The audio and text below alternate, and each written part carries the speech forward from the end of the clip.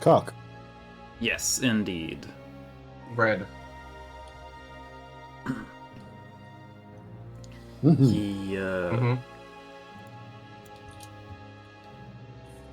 why is the bouncer not showing on the foogies?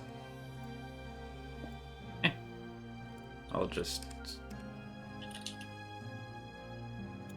grab in. See if this one would.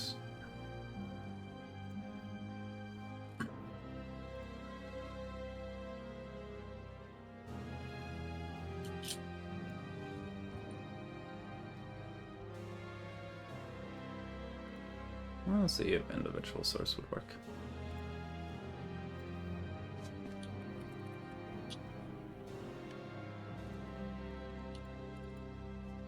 Thank you for giving me the giant obvious browser source box. That is what I want to stream.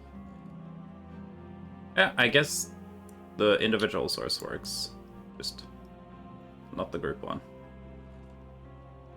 We'll work with that though. There we go. Sorat's bouncing now, let's go.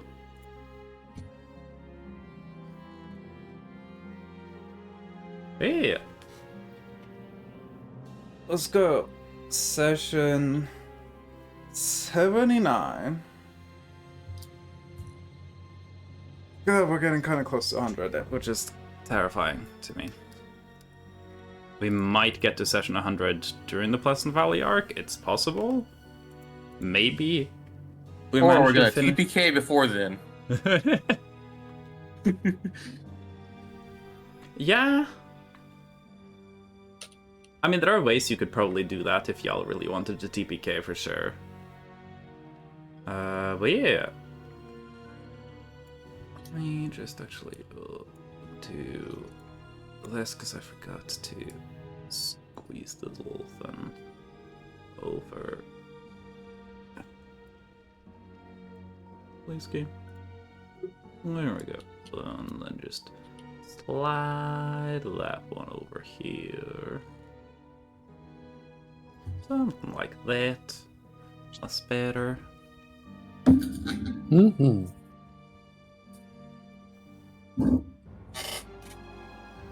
What's it? This one? This one? It's this one then. And then that. Let's give it a back up.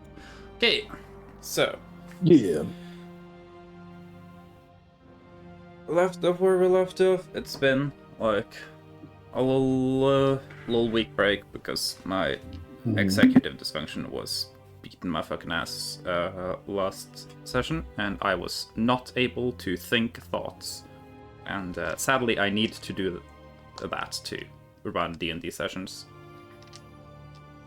So, yeah. If we... you are 9 minutes into what will probably be like at least 4 hours, probably 5, let's be honest, hours of streaming. You are not late. We have not even started the recap yet. Right. Para! But yeah, speaking of not starting a recap yet, also thank you for the Para shout out. Watch Para, they're really cool and they stream cool games that I'm usually not smart enough to fully understand. But speaking of recap, do y'all want to roll for recap right now? I'm not sure if everyone's here. 'Cause I haven't heard from Lion in a little bit.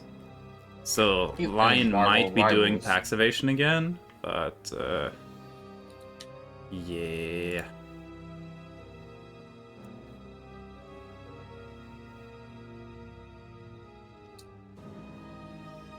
Oh, well, it seems like someone might be recapping today. Well, unless someone gets a natural 20. Yeah, or someone else gets a natural 1. That's an option too. True. Sure. Brad, is all on you. Do you get the natural 1 or a natural 20? Let me see. My thing's not working properly, so the button's not working. I can roll for you. You can also, like, that is the wrong dice, Slime, but, you know, you still beat Matcha, so I'll allow it. I'm telling you only get smaller numbers, not bigger. Yeah, you weren't giving yourself an advantage, so sure. Do you want me to roll for you, Red, or you can... Yes, please. Yeah. I also do allow rolls with, like, normal dice and stuff. I didn't get, like, any options with dice and stuff, so... Oh, no, like, if you just, like, want to roll... Well, I rolled a natural 20 for you, look, because you got the natural 20. It's bread, so, like, yeah. I don't have to be the one rolling. It's just bread's blessed by gods, the gods of the Australian outback. Wait. So I guess you get to pick... If you want to pick someone else than Macho.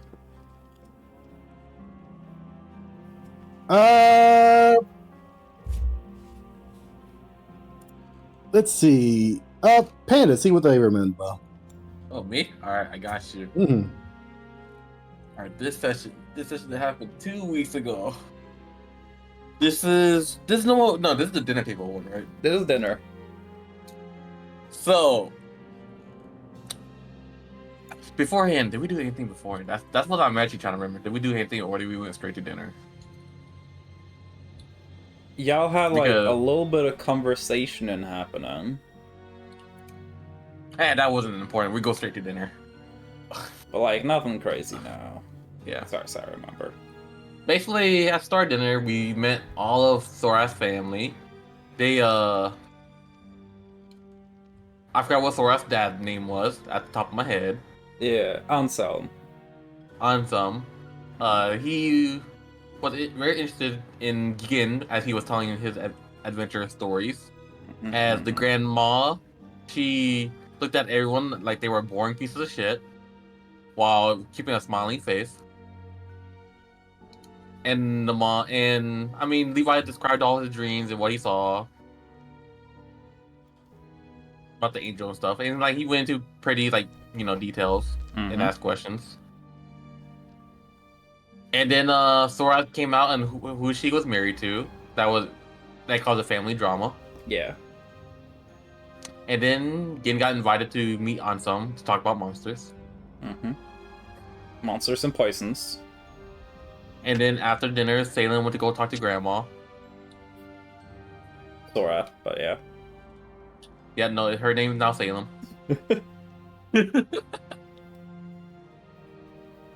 And then, did we do anything? No, yeah, we found out that the thing that we need is inside the puzzle box. Yes. And so we were gonna go ask Sora's mom the next day. Or have Soras do it, and honestly. Might be easier for her. Yeah. So where we left off was kind of in the evening. Sora had to go. Did we talk about anything important before dinner? I don't think it was anything big. No, it was mainly just Sora thing like, "Hey guys, chill, and just don't do anything very stupid." And we will. I will remind that Flinkin did establish themselves as Sorath's manager. Yeah. I'm like the right hand. Yeah.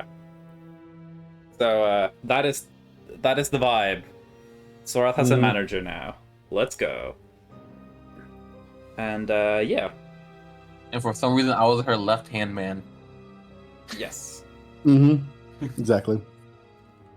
So we are left after the dinner, after a little bit of conversation, and y'all have gathered up and shared your info, figured out where so Sorath has the gold amulet from Ambership. Y'all know that there's a silver amulet in the puzzle box. If y'all want to roll the unlikely roll, just to see if anyone cracks it, I allow those 1 per session each. 5d 100s. And if you get the 500, I'll allow you to just do it.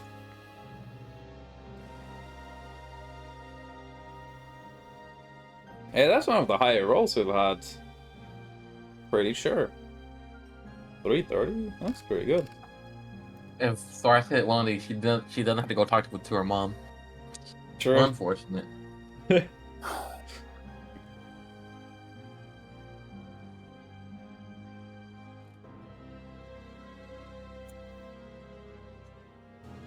If you still can't roll stuff, I can roll for you if you want me to, bro.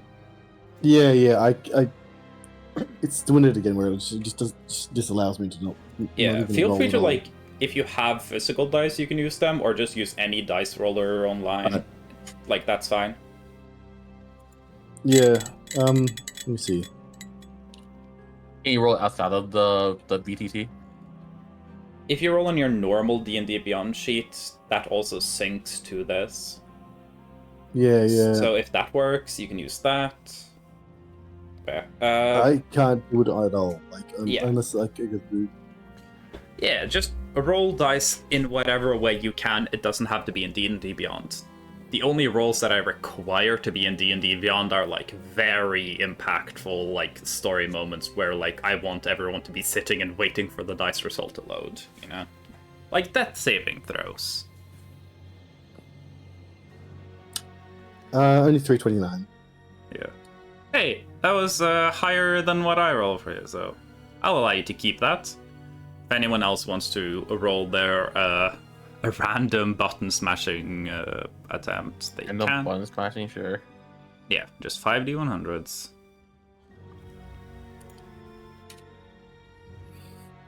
Yeah, natural one. There you Natural one in there. There.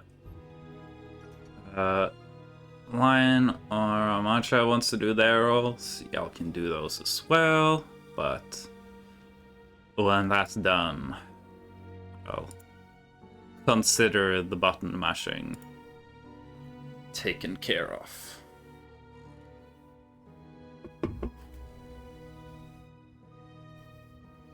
But yeah, so it is heading towards evening time.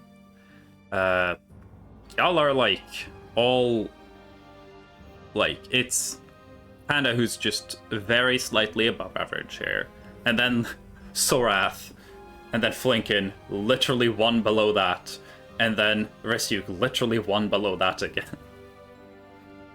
So yeah. But yeah, so Sorath had to talk to Hyacinth because they are having a not great time pending their addiction to their spouse's blood. You know, a common issue to have. Mm-hmm. And that also leaves every one of y'all with like a little bit of time if there's anything y'all wanted to do before heading to bed.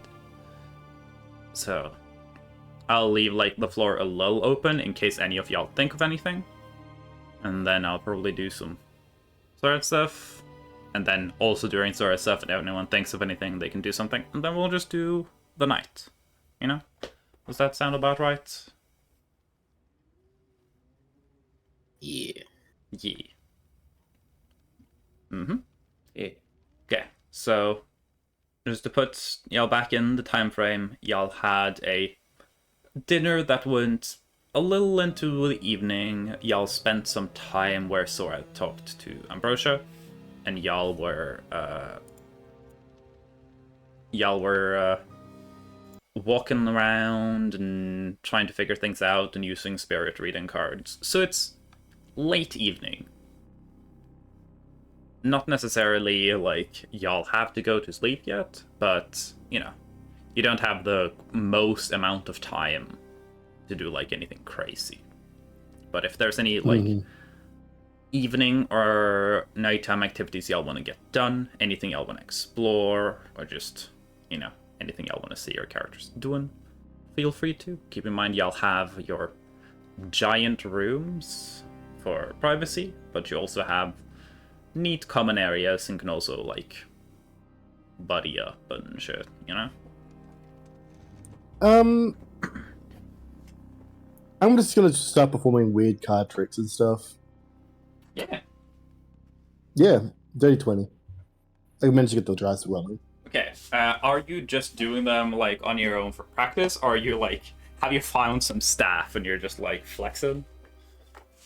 Yeah, just annoying some of the staff and just like, you know, since I'm not really like, I'm pretty sure we split off Soreth, right? At the moment. Soreth was, I think Soreth was with the group briefly, just to, like, share information. So this can, but Soreth had to go somewhere, so it's up to you whether or not you want this to be happening while Soreth is still there, or if it's something you're doing after Soreth's like, yeah, I'm gonna go actually deal with something. Yeah, I don't have to say in character at the moment, so I'm just like, you know, fucking around with some of the stuff. Yeah, okay. I'll say, give me a, you know, let's make it a persuasion check. Let's use one of your stupid modifiers. Okay. There you go. It's 29. You like are doing these card tricks, and you're getting pretty good at card tricks by now. And at first you can definitely tell that it's like a captive audience. They're like, ooh, of course, honored guest. Of course I'll come look at your card tricks. And you're like, as a performer, there's like a little bit of hurt in your soul seeing like people be there and like, ah, yes, wonderful. Oh, wonderful. You're doing so good. And like, no, like, I'm actually performing for you. And then you actually start like showing them some tricks, and you kind of have this laid back attitude to you that you manage to lower some of the staff's guard. They start relaxing a little, and at some points you get like certain staff members who like, how did you do that? And you can see like a couple of the other staff like being like, no, don't bother the guests. And you kind of like diffuse it and like indulge and be like, oh yeah, no, like your choice if you want to show them how you did the trick, or if you go the whole a magician never reveals their secrets route. I'll keep it like sly on the really big tricks, but like small tricks I'll be like, oh yeah, this is how you do this one. You know, it's just like cool. Could you roll a D4 and then a D100?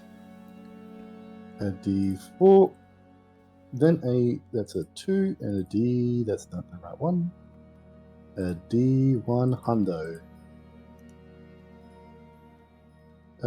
59. 2, then a 59. Cool. Cool. Let me just do... Wait, can I... Is the person that I also went in the original train cart that is there as well? No. They work specifically with Sorath and attending for Sorath's room and Sorath's spaces and stuff. Yeah, oh good. You know, just because like I thought of this name and because I blanked on the second name and now it's gonna be stupid. So you can write down in your notes that there are 2 staff members that you have now kind of like began building a rapport with. One of them is a fellow Hoplin by the name of Romaine. That was the first name that I got off my list, and then I was like, I'm gonna take something off the list. What's a cool thing I can think of off the top of my head? And my brain just, I guess, was thinking about romaine lettuce, so the other person's just called Iceberg.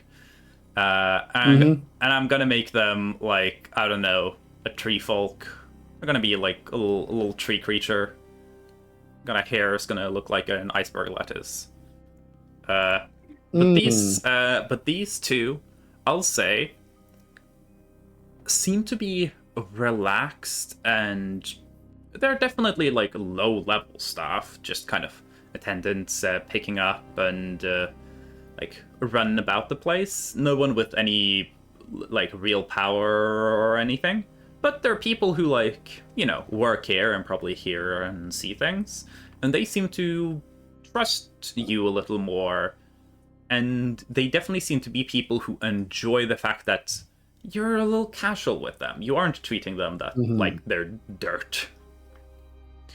And for the reason I asked for the D4 is Sorath could probably, not off the top of their head, but with some like asking around from her staff, figure that these people tend to fall under Emrys's section of the staff. So they're the people that, essentially, in the Belrose household, there are 4 major factions that favor each of the family members, essentially not in like a faction war, but more like, if all 4 of them told you to do different things, who would you, like, what would you choose to do first based on who you are least willing to fuck with?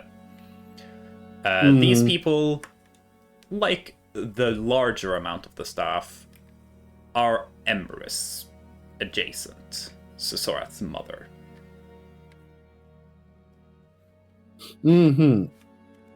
Oh, yeah. Okay, I'll go to them. So, how you been enjoying the job? How long have you been here? Like, seems like a while. Give me another persuasion check. That's a 1. I could re-roll that one. That's a 2. I can't do shit. 15. 15. I'll say that they seem relatively eager to, like, talk with you and interact with you, but they, as you kind of like start talking, like it goes a little off this performance, you hear like this, not really like a cough, but almost like this slightly performatively labored breathing, more like a and you can see them both like snap a little to attention and go like, oh, sorry sir, I've got some work I need to attend to apparently. And they kind of seem to like they're gonna run off to do something. Someone else of the staff kind of just immediately put a stop to things. Yeah. And they essentially went, hey, this guest is real cool. Don't want to get in trouble though. Naturally. Well, I'll leave you to your business then. I hope you take care of yourselves, okay?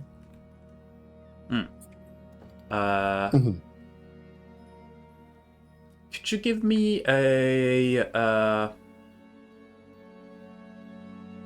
give me whatever dice you best represents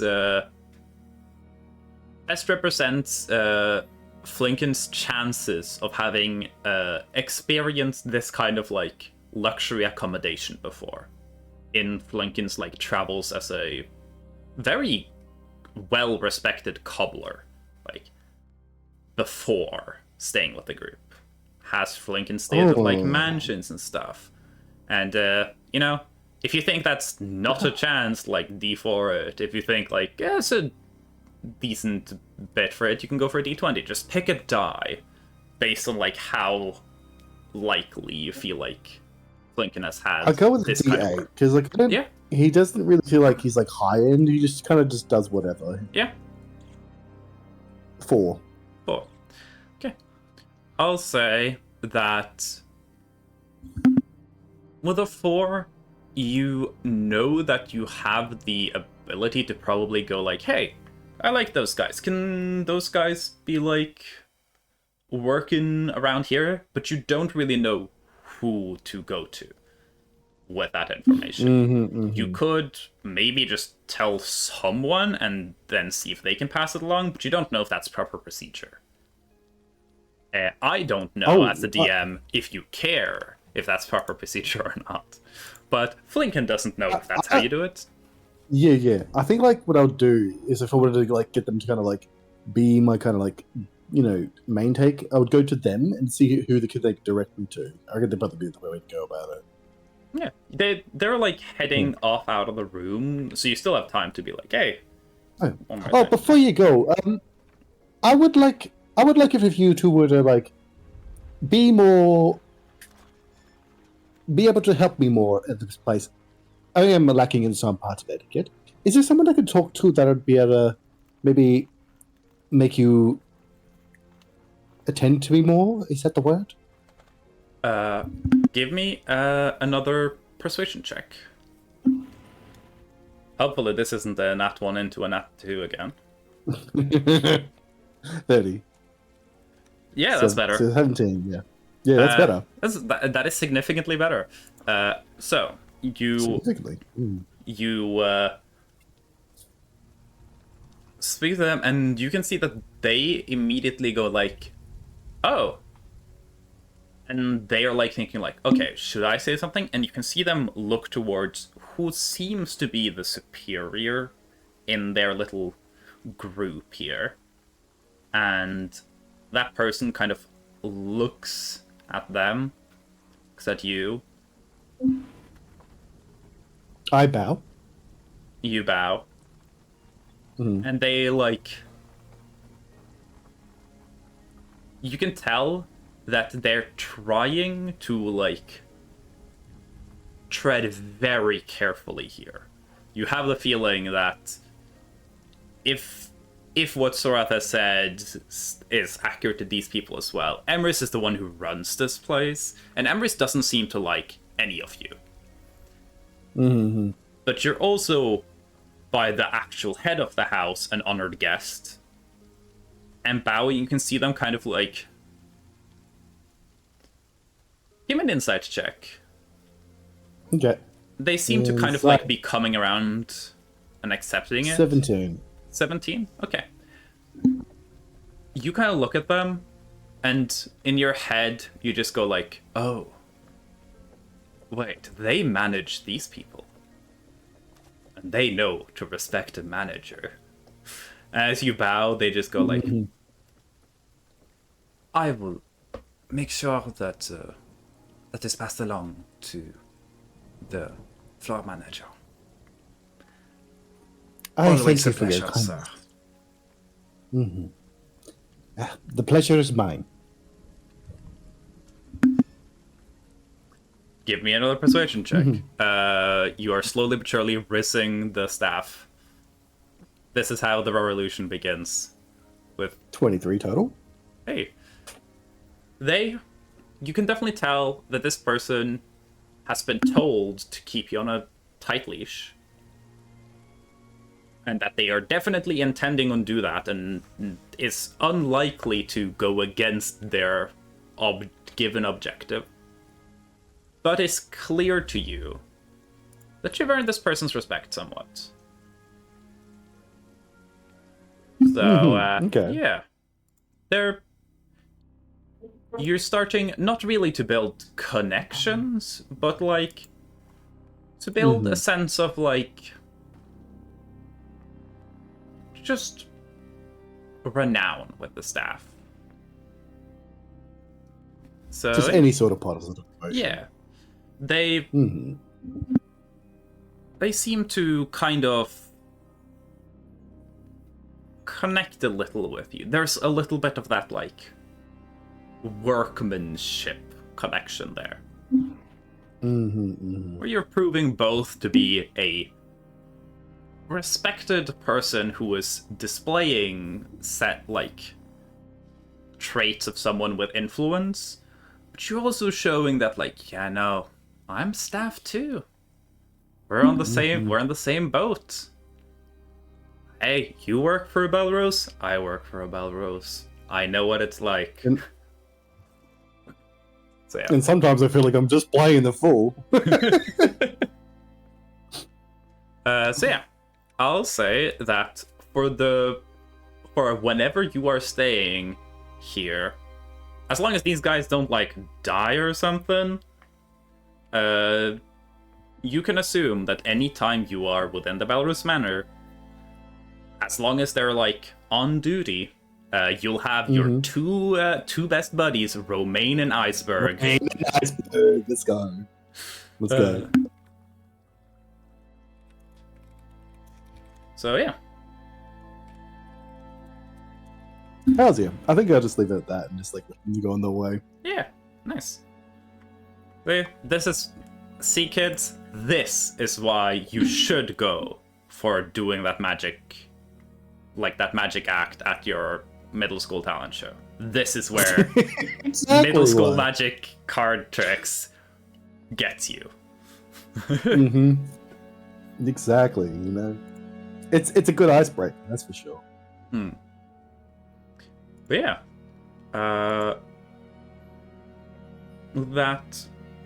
if unless there's anyone who got anything immediate they wanna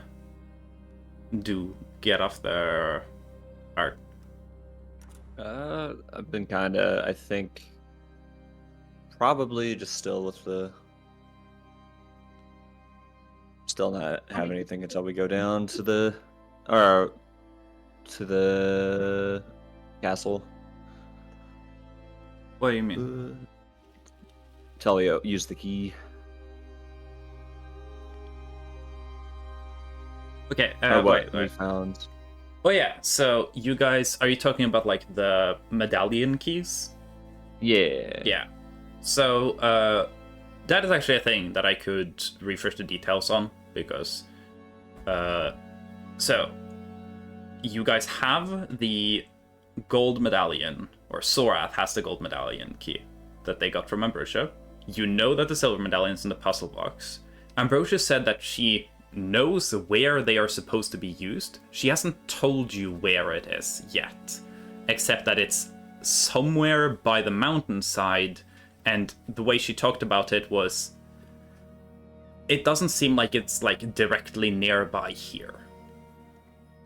Might kind of infer that it was a bit of travel, which makes sense if it's somewhere that people haven't like naturally discovered a lot. If you'd figure that if it was like right by a big city, probably someone would be like, oh, there's a fucking door in the mountain here. You'd figure someone would figure that out. So that's kind of where you guys are at. You have access to one key, you are in possession of one key that you can't use yet, and you will be told where to use them, but haven't been yet. And the way Ambrosia clear the room kind of implied that she didn't want anyone to know where it was.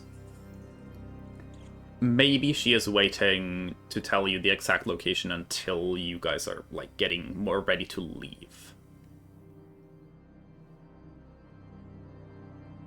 Got it. Yeah. So now it's just if anyone wanted to have their characters do anything before bed. I'm just clearing things before we have Sorath go to Hyacinth, because if I am not very mistaken about how the interaction will go, I'm pretty sure Sorath will probably be passed out by the time that interaction ends. Read into that whatever you want, and then you can stick around and see how it plays out later. Yeah, fuck around, find out. Exactly. Yes. As Gim wants to make, I guess, 4 poisons? Mm-hmm. 4 regular poisons? Or poison to kick poisons? So that's all you can make. Yeah. Which will cost 50, so that's 200. Yeah, go for it. Yeah. You don't have to roll for that. If you want to fuck with the poisons, I'll allow you to roll some poison, or just get to see if you can fuck around with them with some stuff. But you do have some ingredients that you could work with. But Yeah. if you don't want to bother thinking about modifications, you don't have to do that now. You can also modify a poison you've already made later on. If you don't feel like thinking about how you would change this poison right now. I'll just think about it later. Yeah. Okay. Cool. Mark off your gold and add the poison to your inventory. Okay.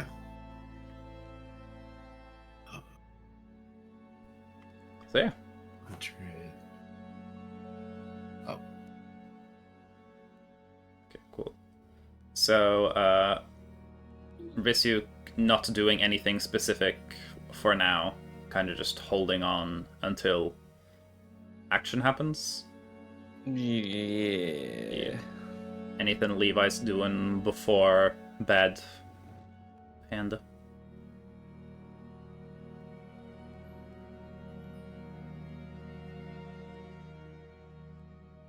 I don't get a response, I'm gonna just assume that the canon answer is that Levi's already asleep.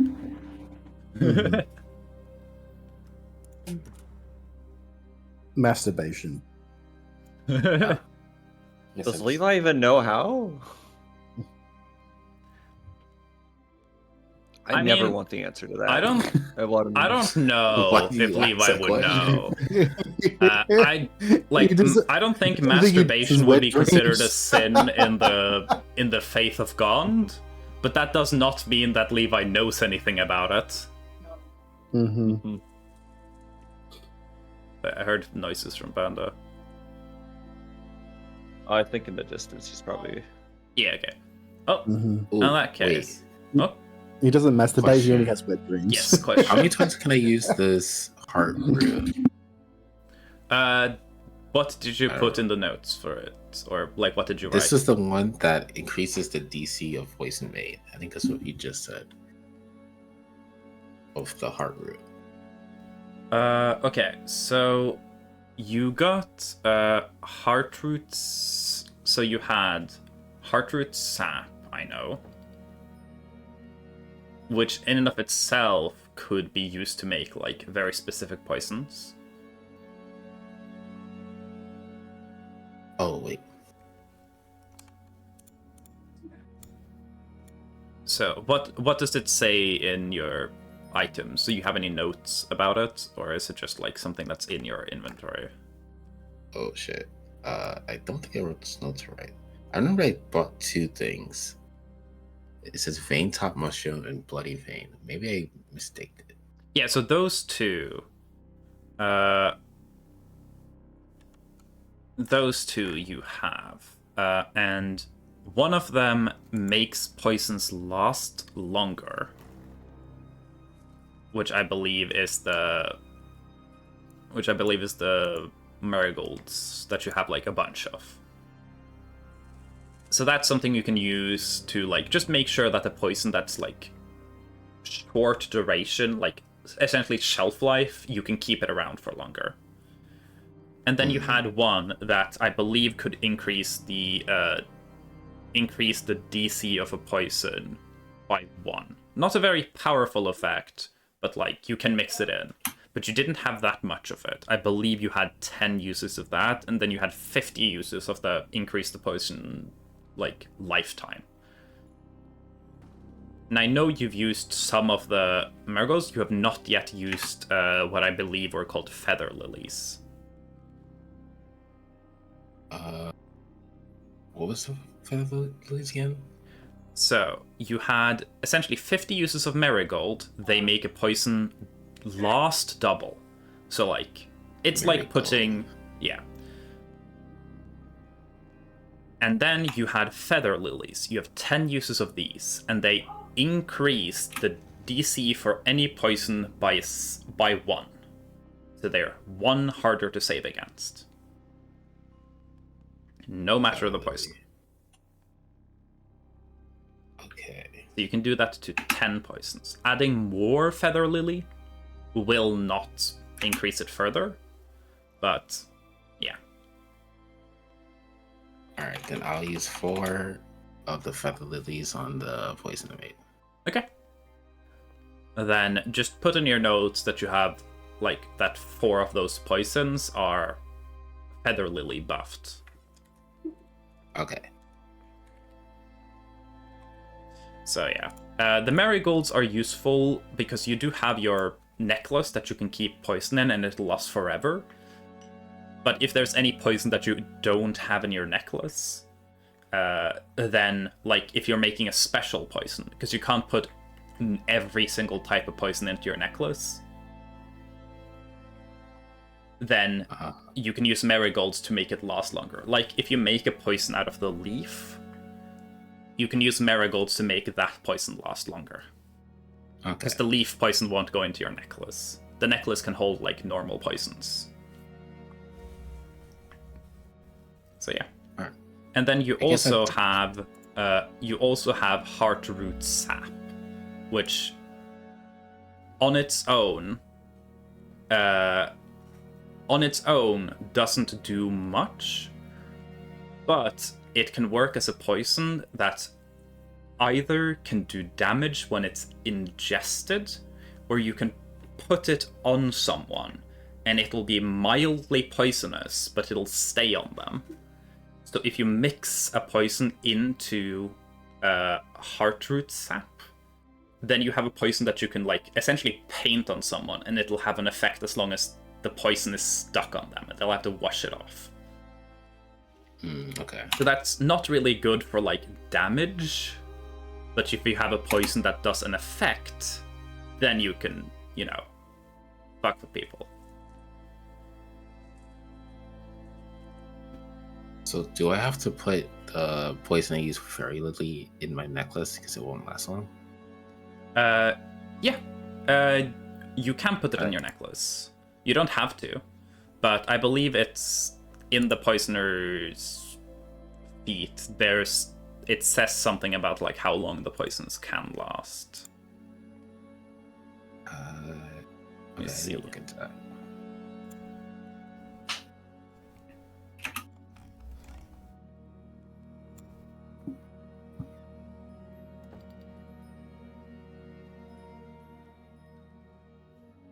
And if it doesn't, I believe I said if it doesn't, you can assume that it'll last a month. Okay. Yeah. Also, the marigolds will also, like, so the poisoner, like the poisons that you're making here, they last 1 minute after you put it on your weapon. If it has marigolds onto it, it can stay on a weapon for 2 minutes before it dries out and goes bad. Okay. It just doubles all of the durations of how long it can stay. It doesn't double an effect. It just doubles the time it takes before the poison just stops being able to be used. It's like refrigeration for your poison. Preservator, like salt. Yeah. But yeah. So, Gin makes some poisons, Flinkin does some networking, Risiuk plans for the future. If you are ready for it, we could do some Hyacinth then, because Sorath needed to do that before going to sleep. Sloilum. Yeah. Okay. So Sorath had been, like, gone to Ambrosia, talked with them, then gone to the group to, like, kind of, you know, share information back and forth, since they did say, like, hey, we found the thing is in the puzzle box. And I'm assuming Sorath, like, stuck around a little to, like, walk around the puzzle box and also talk with people just briefly. And then, you know, moved on to go to Hyacinth. Just for the fun of it, give me another wisdom saving throw.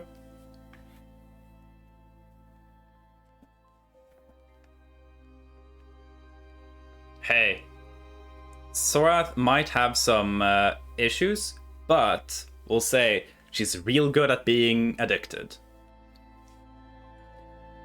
No one can take that away from her. Yeah.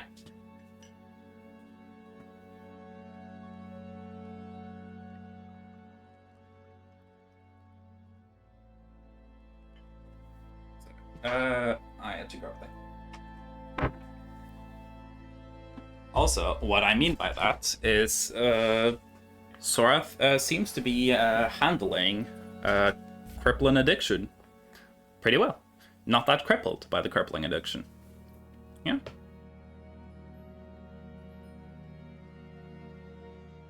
You're still definitely feeling it. You're kind of just in a perpetually distracted, kind of a bad state of mind, where you're always being pulled to this thing that's like got your attention, and everything else that isn't the thing you want feels like a waste of time for it to occupy you at all. So that's kind of the space you're at, but so far things have gone better than expected here at home, and Sorath has been able to keep in control a lot of both their emotions and also of a lot of the situations. So, you know, it's when you're having a really shit time, you can still be doing pretty good as long as things feel like they're, you know, going well. It's when things start, like, spiraling a little out of control that, like, things keep getting worse and worse. And, things have unironically gone pretty well for Sora there. I think with the exception of, like, Sora still being bad at remembering, like, her royal duty stuff. Which, you know, who cares about royal duty stuff, you know? Like, genuinely, I think lore-wise, a reason why Sora doesn't remember all of, like, those details is probably because she doesn't give a shit. Like, oh no, I don't remember the details of my really, really shitty job. Wow. What a travesty. But yeah. Wow. But you do definitely need to get things taken care of, especially because you're noticing that, like, things are going okay now, but based on what Ambrosia said, it sounds like wherever you guys will need to go in order to use these keys at all probably sounds like it will be traveling through the forests along the mountainside, which means no comfortable transport, no boat, no hammock, maybe not even cart. It's gonna be frustrating, and so it's not really gonna have as much control of the situation. So, like, she's aware that, you know, it can probably be go out of control relatively easy once you're out on the road in a dangerous area. Also, yes, I'll roll to bless as well. A 19. There you go. Bless you, Pain. Thank you, thank you. Mm-hmm. So, Hyacinth chambers are on the 3rd floor, pretty directly above where Swarath's chambers are, with more or less the entire royal family staying on the 2nd floor, similarly to how the rest of your group is staying on the 2nd floor, just in the very opposite wing of the mansion. So, Sorath has been there probably more than at least Emrys approves of. You know, you don't want royalty to be lurking around the staff chambers. But Hyacinth has, you know, certain things that are tied to her studies that, like, you know, tools and stuff in their own private, like, study room. That, you know, that's excuse enough. Like, I have to go there. That's where all the stuff is set up. I need it for my classes, Mom. I have to go to my hot teacher's bedroom for study time, Mom. So... yeah. Yeah. Yeah, Sorath is very familiar with the third floor quarters there. Very familiar with Hyacinth's room, as they have spent some amount of their studying there.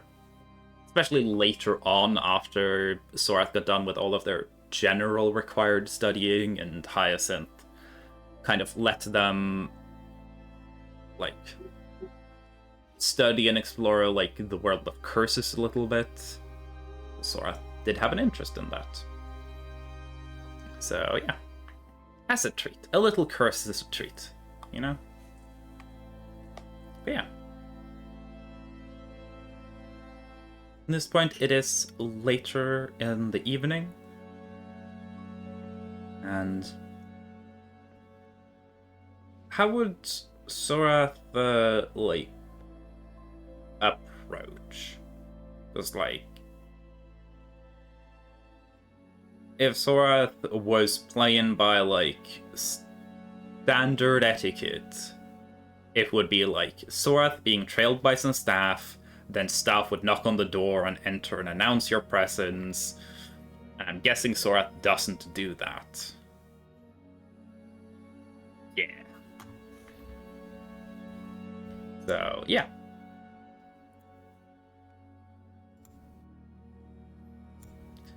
Cool.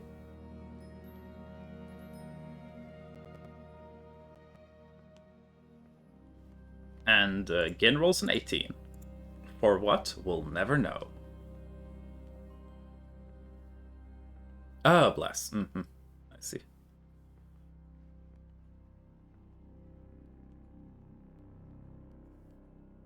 Sorath is with a trusted staff member, knocks on the door. Actually, let me roll for this. There is... That would make sense. Let me... Oh, Jesus. There we go.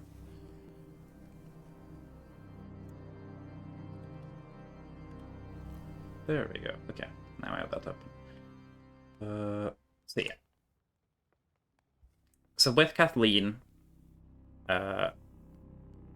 who, if I remember correctly, Kathleen is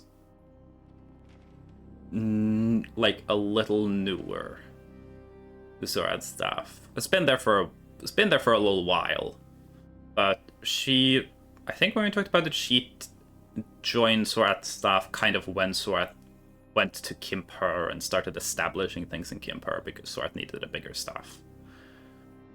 She's newer, younger side, her early mid-20s, human. And is kind of staying there, like trailing along with Sorath, both making sure that they're well taken care of, and that they, you know, have someone who essentially can stay outside and just keep watch, make sure everything goes well. And as Sorath knocks on the door, there is no like spoken response. But you can hear like the noises of someone stopping whatever they're doing, and then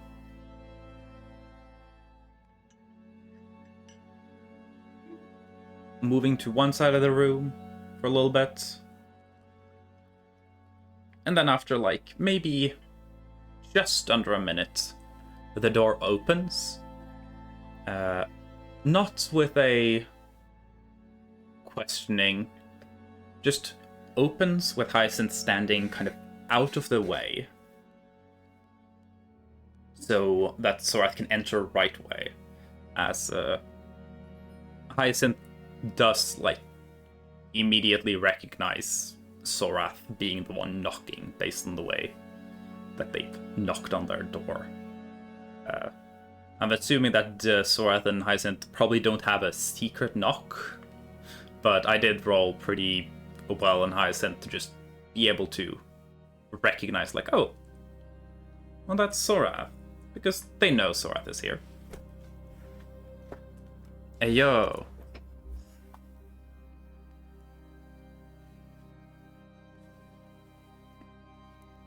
So, for the chat, we now can get the rules description for to understand what Sorath is telling Kathleen to do. She's telling Kathleen to ready her action, to be ready for when Sorath has to go. Shoutouts to D&D Beyond. Mm-hmm. Yeah. Mm-hmm.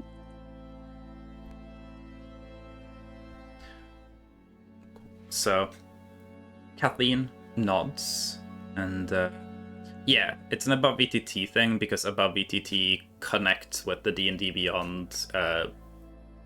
Essentially, it connects with I think the way D&D Beyond represents text here is by representing stat blocks. So I think it's technically creating custom stat blocks for the messages. But yeah. So Kathleen nods and stands to be next to the door, kind of to essentially just to be there, and if anyone needs anything from Hyacinth, Kathleen will inform them that Hyacinth is busy helping Sorath with something at the moment, and that they'll have to return later. And Sorath enters Hyacinth's room. I'm gonna refill my water because I realized I need water for doing voice work.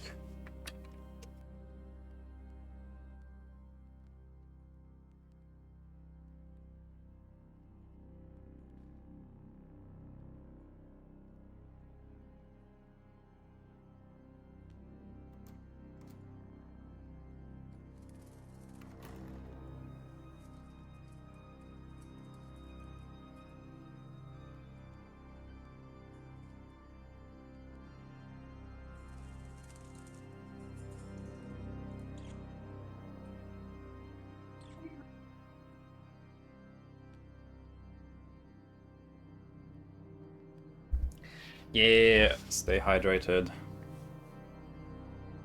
Yeah, let's go, everyone. I'm gonna just chuck one of these in here myself. I can do this too. Everyone, take care of yourself. Hydrate and stretch and shit. But yeah. So, as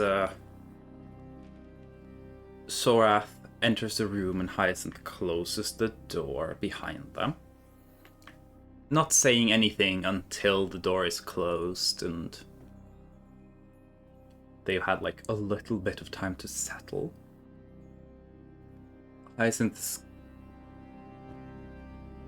just kind of standing there and looking over Sorath. They are they're a little older than Sorath.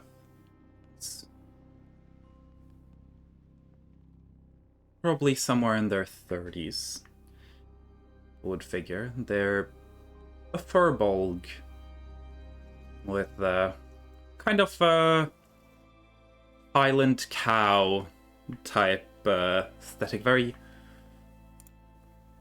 poofy, big hair. We do have art. I don't have the art at the ready. If you can find the Hyacinth art, I can slap it on the screen. Because I don't know where I have that at the moment. They've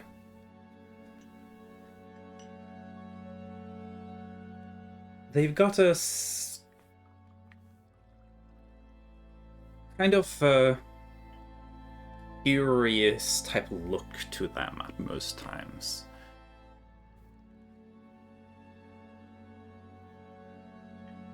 They're a little bit of a person who lives up to being a researcher first. They seem kind and welcoming, but there's always a little bit of a element of feeling like you're being studied, in a sense. There we go. And I should be able to change this far.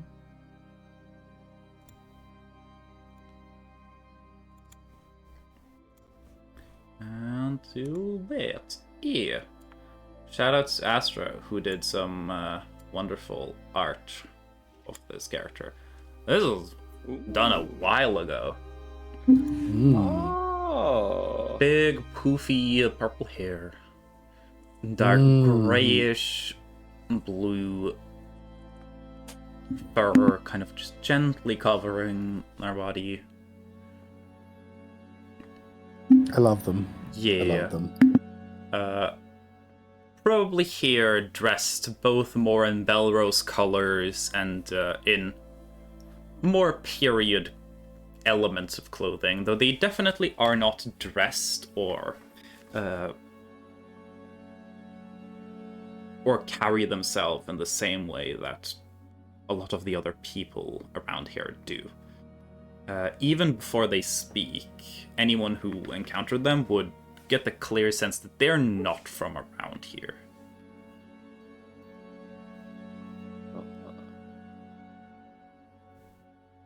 I don't think any of the party have seen Hyacinth before. No, she wasn't anywhere before this. She was mentioned before. She's been mentioned a couple of times, but no one bumped into her previously.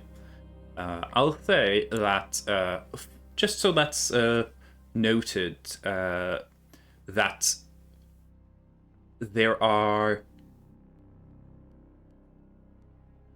Risyuk would know, and I'll allow Flinken and Gin to roll history checks if they want. I'll So roll I one. don't have to roll a check because I I've would got already know. Yes, you would know this by default. Yeah. Not sure if Line is there. If they want, they can roll a history check as well. To motivate Line, if they are here, this is a pirate-related history check. So yeah. So Flinken probably would be able to tell that they are from the eastern region. Some fashion elements remind you of the area surrounding Wencashed. You can't really place it. However, Risyuk, as someone who has done a lot of work in trade around the Wencashed area, knows when someone is wearing accessories and stylistic elements that are very tightly connected to the somewhat unique culture in the town of Kolfia, a large, kind of spread out city run by a bit of a borderline democratic syndicate of pirates.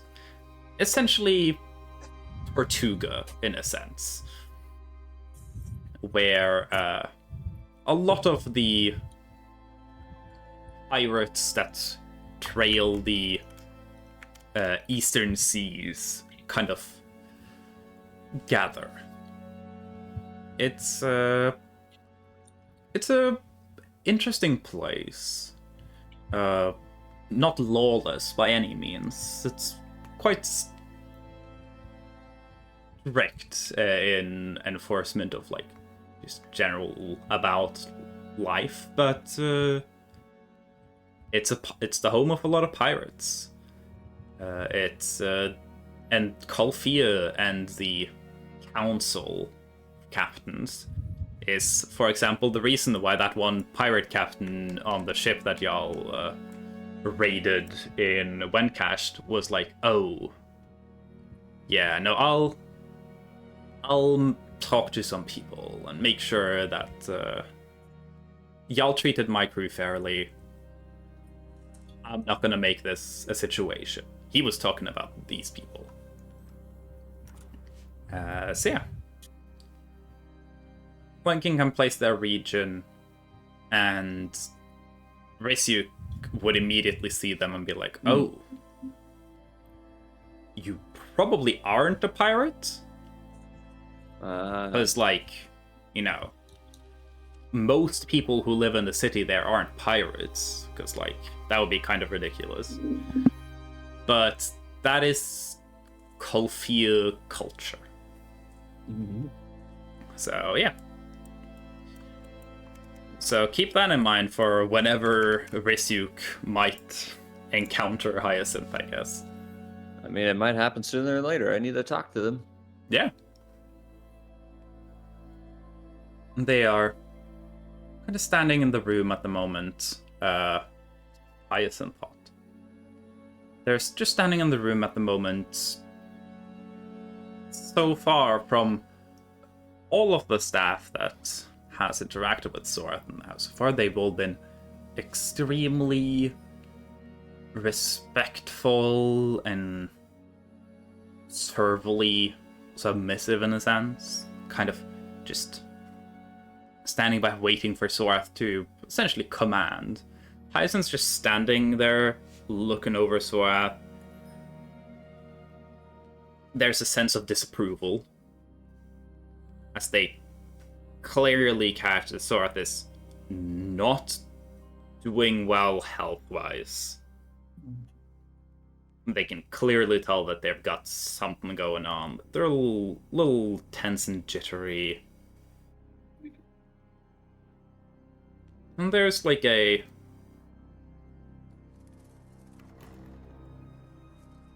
there's a little bit of a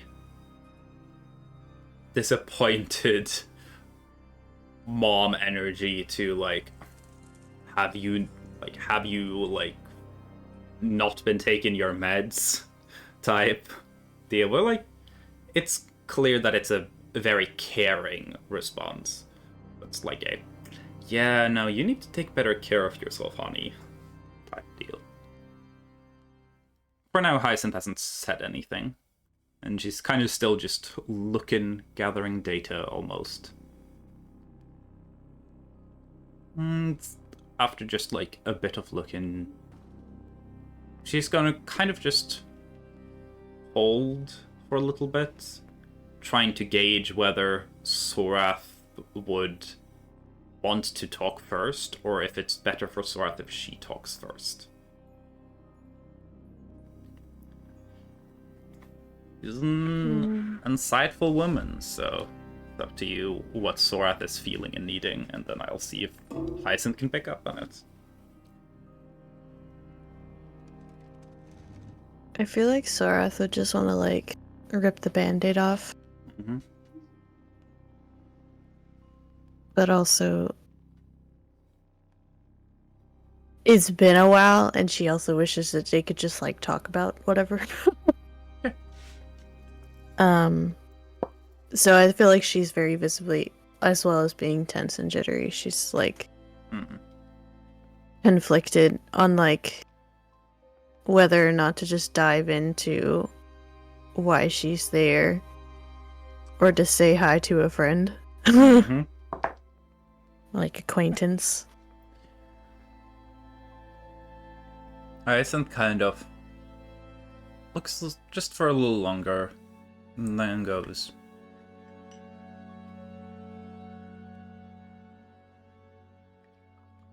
maybe first have a seat.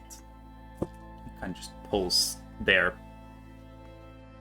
off his chair that's kind of not perfectly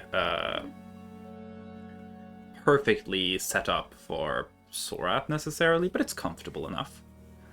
Just it's got a pretty tall backrest with like a neck pillow that's definitely not in the right spot for Sorath. And any other staff in the mansion would immediately adjust things. Hyacinth kind of knows that Sorath doesn't necessarily need someone to move neck pillows all the time. I feel like Sorath is sitting like at the front of the chair, so she's not even really like relaxed at all. She's just kind of sitting upright. Hyacinth On will the edge take of the another chair, and kind of sit down, not directly in front of Sorath, but like kind of a front and a slightly to the side, a little therapist-y, but like closer in a sense. He sits there and again lets just things sit for just the slightest bit. Just trying her best to kind of set a pace for things to keep Sorath in like a relaxed mindset. Goes.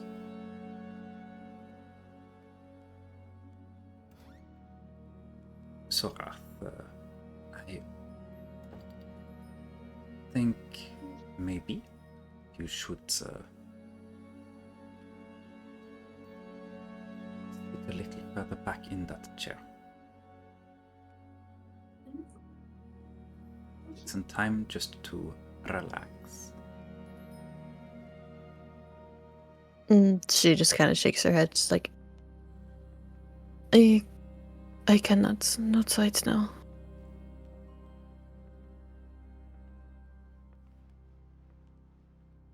I can help fix that. Hopefully. But sitting like you're relaxed does help. A little. So, not being in any immediate danger or threat, so it's fine to relax.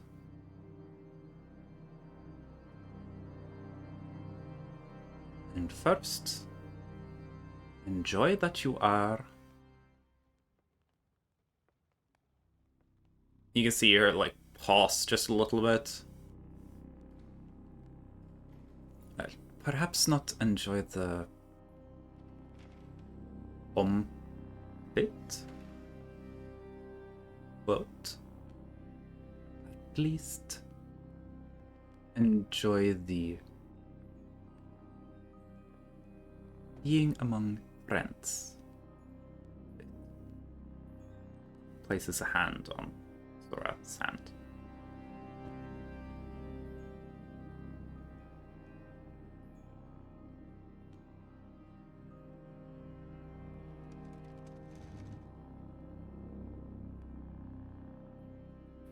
I feel like Sorath still very much like resists. She just kind of like stays in the posture she's in.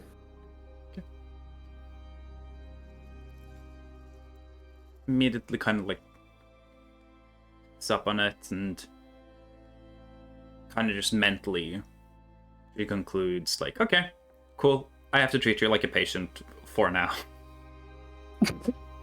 I'll treat you like a patient until I can stop treating you like a patient. And then she goes like, okay. I have an idea of what might be bothering you, but it's probably good of me to confirm. So, what are you struggling with? I have a feeling that you know.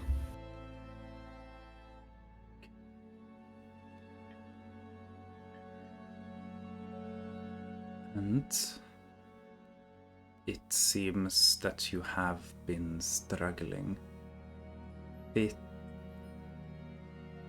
these for both longer and probably worse than your mother and grandmother.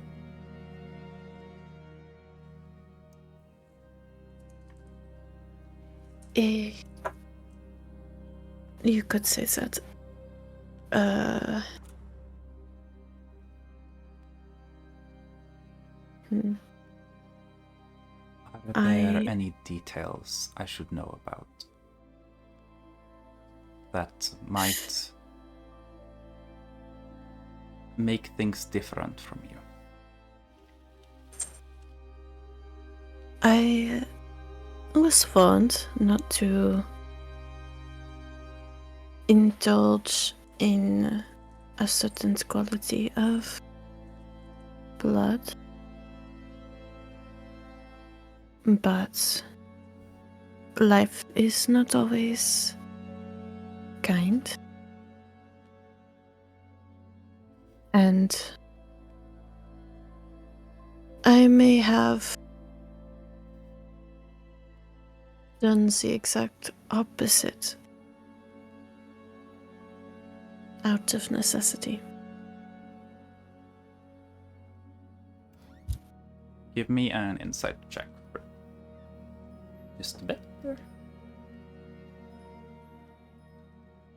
The Hyacinth's 18. expression. 18. Hey, let's go. Hyacinth's expression kind of shifts a little. There's a bit of a hint of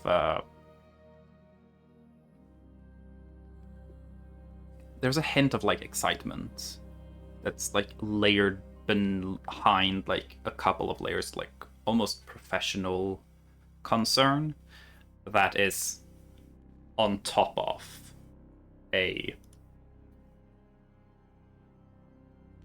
otherwise very like softly caring impulse. You can tell that this was someone who, like, in this moment, Hyacinth probably mainly just wants to comfort and reassure. But given Sorat's state, they've concluded, okay, I have to do that afterwards. I'm going to stay professional. And then there's like a little bit of like, ooh, that's interesting. That's spicy info. I'll have to write that down. And I have made it near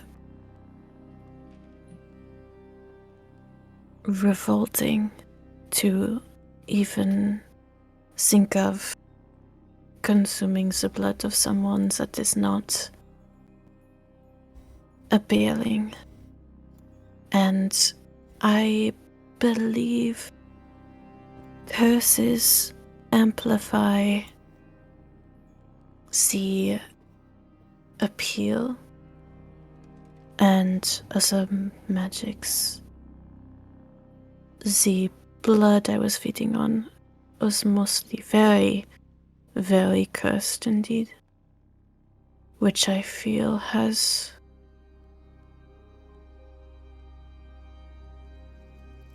elevated and accelerated the progression of the curse more than expected. Hyacinth nods.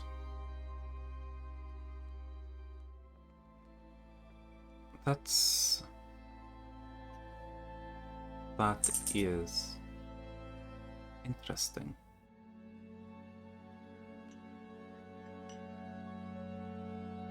I could try to I'll curse blood. See if that would aid you. I am not sure. I simply know that the longer I go without, the more at risk others are. I have not slaughtered, but I fear that if things had gone differently, then I would have. But I did bring some of the blood that I prefer. And I have done my best not to consume it, so that you could have something to work off of. Hyacinth, as you give the blood to Hyacinth, takes it and kind of places a hand on your cheek. Goes, very forward thinking of you. Kind of in the moment, I'll say it's up to you whether or not Sorath sees the gesture purely as like a reassuring bit of like, oh, you did good. She's clearly also using the moment to kind of like move Sorath's face a little around, looking at like eyes, looking at like jawline, neck, trying to like gather a little bit of extra information. She's doing quite well to just like guise it in a casual movement. She does blush, but it's pretty subtle. Mm.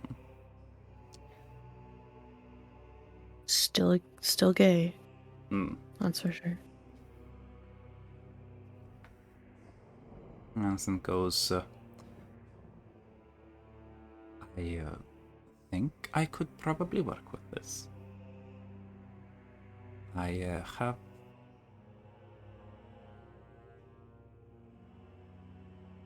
probably have to draw some blood from you, if that is okay. That should be fine. I simply want to do my best to keep off this craving as much as I can. Though I understand that may prove more difficult. So my grandmother would waste no time to feed me as much as I might need. But that is not what I want. I am able to feed off of the blood that I have provided safely without endangering anyone. And I prefer not to take lives of those that do not need to go so soon. Hyacinth nods and smiles, and you have always been so much kinder than anyone else in this house. And from a little toolkit that she pulls out of one of her shelves and rolls out, pulls a small knife and a little vial. And I don't remember which is Sorath's sword hand. Alright. Yeah, she'll take Sorath's left. Hyacinth has definitely spent enough time to like very much know which is Sorath's sword hand, because Sorath has probably spent an ungodly amount of time playing around with swords while Hyacinth's been around.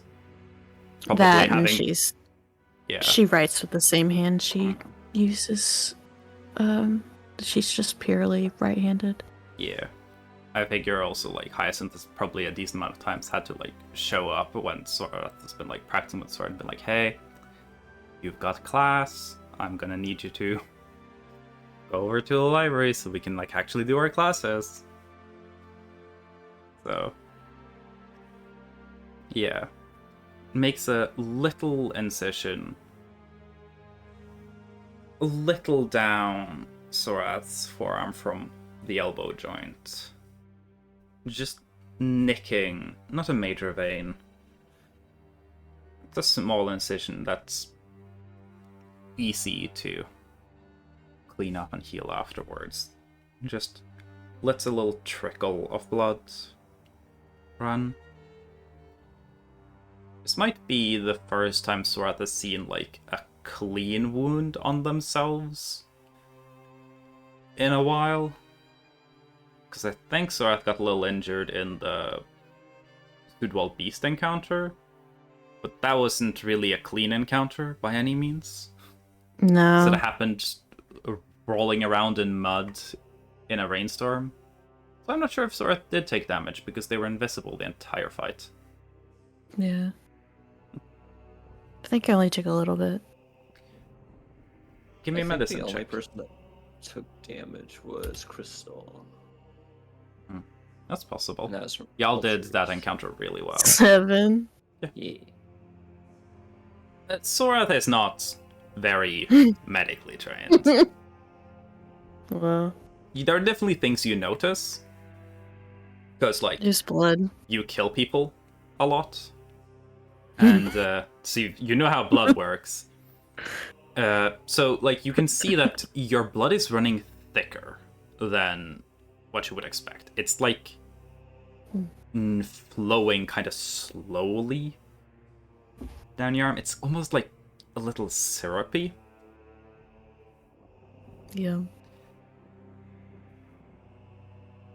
Now, you can definitely tell that that's not how your blood should be. You figure that either you are the world's most dehydrated raisin, or maybe the vampirism has been fucking with your blood. Whoa.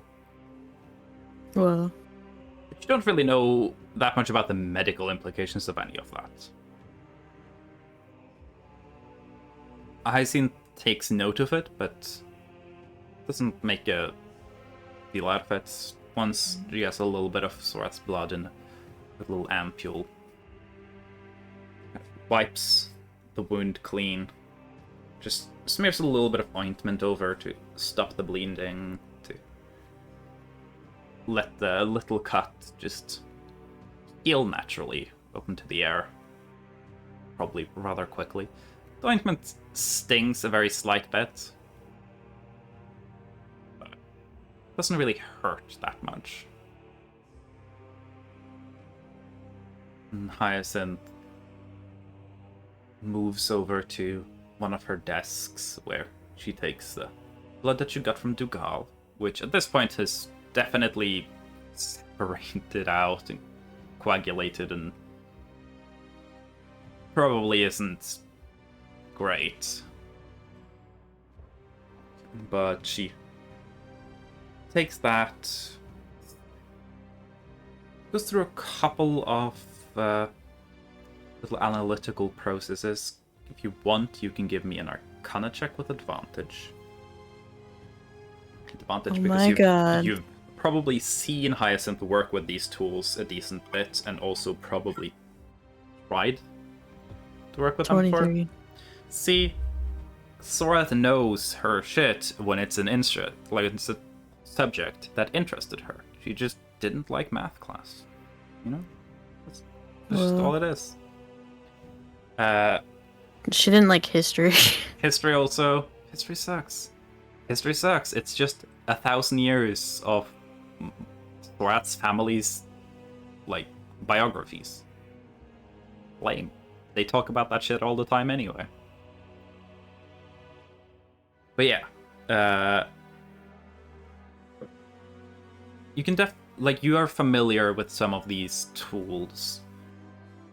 One of them Sora has used before, the one that Hyacinth is immediately taking some of the Dugal blood out into different little beakers and on a little swatch, and then the rest of that little vial she's just putting in an apparatus that you've seen before with a thin metal rod that's kind of almost Damascused in the metal patterns on it, as there are multiple metals that are kind of roughly layered and hewn onto each other. As it's resting in there, and Hyacinth begins applying essentially like an ether voltage to the system, letting it just work for a bit. I want you to give me a perception check with advantage.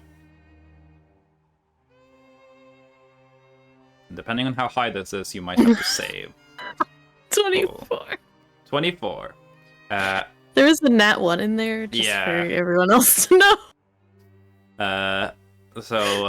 Sorath, one little quirk of the vampires, and Sorath has a pretty good nose for blood at this point. Give me a wisdom saving throw.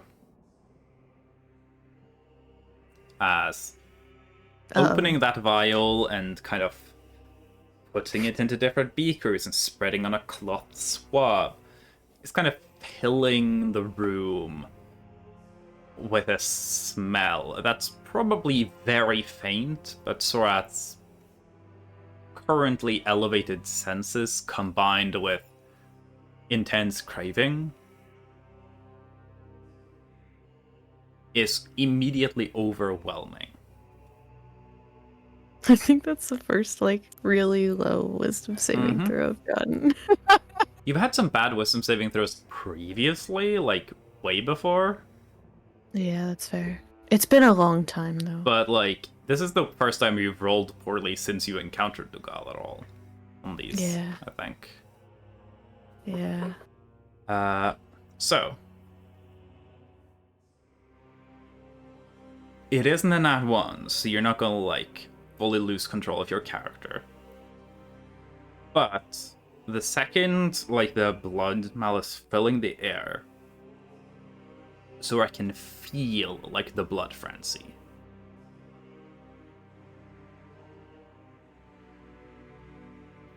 And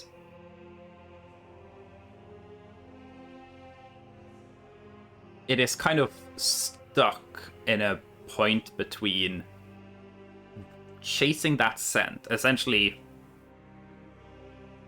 just going through all of the little samples that have been put out there, probably ruining all of the work. And there's another, the more generally vampiric part that immediately triggers a drain her response for Hyacinth.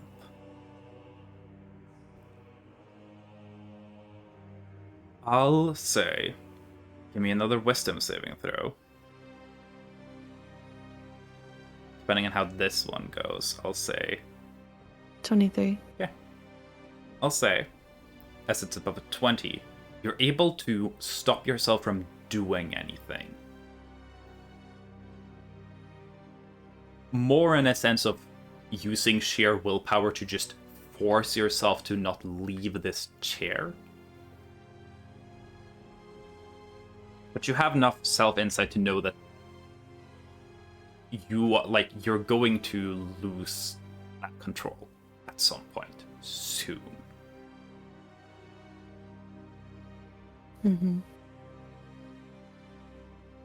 Hyacinth does look over to you and sees you kind of holding onto the chair. She can definitely tell something's going on. Seems calm.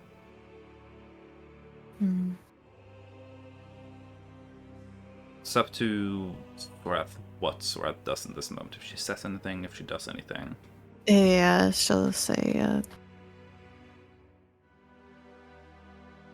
Please work quickly before I try to rip out your throat.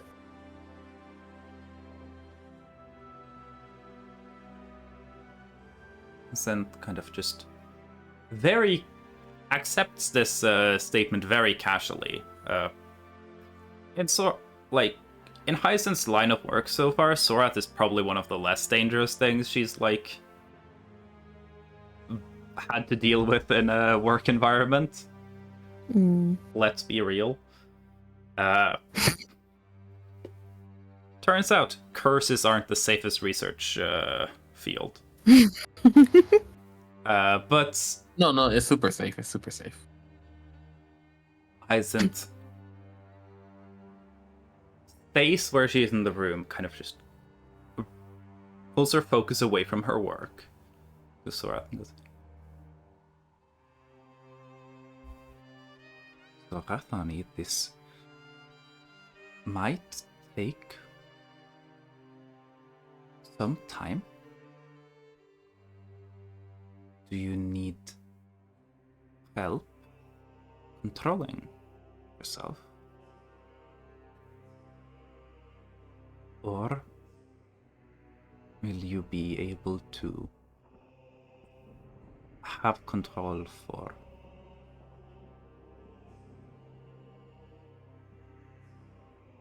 I can try and have it done in 15, 20 minutes.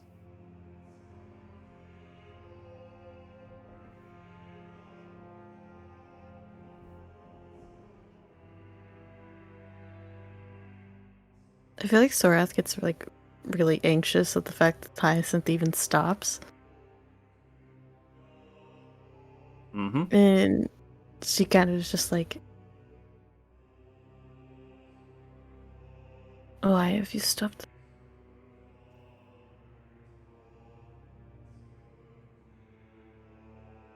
Because I was told to finish my work as quickly as possible, and the quickest way for me to finish my work is to ensure that I am alive.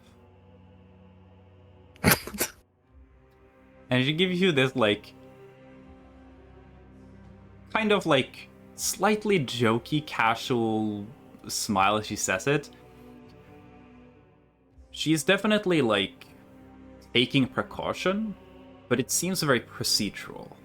Sorath doesn't get the sense that Hyacinth is necessarily worried. Or like she is aware of essentially her priorities in getting this work done. Can't help Sorath if Sorath is dead. Can't help Sorath if she dies, you know? Can't help Sorath if Sorath destroys all of the testing equipment.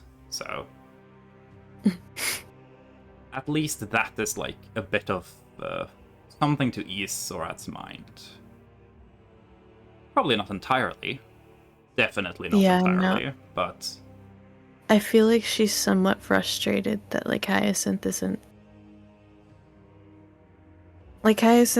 worried about it, so she's like, you're not taking me seriously.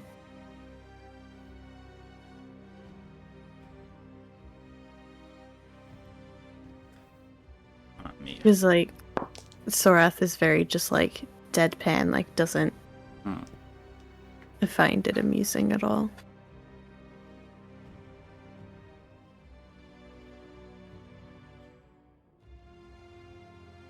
So, in Sorath's mind, is Sorath considering what Hyacinth said? Or... No. Yeah.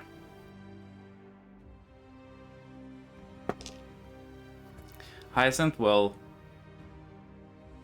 move back to her instruments, check on them briefly. Sorath isn't familiar with all of them, but testing does take some time. You don't get instant results. So, like, cognitively at least, Sorath recognizes that, like, there's a limit to how quickly Hyacinth can work. You know, she can't wait quicker. Yeah. I feel like she's just very agitated. She's kind of just checking that, like, okay, these tools are still doing their job. Sorath isn't sure if she's doing that because she's actually checking, or if she's checking to reassure Sora. You can insight check for that if you feel like Sorath would care to, like, try and gauge the difference. No. Then she moves back to her tools and goes through another box and finds a little, like, rolled up, almost like a leather disc that she unrolls into a long, like, leather belt that has multiple hoops and with small vials in it. They're color-coded, same colors in a little batch, and then another batch of different colors, and pulls out a little vial. Goes,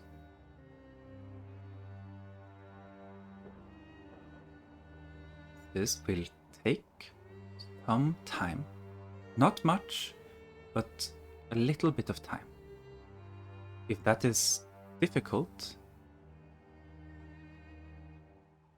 She pulls up a little vial. Doesn't taste good, but it can help briefly, just to keep things in control.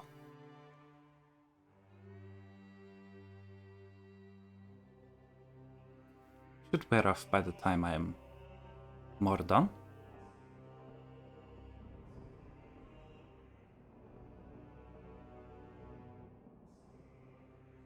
You can tell that she isn't telling you to take it. It's more of a offer.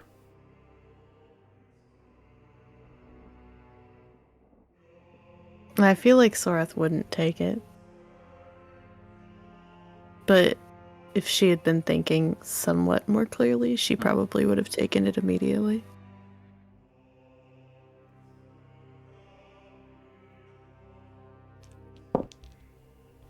And, yeah, she just focus on the work.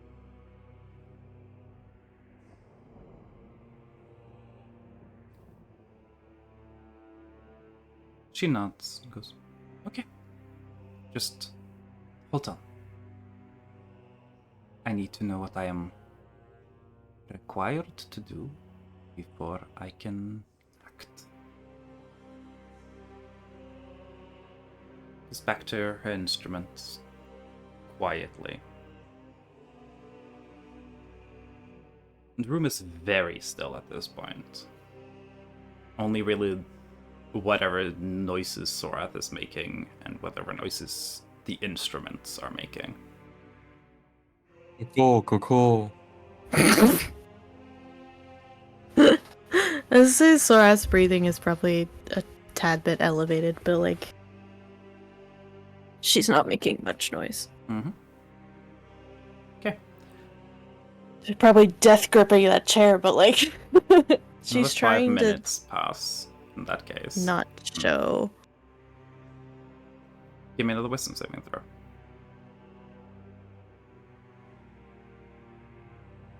25. Mm-hmm.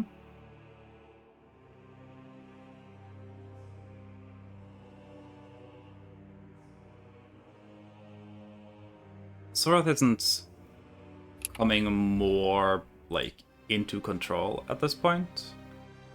More of a... It's more like Sorath is managing to keep herself at that very edge. Mm-hmm. Hyacinth works quietly. You can see one of the instruments seems to finish reading. Hyacinth looks at it and takes the little bit of Sorath blood that they had and mixes the Dugal blood, puts it over somewhere else, lights a little bit of flame underneath it, and has this little scope. It almost looks like a tiny little telescope, but there's no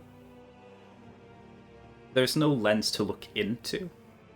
It's just got a glass lens at the end of this telescope-looking thing. She's pointing towards it. There's definitely like a hum of some kind of arcane ritual going on.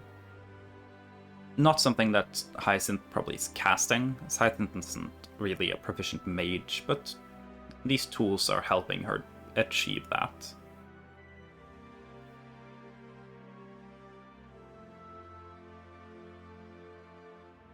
At this point, Hyacinth kind of has figured that Thorath is at the point of tension where they can't necessarily be actively reasoned with, where it's probably best to just indulge them and give them as few things to, like,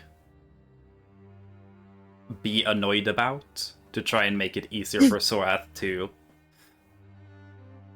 manage herself, in a sense. Though it's clear that she is also determined that she believes that Thorath is in enough control that Hyacinth doesn't feel a need to step in themselves.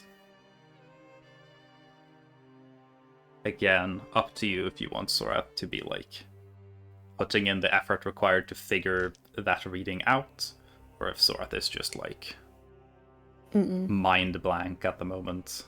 Trying to focus on control. Okay, so another 5 minutes passes. Hyacinth seems to be working towards something. There is the main little vial that had the thin metal rod kind of in it, like dipped into Dugal's blood. Whatever that was about seems to be done, and Hyacinth pulls the vial away for the readings. Thorath has used that one machine before because they Hyacinth told them that a blood curse can be measured to some degree to get some info about it, and Thorath essentially went like, "Ooh, I mean, I got one of them. Can I, like, try? I want to see what info it is." Yeah. And that is also when Thorath essentially, like, learned more scientifically proven that there is curse latent in the blood, but it's not doing as much. And Thorath's always been aware that, like, there's potential for this stuff to get worse at some point, which is partly why, like, the idea of the curse spiking up like this isn't the weirdest thing to Thorath. No. Even though it hasn't happened before. Yeah. Aizen seems somewhat pleased at the result of something that's happening. And she takes some of that more of Dugal's blood, puts it in together with that mix of Thorath and Dugal blood that's under that burner. A little more of Dugal's blood in there. Adjusts something on one of the apparatuses.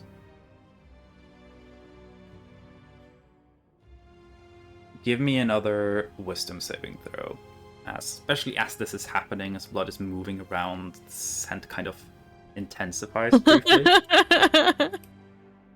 Nat 20.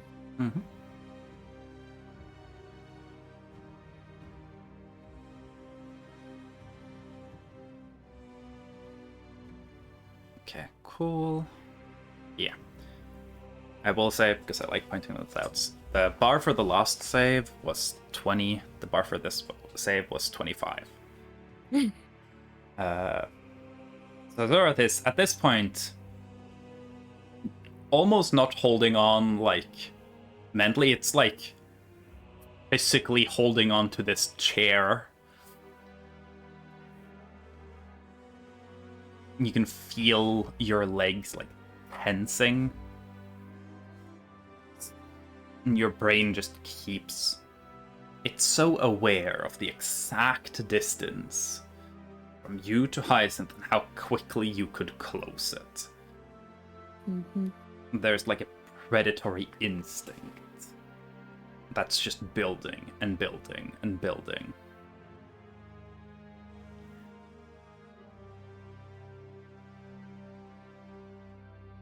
Hyacinth takes the little mixed vial, that burner.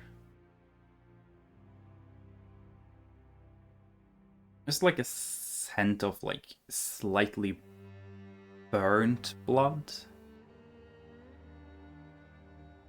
Not pleasant whatsoever. And comes of it. She holds it up to a little light, kind of just looking through.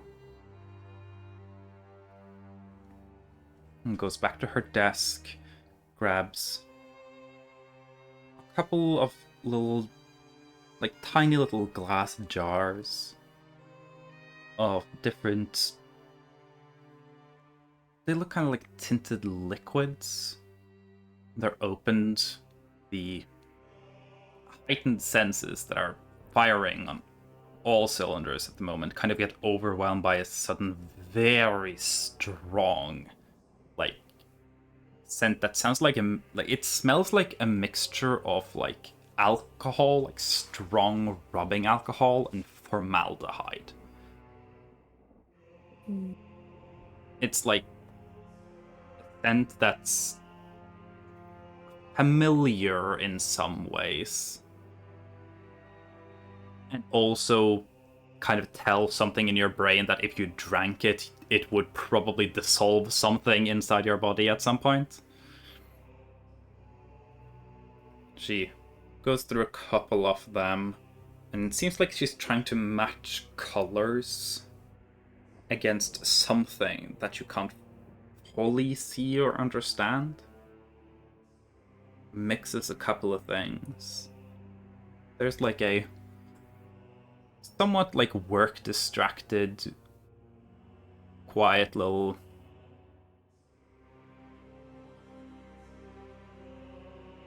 I am almost done. Would not take much longer now. Still turned away from Zora.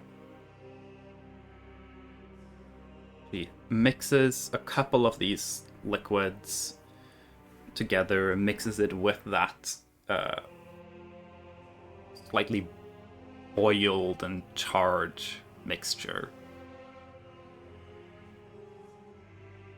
And then starts like putting little drops of that into other small vials that she then fills with another liquid that doesn't smell as bad. Give me one last wisdom saving throw. We'll say this has to be another nat 20. Cool. 17. As she has like that vial, she puts it down after she's put a couple of drops into like maybe 3 or 4 vials, and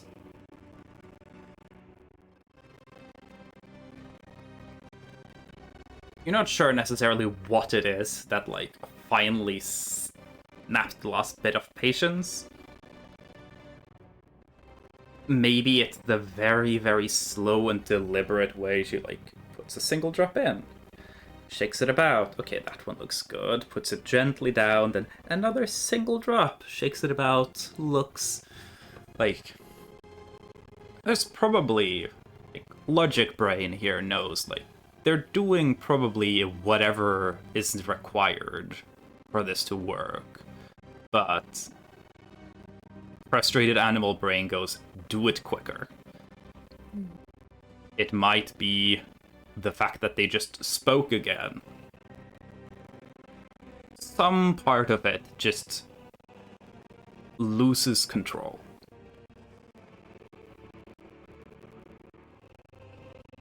I'll let you choose at this point, because you didn't roll low enough that you don't have a choice. Yeah. You can either go for Hyacinth, or you can go for all the research equipment here. In this moment, Hyacinth still doesn't look worried. You're not sure if that's because they feel like they have things under control, or if they're just really focused on their work, or if they're, you know... Yeah, it's difficult to know. But you can either go for Hyacinth, or you can go for all the research equipment. Whatever you're going for is taking significant damage. Yeah. That's what you would figure. I feel like her brain is more upset with Hyacinth. Mm-hmm. And she is hungry. She does want to feed off of something. Mm-hmm. And she tainted and messed with Dougal's blood. So that's not as much of an option anymore. Yeah. Her only option kind of is just going for Hyacinth in her brain. Yeah. So you lose that bit of control, no longer having the willpower to keep yourself glued onto this chair, and just give in and launch yourself at Hyacinth.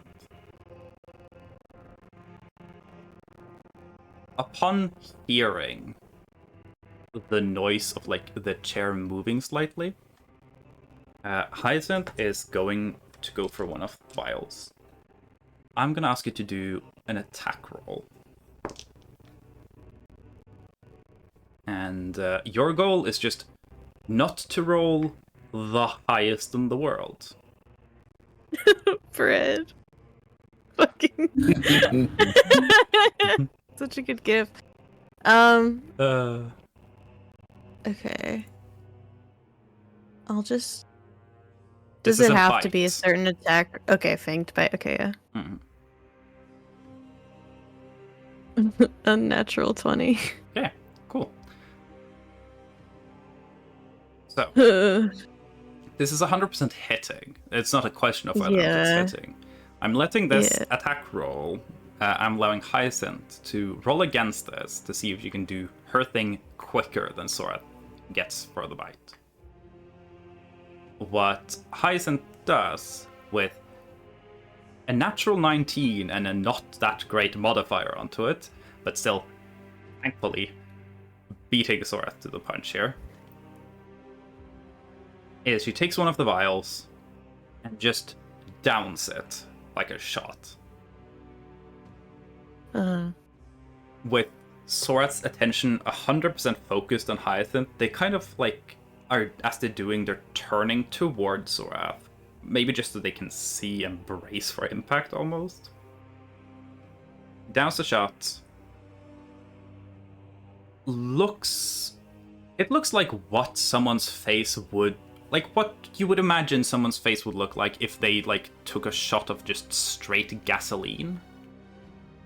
It does not look like whatever they put in their body is pleasant whatsoever.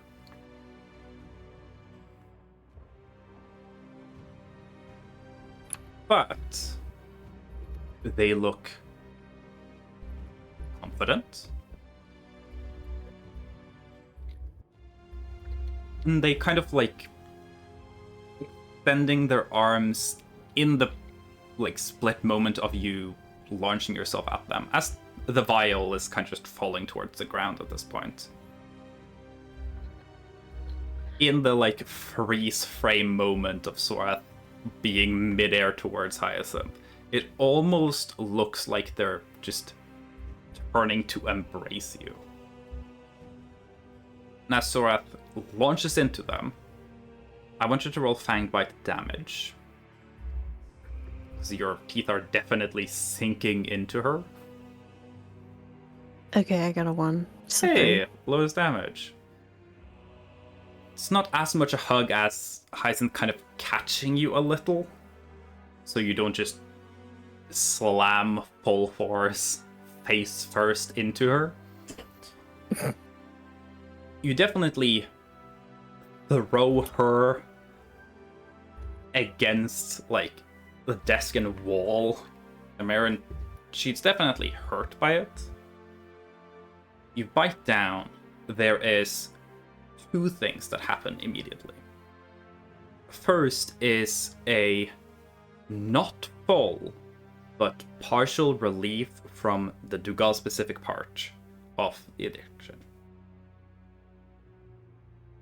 That just fills you with this almost like muscle relaxant feeling of your just body losing so much tension at once that it feels like you just turn into a liquid.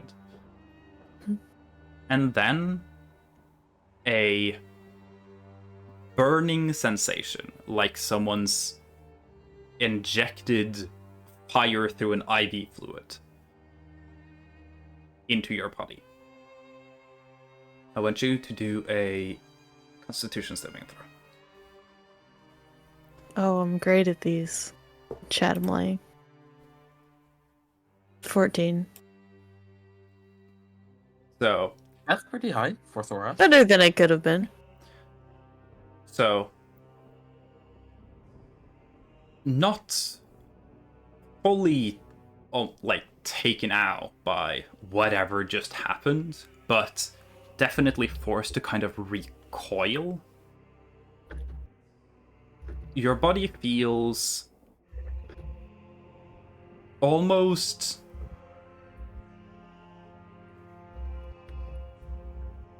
you don't feel like you're paralyzed. You don't lack the ability to control your body, but it's like every part of you just sees stuff. It's like all of you has lockjaw at once.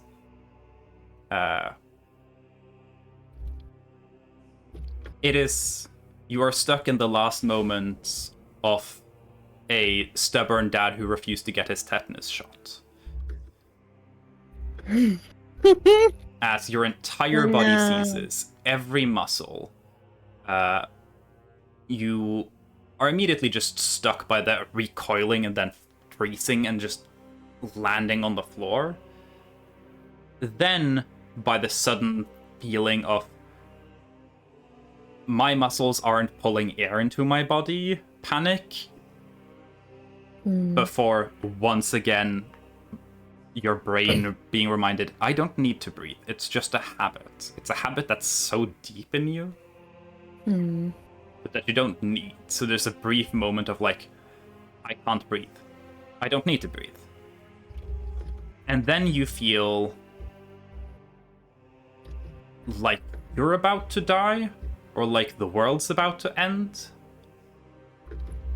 And a strong, not really like anything you've felt before, pain that's radiating to your leg and arm.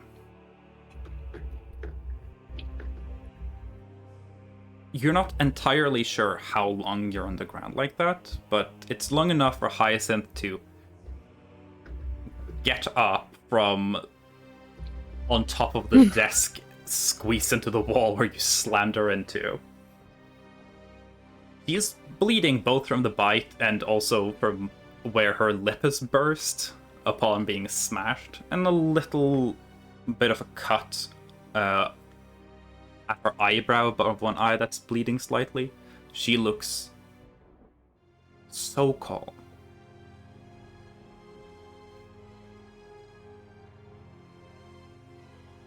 She kind of gets off that desk, the floor next to you, down, just holds you up a little, and kind of cradles your head into her lap.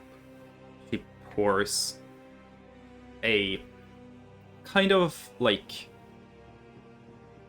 pearlescent silvery liquid, just trying to get it into your mouth, and closes your mouth and shuts your nose.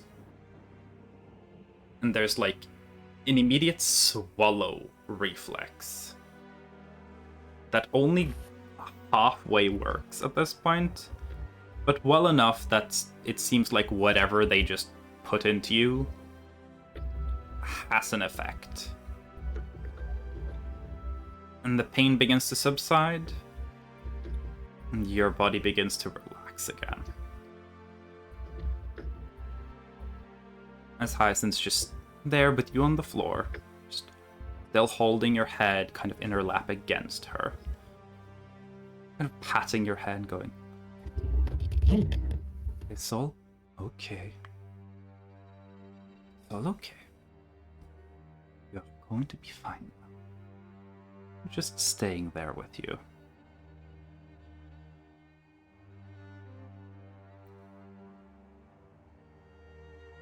Wish that were me. It's up to you how Sorath is like taking things in the moment and stuff. I did roll. If you want to count it in, you don't have to decide based on this, but I did roll persuasion on Hyacinth's part, and it's with a modifier, it's an 18. He's just staying in there. Like, okay, you can relax now.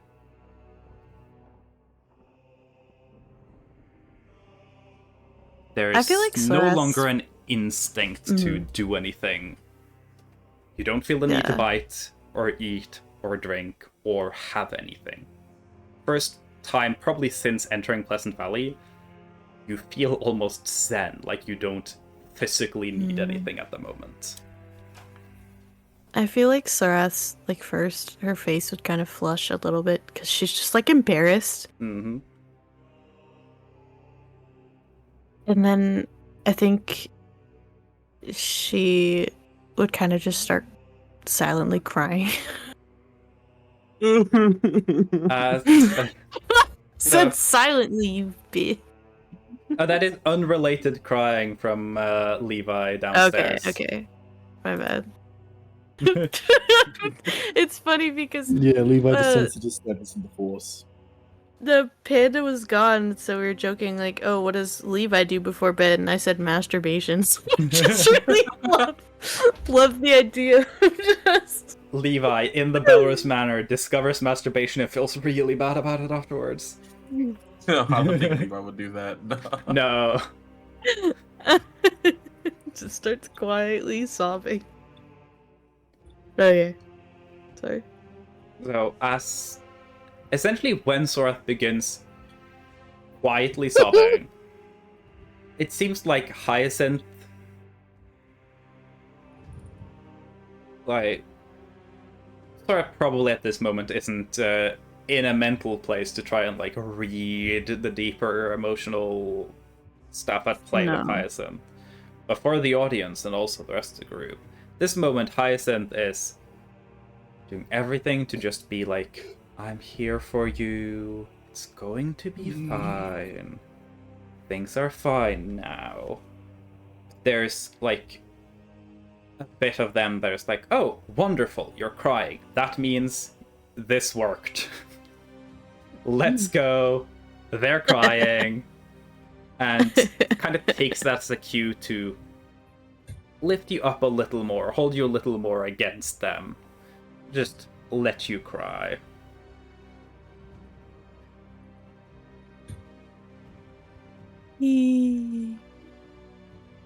I'll say, give me a Constitution saving throw, Sora. It's all worth it. A hot woman's holding me in her arms. 15. I'll say,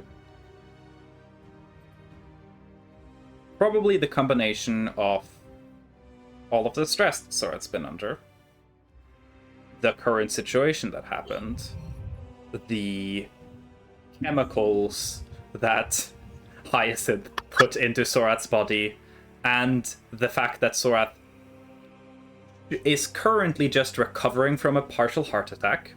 That was the radiating pain. Because fun fact, if you give someone something that seizes up all their muscles, the heart is a muscle. So, you just feel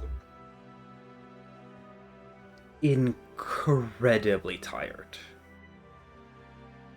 Probably more physically tired than Zora's ever felt. Including, and I am including here, after y'all closed the door in Scar Canyon.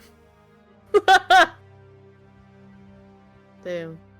You feel more tired than when you were revived.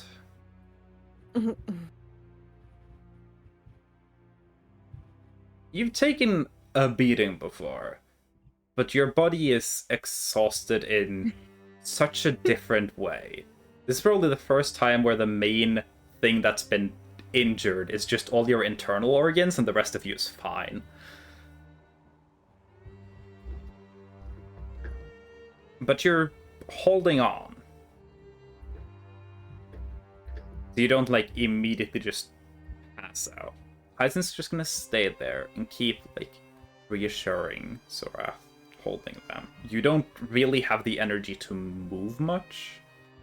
You can probably say things, and you have the physical energy to think and stay conscious for a while. That's crazy.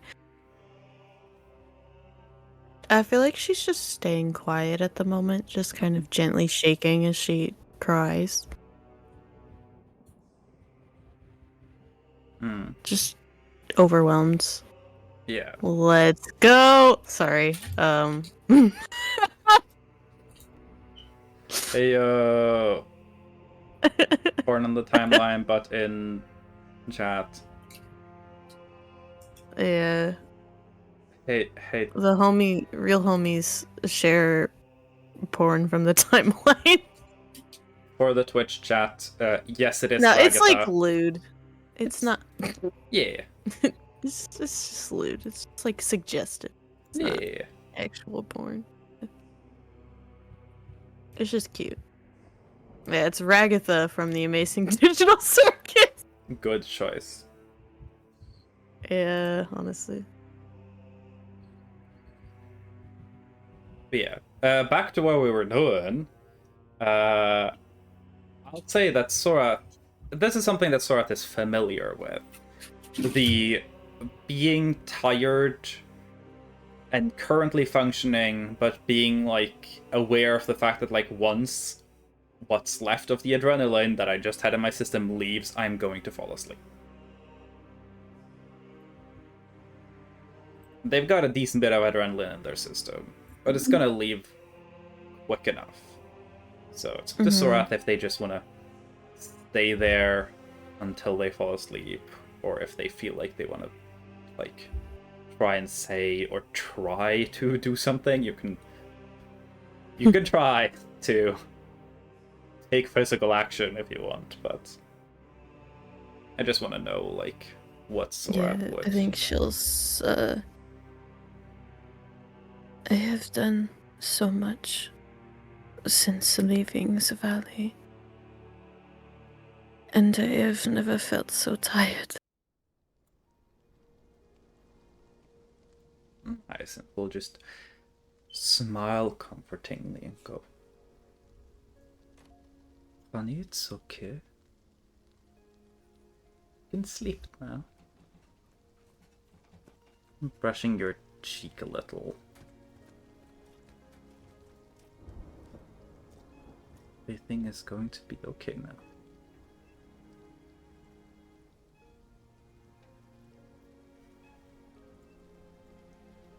I just want to remove the curse on the valley. And then I can feed again.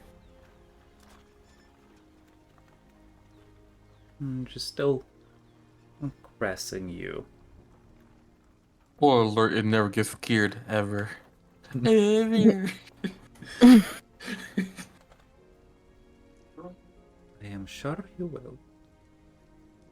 I'm sure you will. Just gonna stay there and kind of reassure and affirm Sorath. Probably until Sorath falls asleep. Sora falls asleep. She's just kind of thinking about things. And like all the shit she's done, she's like, I accidentally killed someone. But they lived. Well, they were revived. Hyacinth with just like the most understanding look, just goes, it happens to the best of us. Hyacinth has worked for the scholars. There's probably been a couple of people who have died as a result of Hyacinth's research. Hopefully, most of them were revived. I feel like Sorath is somewhat rambly at this moment, just being like, I got Ben's family bell. And luckily I did not get discovered in one gust. Hyacinth will just nod and listen to Zora, like, ramble little details about all of the things that Zora, I guess, is worrying about in terms of their adventure and shit that's happening, I guess. I was not even this tired after slaying the Sudward feast. That was quite easy in comparison.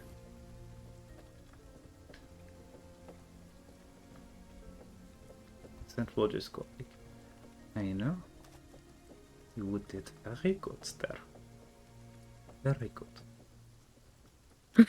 Sorath is somewhat lucid, just like, did you get to see it?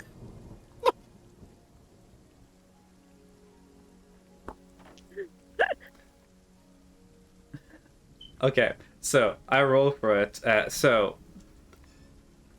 decide how negatively affected Sorath's insight is by everything here. Hyacinth just rolled a 14 persuasion. No, 14 deception to say. It was very impressive to watch. Just throw a flag, but at this point, there's a decent chance that Sorath is just delusional enough that they don't realize. Hyacinth is just taking the just agree with everything. How much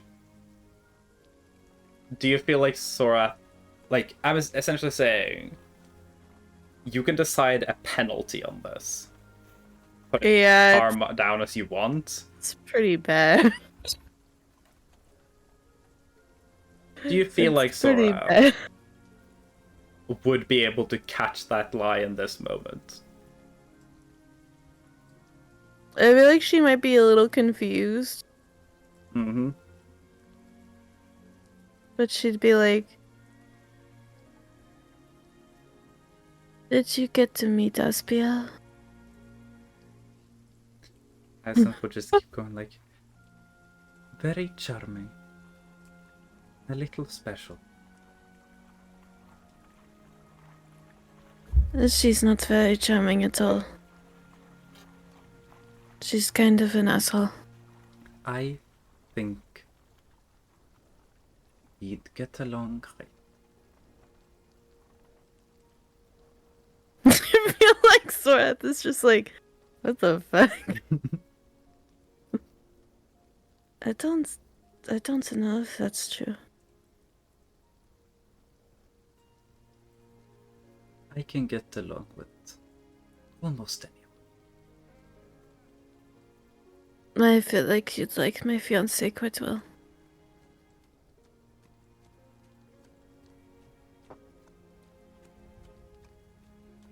Hyacinth hides her intrigue very well. And goes, I am sure I would. I am sure you have chosen someone wonderful and interesting. Interesting, yes. This is. I gave you his blood. She just nods and goes, that you did? You did do that? He is very cursed. She nods approvingly. He likes people with curses too. There's someone we met that is stuck in a time loop. I will introduce you to her. And she is in Notal. She works for Tuco. She is at this point definitely connecting the dots on, like, okay, so it's Dougal's what you've given me. Well, I'm very familiar with that guy. If you want to, Sora can do a similarly disadvantaged, being-liced insight check. And to see, take a little peek at Hyacinth's reaction. You hearing about that? Cassie! Yeah, Gizzy. Hyacinth just Well, she, listens She doesn't see a damn thing. She just listens to Sorath and they look very happy for Sorath. In their head, Hyacinth is like, okay, I need to ask more about this when Sorath isn't like this. And they're trying to, like, hold off on their kind of hyper-fixated excitement about, like, ooh, wait. You telling me you could give me access to some really cursed shit that I haven't been able to have access to before because Gal, not really someone who's down to, like, work with the scholars a bunch. Whoa. I feel like the last thing that Sorath, like, says that makes any sense is, like, you'll meet him, won't you? I told him that you would be very interested in things he has access to.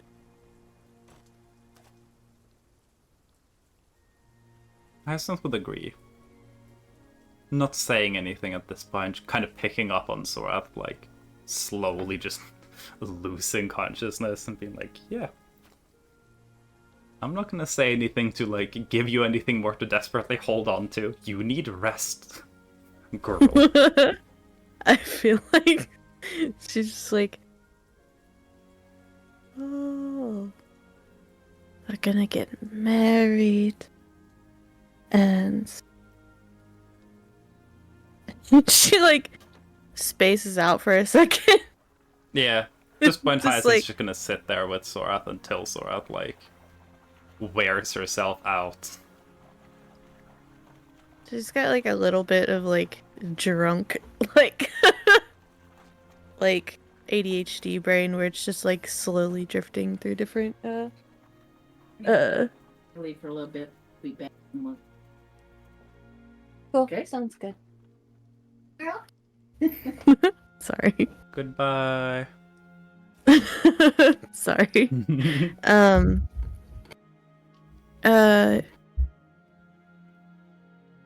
mean, it's fitting. My brain just deleted what was just happening, so yeah. I assume Soros just passes out.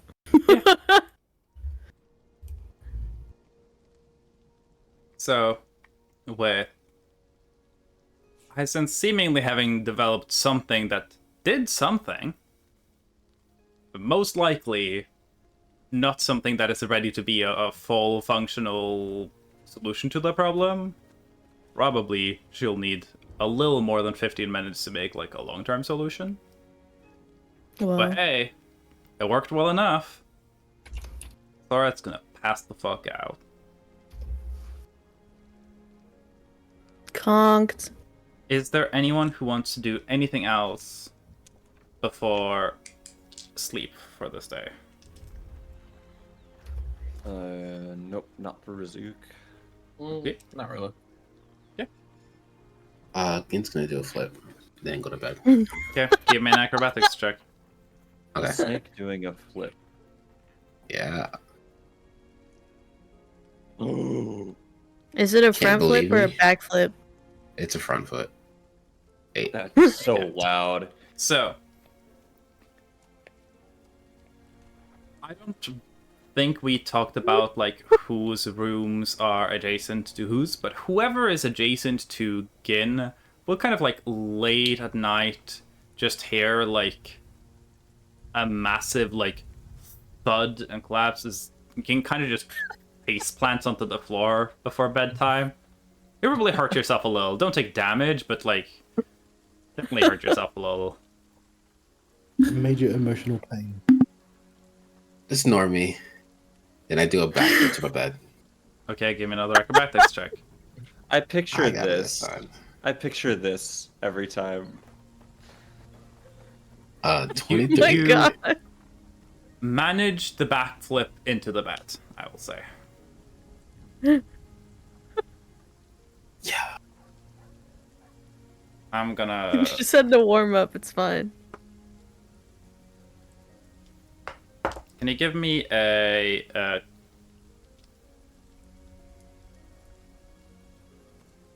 you know what? Hey, Lion, which dice is coolest? The purple one that you have. No, but like which type of dice? Like D4 or D6? Oh, I like D12. Okay, roll a D12. This is a cool check. It is the dice you tried to roll for recap today. It's a pretty cool No, a dice. D8 is. I I'll thought. say that the backflip into bed is cool enough that Buggy, who was definitely looking at this, is more impressed by you backflipping into bed than they are, like, than they are affected by you just face planting directly onto a hardwood floor. So, you saved it. Oh, it was a D12. You Saved earned it. your Saves my respect. aura. Yeah. Aura recovered. Minus 1,000 aura plus 1,500 aura. So, that's everything. Handed to you, want to roll for dreams. Sure. So you have to roll Actually- 100 now, right? You're right. Yeah, go for I it. hit those. Yeah. Nah, actually, you know, I want a chance to see if I get a nightmare. It would be fun to have Levi going through a nightmare.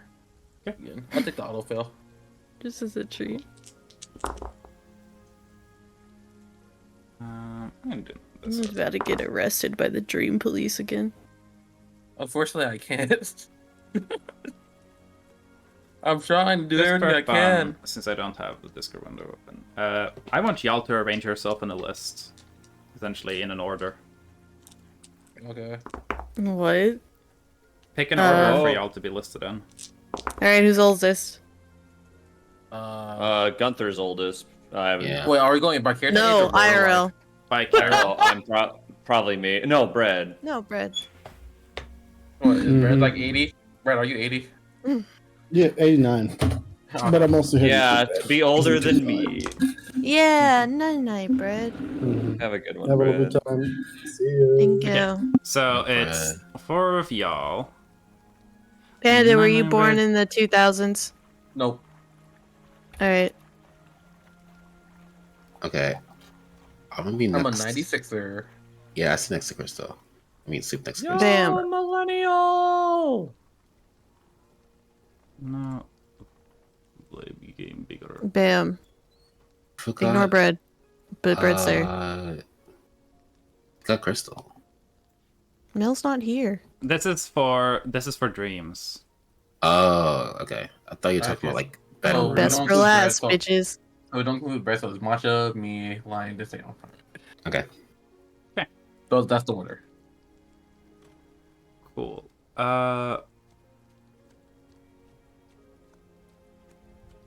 Neat. Alright. Masha, you're getting a nightmare, I'm sorry. Oh, That's usually what happens. oh. He said it in a weird way. It has to be Matcha. So.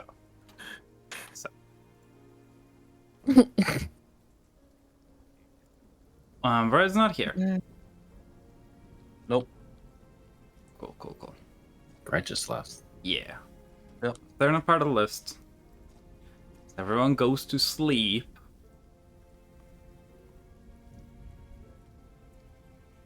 Honestly, extremely fittingly.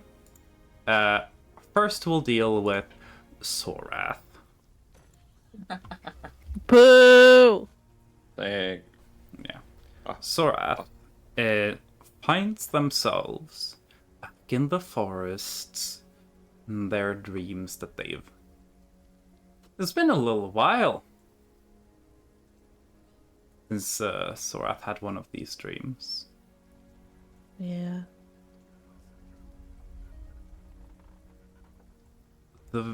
They feel... The first feels calm. You experienced previously the skies parting and sunlight shining down here, but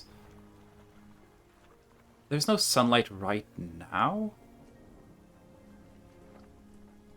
But it still doesn't feel quite like how Pleasant Valley usually feels. It's not as dim. The clouds feel light. There's not really any rain.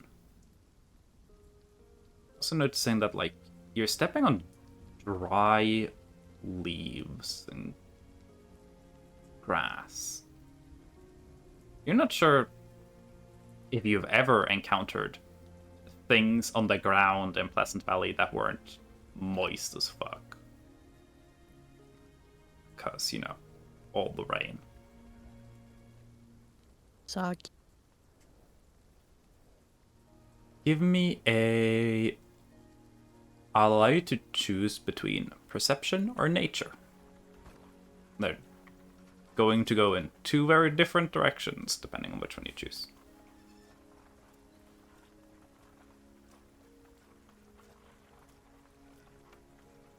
$24.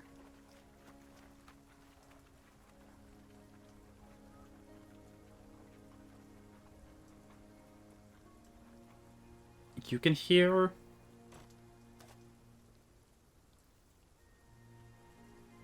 Not too far from where you are, you can hear the sound of someone who sounds like they're not having a great time. In what sense? Like, you know, how would you imagine someone sounds like 30 minutes after they've fallen down a flight of stairs? Oh, I fallen down the stairs 30 minutes ago, or seconds ago. That is how they sound, yes. It's like someone who sounds like they're in pain but fine now. Like they're injured but not critically endangered. Yeah. And Sorath is gonna go towards him.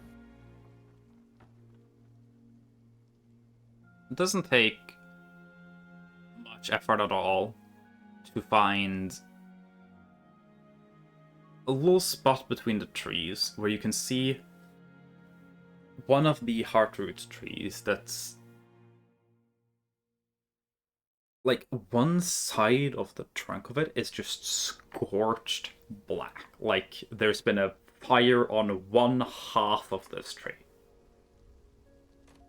And like scorched ground that extends almost like a cone from that tree trunk all the way to another tree where you can see a familiar looking curse kind of just leaning against the tree on where the cone kind of seems to have gone to. They're breathing a little heavily. They seem like they're fine. Their clothes are a little tattered. The like white tips of their otherwise jet black hair has kind of like been scorched a little dark gray at like some of the areas. It looks like they maybe were over by the other tree, and then that tree exploded. And now they're over here. Mm.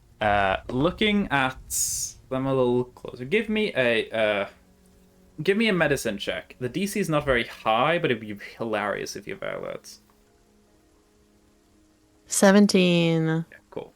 Their Surpassing expectations. Their arm on, like, their right arm is resting on their lap, but you don't think that's, like, the right angle for an elbow joint. And you can see, like, the hand that's previously been mostly covered by nice, like, white silken glove and long sleeves where it's been burnt out. It's kind of swollen a little. Probably arm broken somewhere close to the elbow joint. There's other scrapes and stuff, but it seems like that was the biggest point of injury. I don't know if the dream's getting old and arthritic. I think dream exploded. Yeah. And as you kind of approach and look at the representation of your curse sitting there and being like, moving the arm slightly and be like, oh. And then they look towards you and go like, hi, you've caught me at a bit of an inopportune moment, I'm afraid. And they try to get up and they immediately go like, and then sit back down again. Sorath just like holds out a hand, just be like, don't get out. Does she feel tired still, or no? In the dream,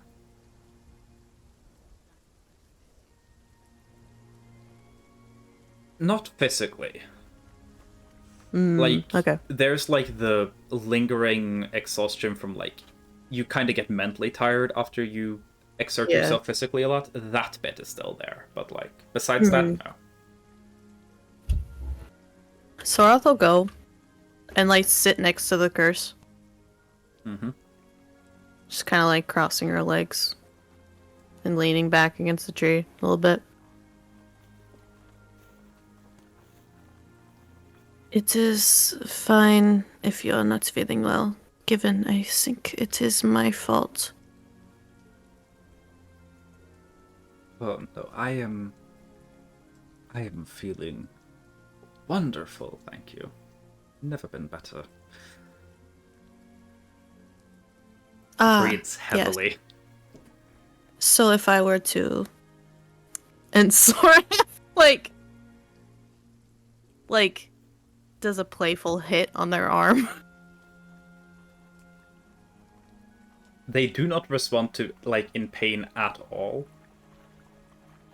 They look at you a little confused, and they just go, You are aware that this is a metaphorical injury?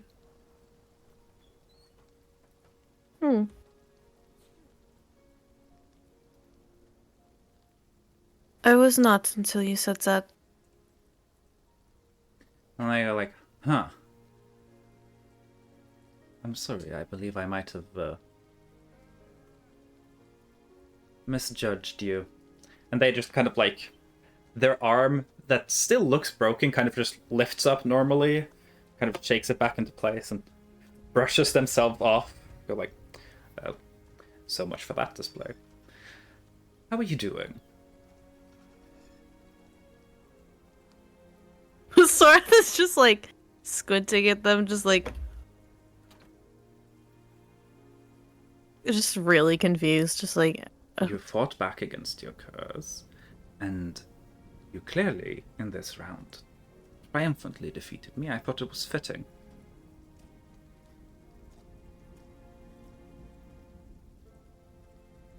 fitting to what?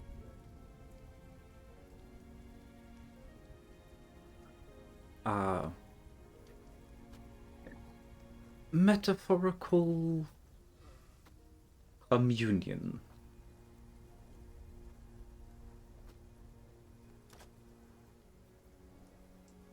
The play of which our lives all take part in.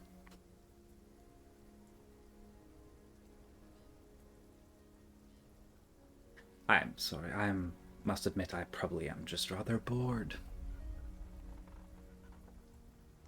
I see. I fear I am not of the greatest state to entertain your verbal expertise. Though, I at least hope it was interesting for you.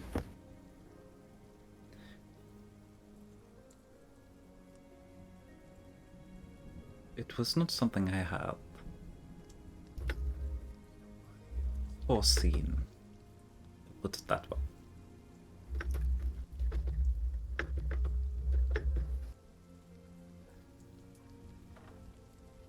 Have you ever thought about how strange it is that we're so capable of patiently waiting, and then suddenly it becomes so much harder when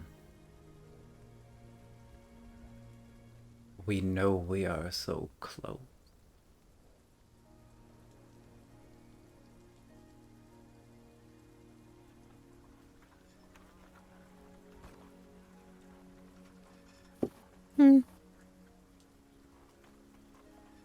I suppose.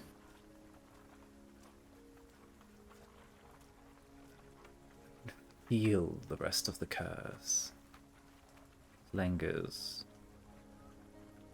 Almost just out of reach, and it's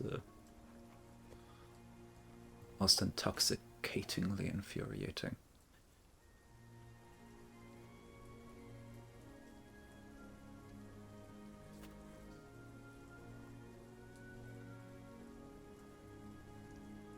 Well,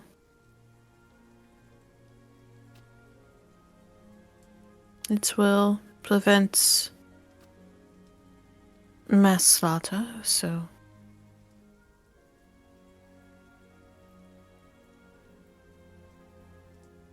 it might be what we are stuck with for some time. Ideally. Shall endeavor to be more patient then.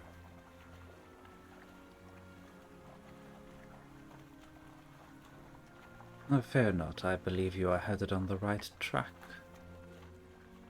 This whole place is dying. Probably is a good sign, no?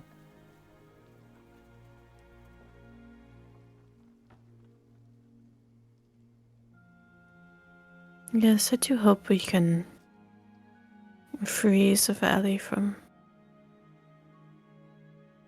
the tight hold this deal still has on it.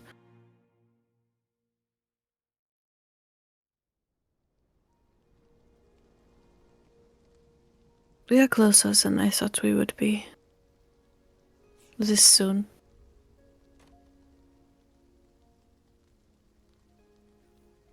Close indeed. Close indeed.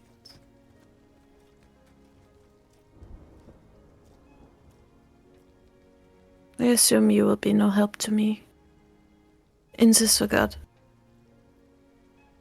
When have I ever been helpful?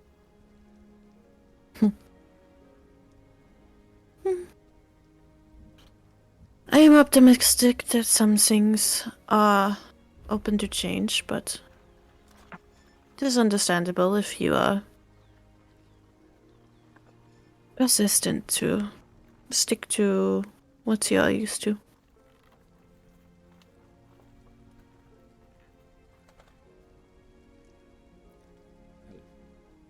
It is a helpful assistance that would require.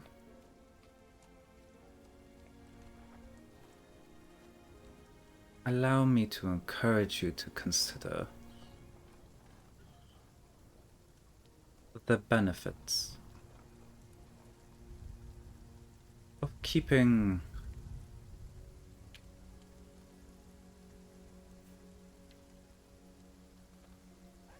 me would perhaps be the wrong turn of phrase, but keeping it in the soil.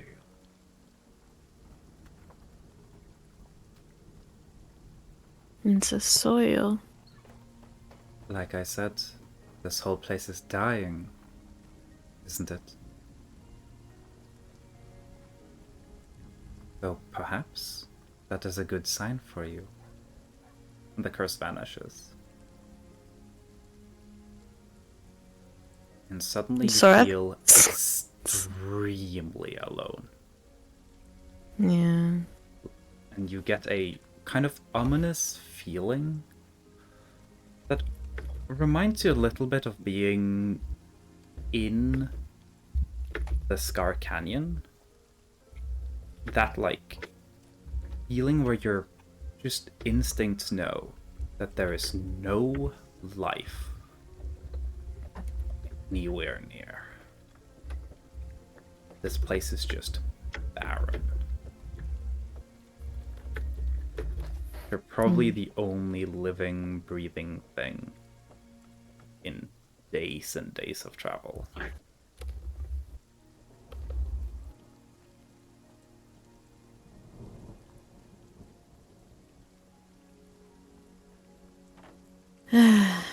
I see. We continue to not be helpful. Oh well. Kind of are just left there in this lonely expanse in your dream. Clouds part a little and you can again see light shining through the tree canopies. You can see... Does it hurt her eyes? No. Not at all. Strangely. Yep. Give me a nature check. Real quick. You can feel the dream kind of fading with the light. 2.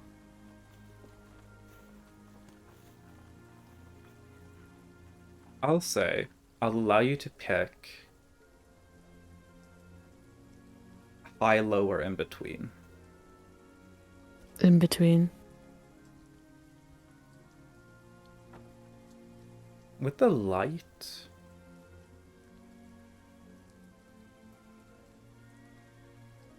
looking at the trees as little rays sparkle in between branches. They're heartwood trees, but they're pale. And in this, like, deathly quiet, sunny lit forest, your dream fades. And then that's where Levi comes in. Levi. Real. Wow. For real.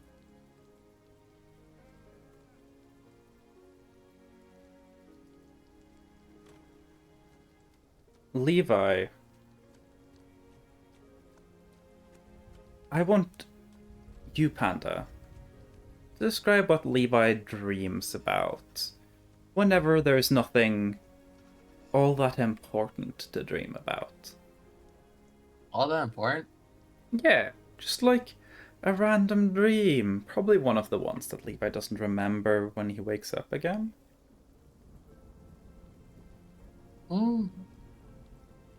I'll say sometimes it's just he dreams, like, it's just nonchalant dreams. Like, sometimes he just thinks back to the time he's, like, in the orphanage.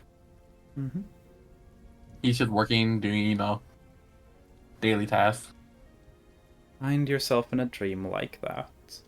Back in the orphanage. Just a dream of flashing back into your childhood days. And then partly during this dream, you're becoming more and more aware that you're dreaming. Like slowly moving into a lucid dream. And the dream is still going on like normal around you. Levi kind of just slowly gains more consciousness and control of themselves within this dream. I mean, Levi being who he is, would he, like, I guess, figure out what's going on, or would he just... I mean, Levi being who they are, like, you'd probably... Like, this is not really anything Levi... Like, a Levi special experience. It's just one of those times where you realize you're dreaming. Yeah. And you're very aware of it. Like, oh, this is all a dream.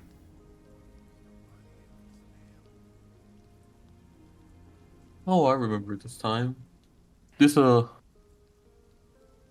when where Carrie accidentally tripped and ripped Billy's painting apart.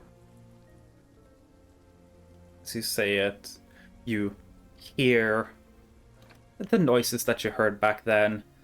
A bit of a crash, like someone falling on the ground, something falls with them. Hear whoever probably just fell, not like very loudly, but definitely crying a little. They probably hurt themselves a little. And then after a little bit, you hear someone upset.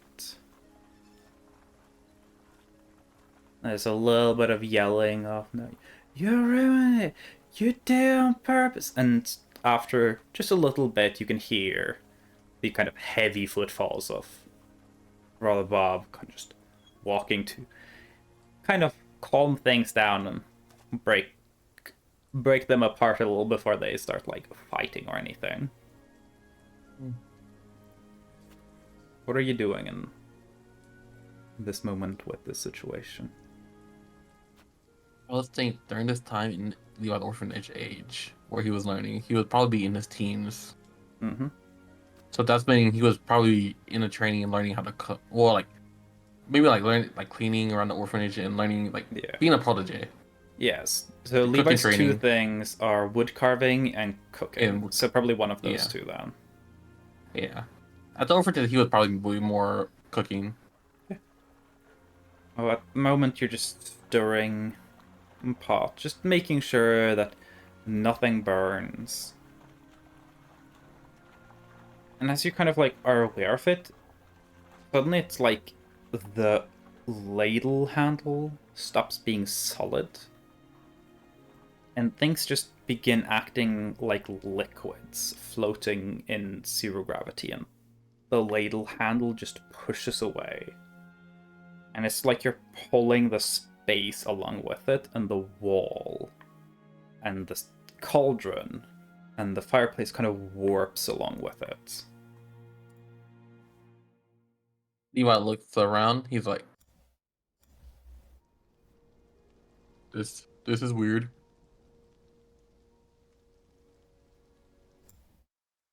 I mean, you said like when he's stirring the ladle, and then everything is starting to warp and look weird, right? It is warping in a very strange way, and it's almost like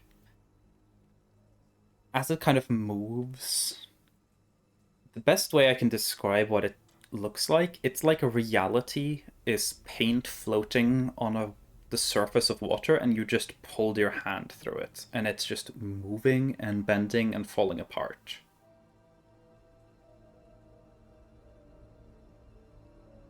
And over there by the cook stove, things are just kind of like drifting and splitting apart and collapsing in on itself. And other people in the kitchen in this dream kind of eventually notice. You can hear just like the, oh, what happened here? Oh, and there's like a bit of concern. You realize There's, like, that you realize that Oh. the soup from the cauldron has probably begun leaking out of the cauldron, maybe because you warped it, but it doesn't seem like anyone else is reacting to the fact that you essentially just smudged reality. They seem to still probably perceive things as normal. Oh, Levi likes. I'm having the hard time pictures this. I'm sorry. Yeah, no, it's essentially like you're. It seems like the people in the dream aren't noticing anything strange, but you're essentially messing with like the space around you. Like space itself has become soup, and now you're stirring that with a ladle. And you aren't 100% like. It's not something that is 100% making sense in your brain. So if you don't fully understand it, that works. I mean, you said there was a crack on the side of the kitchen, or It's like, so imagine if you took paint and it was floating on top of water making a picture, and then you put your Yeah. hand into it and hold your hand through, where there would be a gap behind your hand where you've pushed the paint away. You've done that, but to the kitchen. can I try to pull it apart more? Yeah, it's easy enough. It seems like whenever you're moving, you're just doing that to the space around you. And kitchen, that like, yeah, where like the paint of reality is being pushed away expands. And at this point, someone, probably another brother who's probably there helping at the kitchen, comes over, and you can hear kind of muddled, like the sound isn't fully reaching you intact, but you can kind of gather that they're saying something like, Levi, you've made a big mess of this. What are you doing? And as they come over to try and, like, maybe help with the cauldron of soup that you can no longer really make out as you've pushed too much of the paint around, you can hear them talking, and then that talking kind of slowly disappear. And as they approach the area that you've fucked with, it's like their body bends in on itself until it just kind of collapses. For the parts that looks like reality, can Levi, I guess, stick his head? You know what? Let's go on. Can Levi stick his head in? Mm-hmm. Put your hand in. And it doesn't feel like anything specific. Can he stick his head in?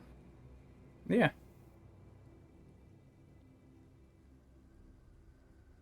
You can stick your head in. You're trying to look around. Yeah. Give me a perception check.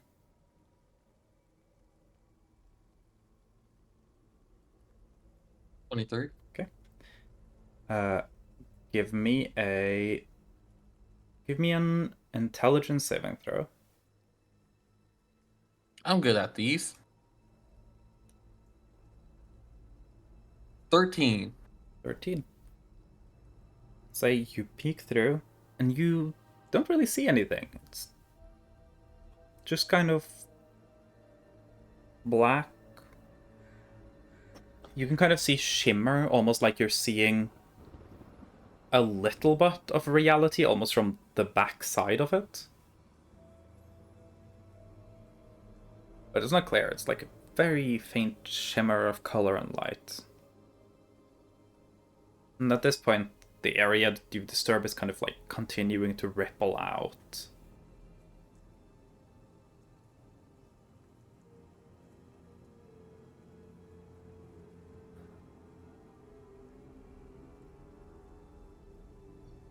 Mm. Before I'm about to do, Levi goes think, oh, I wonder, can this dream show me the answer to that puzzle box? Mm-hmm. Give He waits me for like 5 seconds, or like, you know. give me a just give me a d20 roll.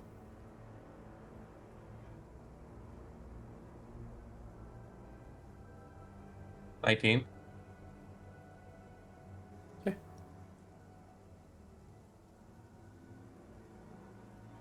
You say that to yourself, you picture it, and you can see it in the space where you've pushed away reality, in that void. It's there. Probably within, like, reaching distance. Can Levi see it from there, or? Yeah, you can see it. Close enough that you could probably grab it. I mean, Levi reaches for it, but of course he's like looking at it, trying to like, you know, read it while he's doing it. Okay, give me an investigation check first. Probably should have said I should have whatever, but I didn't. So we go. A 2. You try and look at thing, trying to read the puzzle box thingy, and the symbols are not the same as the one you have. They don't make sense. They're gibberish. They're like looking at a clock in a dream, and there are no numbers. It's just whatever your brain substitutes the idea of numbers for. As you reach, just like with the soup bowl and everything, you don't grab it. It just smudges and like ripples out of the way. Can Levi remember it? That's the question. Remember, Like just remember what he saw at least. you feel like you could probably remember it. Like, you know, like to be able to draw it at the very least for what he saw. I'll say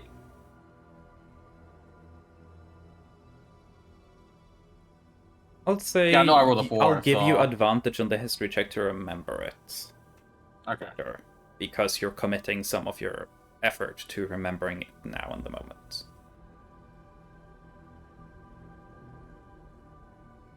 So yeah. Uh,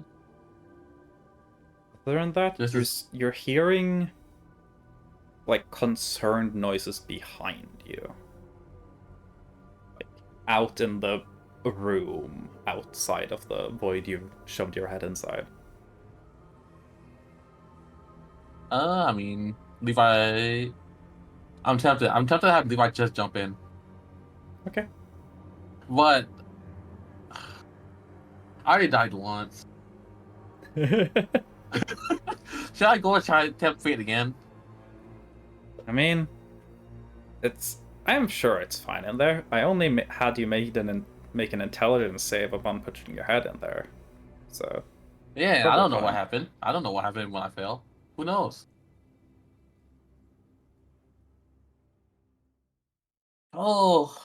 Oh, the misery. Maybe you'll end up in a time where you didn't fail that that check. Bro, anything story related, I always fail to check pretty badly.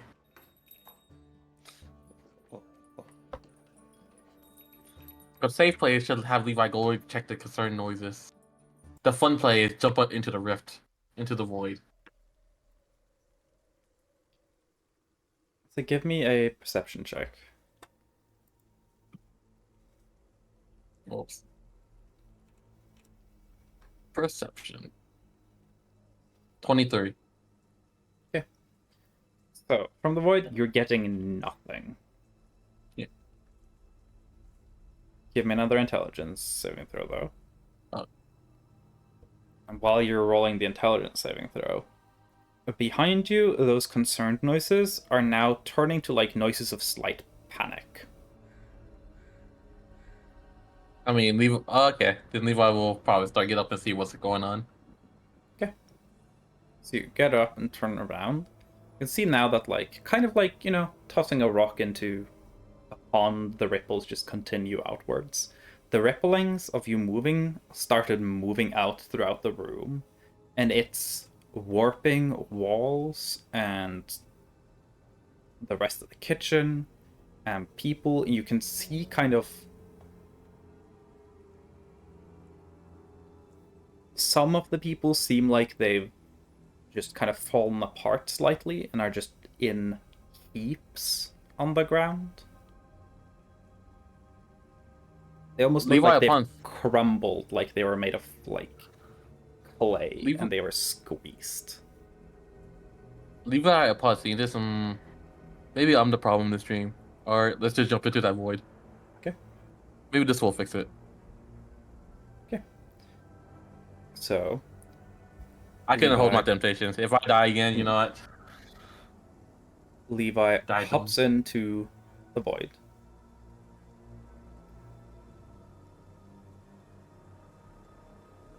You're standing there in just a darkness, kind of just hovering almost. Behind you is that gap into the room that seems to now almost be like the room itself is falling apart and collapsing in on itself.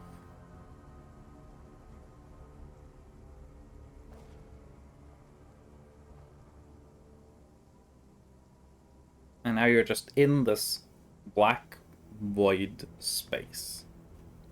I mean, I try to keep going further. Okay.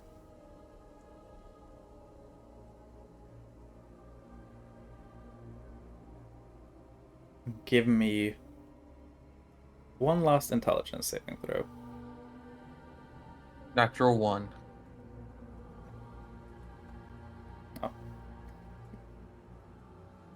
Did I at least finally pass one of these? Oh, see.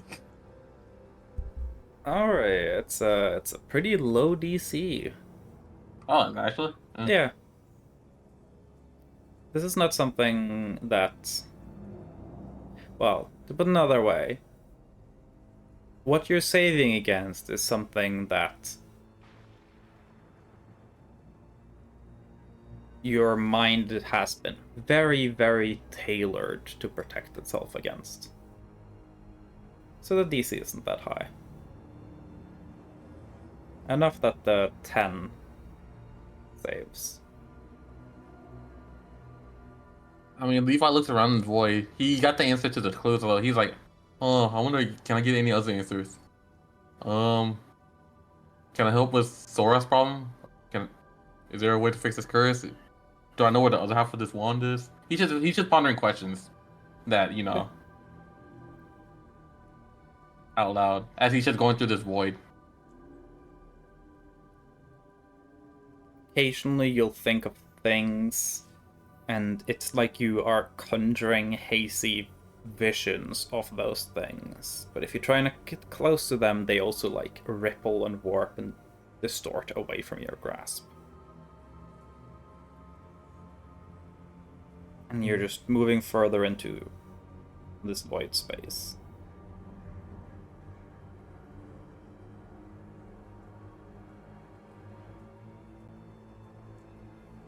I mean, Levi will use.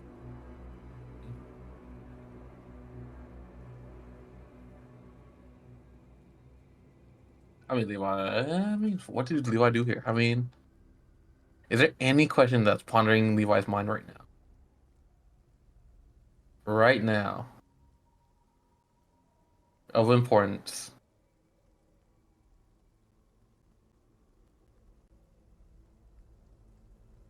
I always feel bad that Soros can't really enjoy food anymore. How would I make it so that she could enjoy food?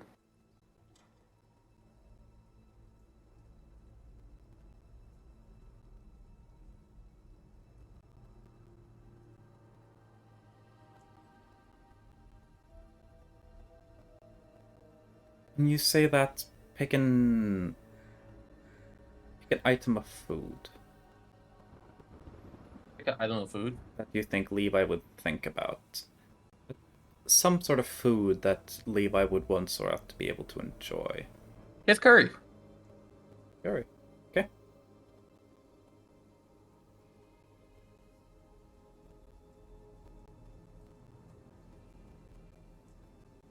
You see your curry kind of manifested in the way you would want it to be presented.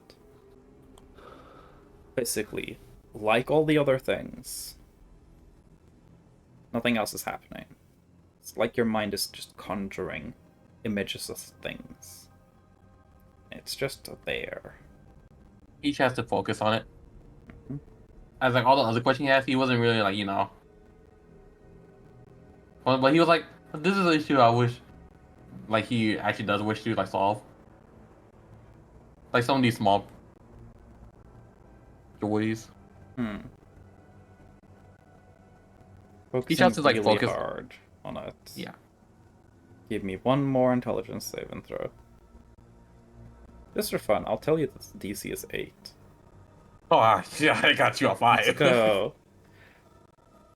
So, you focus really, really, really hard on this curry. Just really want Sorath to be able to eat this curry. In that focus,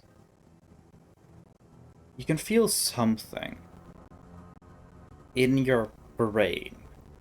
It's getting tired. It's the same type of like tired feeling of doing the same type of like problem solving over and over again. It's like doing the same type of mentally tired you feel after doing like hundreds of math problems in a row. I didn't like those math problems. What was 5 plus 3? That's hard. Was it 6? And as you kind of like, there's something in your brain that you weren't aware of before that is doing some amount of work that you're wearing out. And you can feel that whatever it is about to, in the same way of like, if you're doing push-ups, you'll eventually reach a point where you can no longer do push-ups and your arms will just give out and you'll fall to the ground.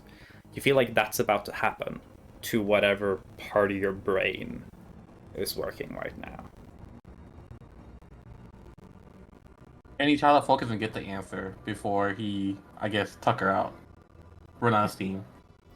Cool.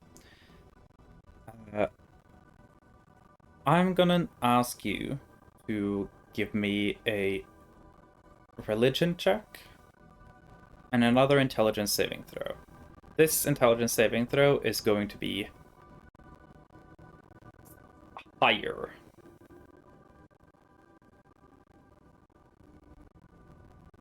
I definitely rolled higher. Cool. Just because your religion check is so high, I'm going to let you pick. Do you want to have the information, or do you want to skedaddle? I'll let you pick. What's the consequences if I take the information? You don't know. I don't know. Hey, if I'm gonna put someone in these kinds of situations, it's gonna Oh, be you you. know, you 100% know which one I'm going to choose, don't you? Yeah. I'm still... The fact that I'm giving you the choice makes it way more fun.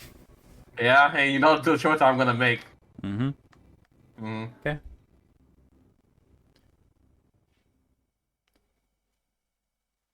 Well, this is going to be Levi's second time dying. So you're going for Technically information third. then? Oh, was it third? Was it actually third? Oh, yeah, I did put the thing. Yeah. Technically, you didn't die at that point. It was death warded, so... Yeah. You have died So once. that's where does it technically count as dying? Yeah, death Okay, you go into a warded conscious once, state, yeah. so you would have died once, and then you had dreams kill you once. Oh, I'm about to have Dream kill me twice. So you're going for information. I just need to make sure I have the confirmation for that. Yes. Yes. Okay, cool. I am accepting that you're about to kill me again. So, with your now combined, like, intellectual experience and understanding, and your religious understanding tied to the dream magic that you've been doing. As you're grasping for information, you realize that there isn't an answer here. That nothing is answering your question here. You're just in some sort of space that is so empty that your brain is filling it with information to give you something to focus on, something to understand. Because the rest of this place is so empty that your brain isn't really handling it well. And you're realizing that you've stayed here too long. And that some part of your brain that exists there to protect you has been worked harder than it's supposed to. You exposed yourself to too much of something. And the black void you find yourself in, the visualized image of curry that you're looking at, you realize that it's something your brain is projecting to prevent you from seeing something you're not supposed to see. And that part of your brain protecting you just hit its failing point.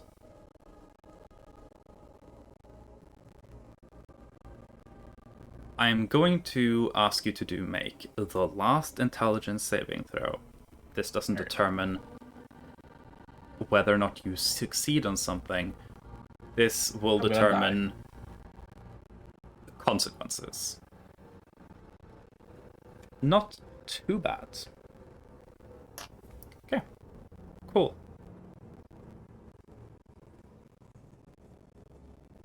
You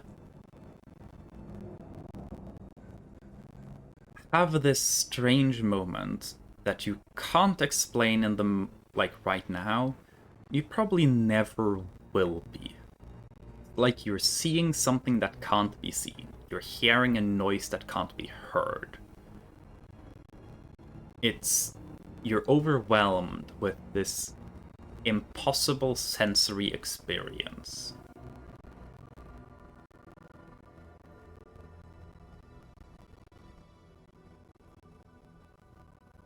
And you can feel something on the very back of almost like your lizard brain crack.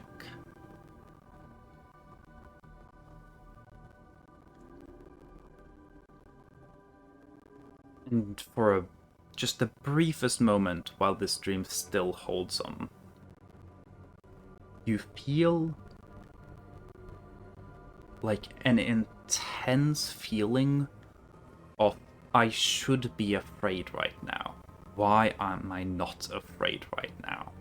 Then the dream ends.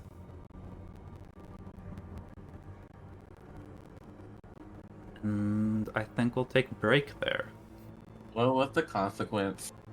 Who knows? Maybe you'll figure out after the break where we and chat and everyone should go get a little snack, refill on water, go take a toilet break, and then we'll learn about the consequences of Levi's actions.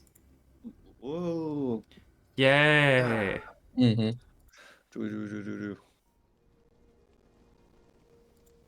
got my nails done again.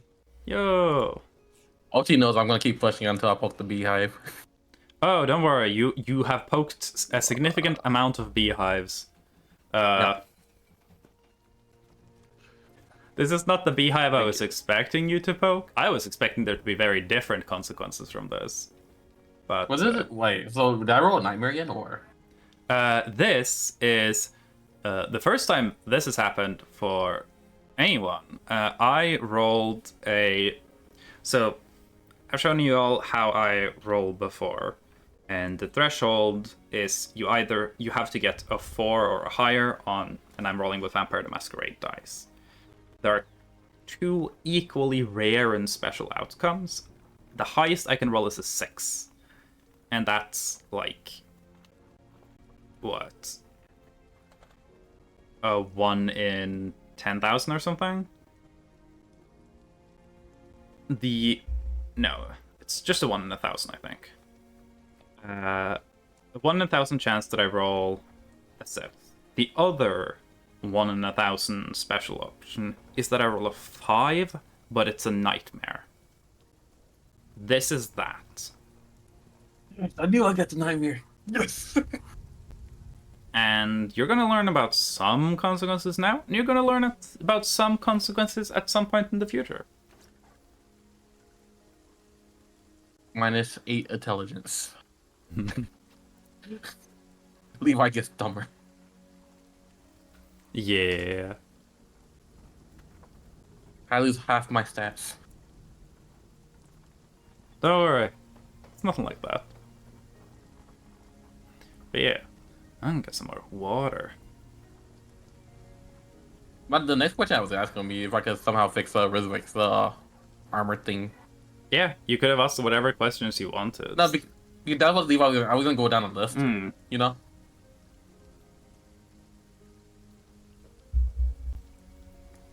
It was gonna be first. How can I feed Soras like my curry? Then how could I feed? How would I be able to? I guess heal. Let Rizvik be able to take off his armor. Oh. He would go down the list for every character. I would have to think for what Levi would ask for every character, but actually the character that I don't know who I would ask is Crystal. Y'all know that Crystal's like big thing is trying to like learn more about their grandma. So yeah, I would probably ask something about that, you know.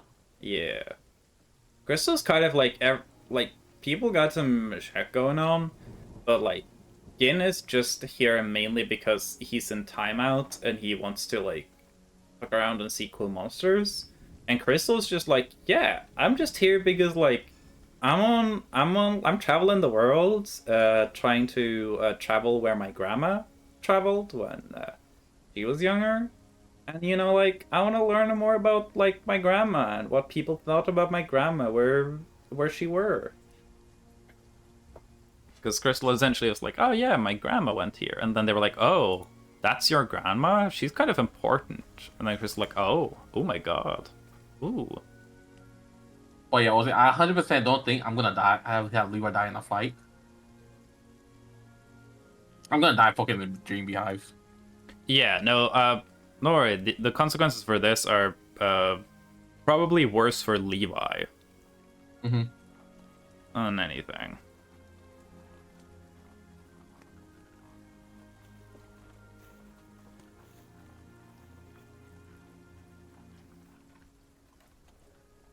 I'm gonna lose all my clerical abilities. Definitely.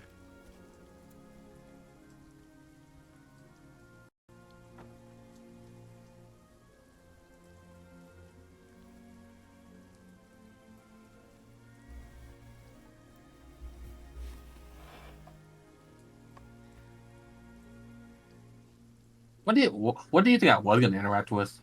I You thought thought you I were was going to gonna interact interact more with- with the rest of the dream. You focused very much on the empty space, which was an option, but I was expecting you to interact with the empty space, but I was not expecting you to like neglect all the other bits of the dream. I mean, I heard the dream. I heard the rest, but like Levi, like Yeah. I'm messing with the dream so much that you know. Yeah. Levi is not a glass half full kind of person. Levi is a room is a glass half empty more in space type person. Well, it was more of that Levi that saw an answer from saw some answer from the puzzle box, right? So he was more curious. Yeah, And he's no. like think of more answers that he could get.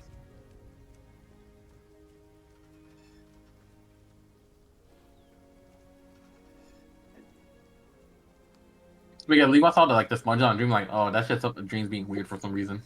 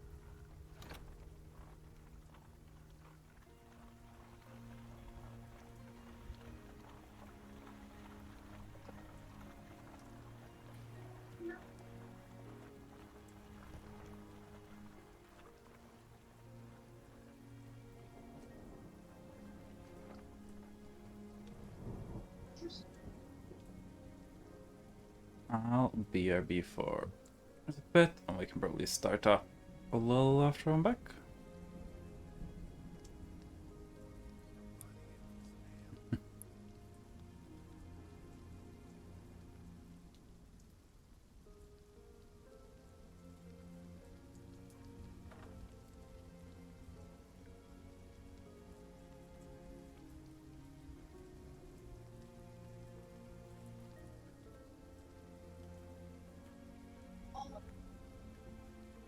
Like,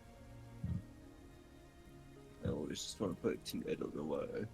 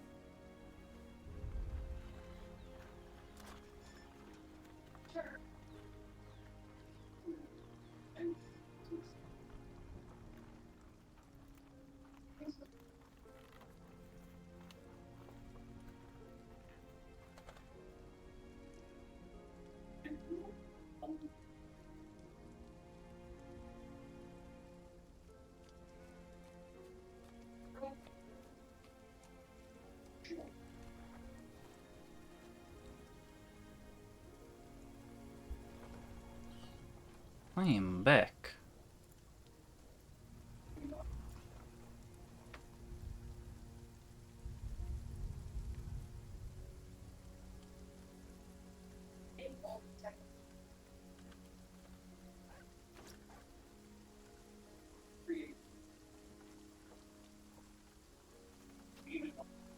You.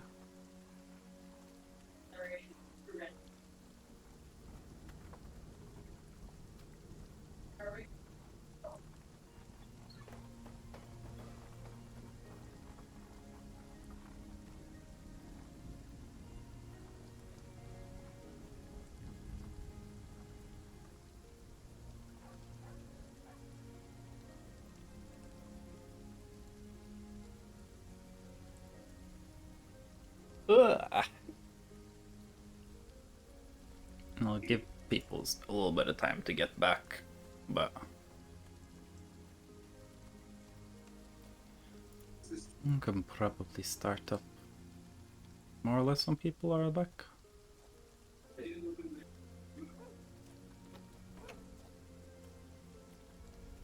my fault. Jules in our Discord chat. Whoa.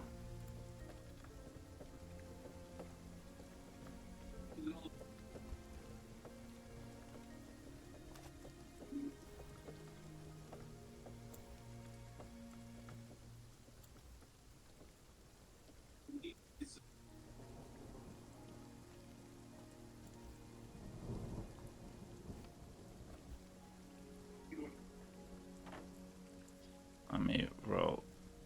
Or well, Jewel has asked to roll to eat the chip, so I'm gonna do that.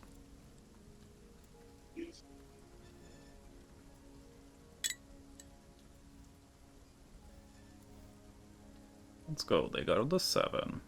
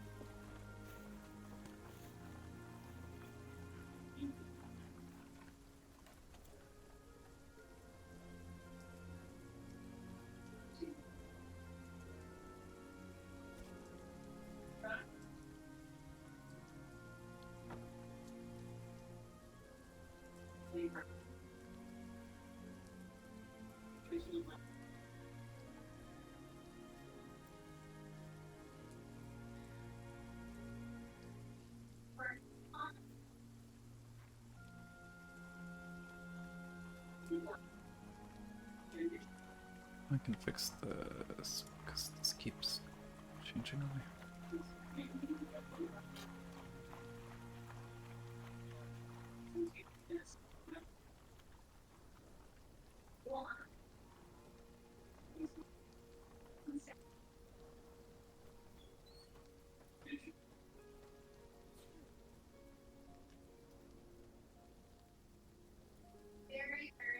Something like that. That's good enough.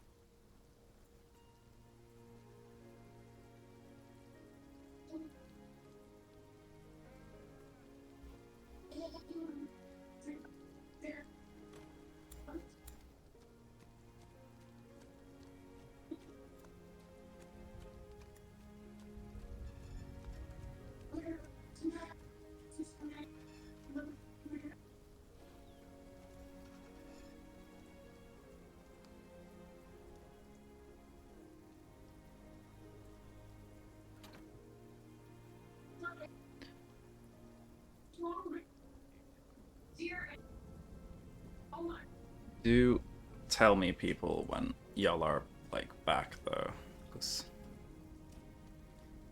I do need to know at some point. I know that's almost here.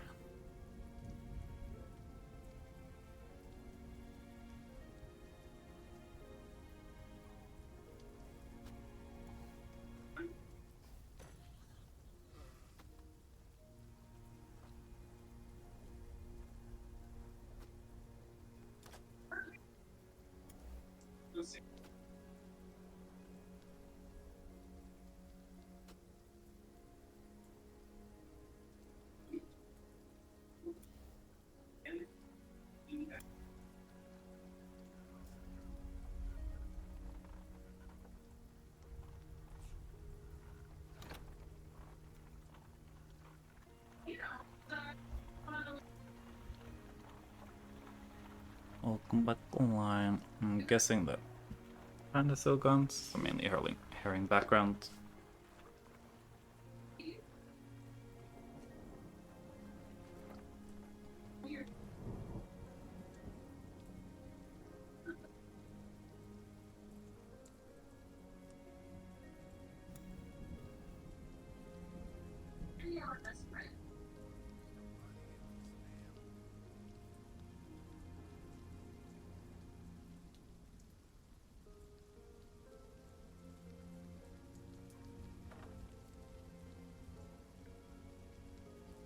When did we start the break? At 56? I think so. In that case, I'll probably end the Twitch chat. That's when you started talking about water, so I'm guessing that was the start of the break. Around then. I will say. Probably just start up again, like, no, 2 minutes or so.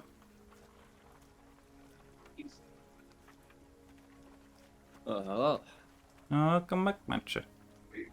thank you.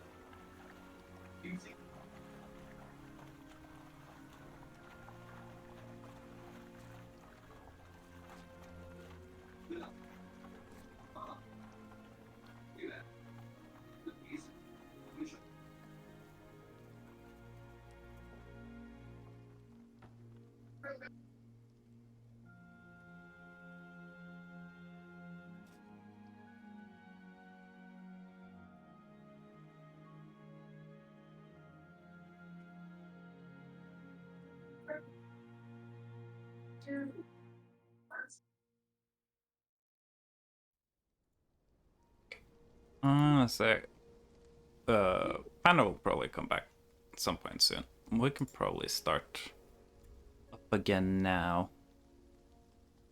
Anyway, it's like, you know, gotta start at some point.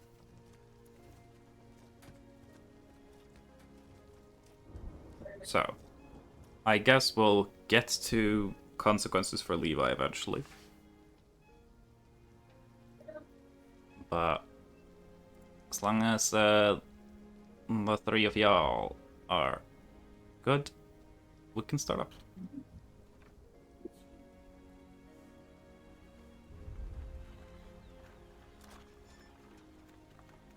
Mm-hmm. You good, matcha? Oh, hi, Panda. Wow. Guess that's kind of a response. But fine. Well, y'all do wake up in the morning.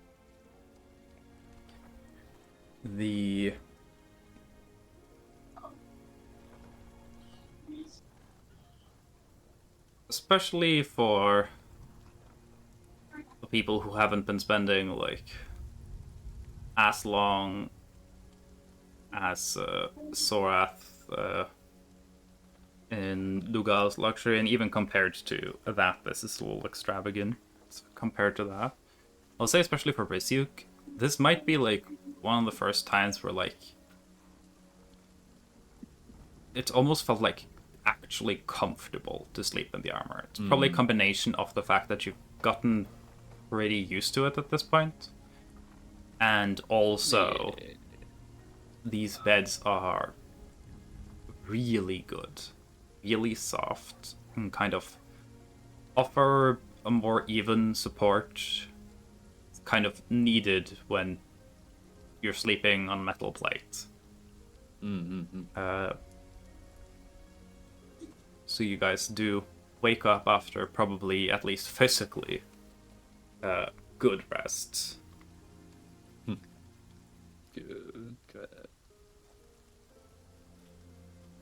And way things will be done here is that there isn't necessarily a family breakfast or anything, because the Belroses don't like each other that much. But breakfast foods and stuff will be brought to you if you ask for them.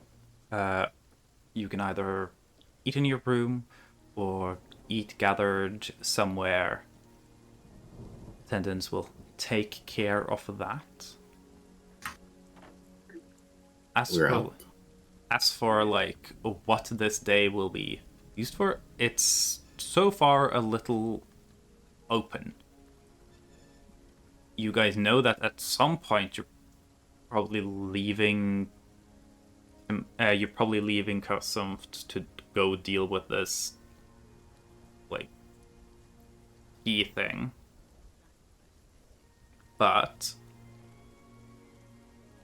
you also have to,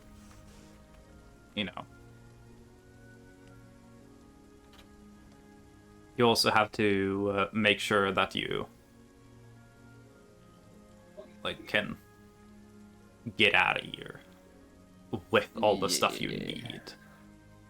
So with Ambrosia, you need to know where. She needs to tell you where to go. You guys need to figure out the puzzle box, probably. And until then, you're probably just here. As I've mentioned before, Kursumft is not the biggest of the cities. Quimper is bigger, but Kursumft is significantly wealthier.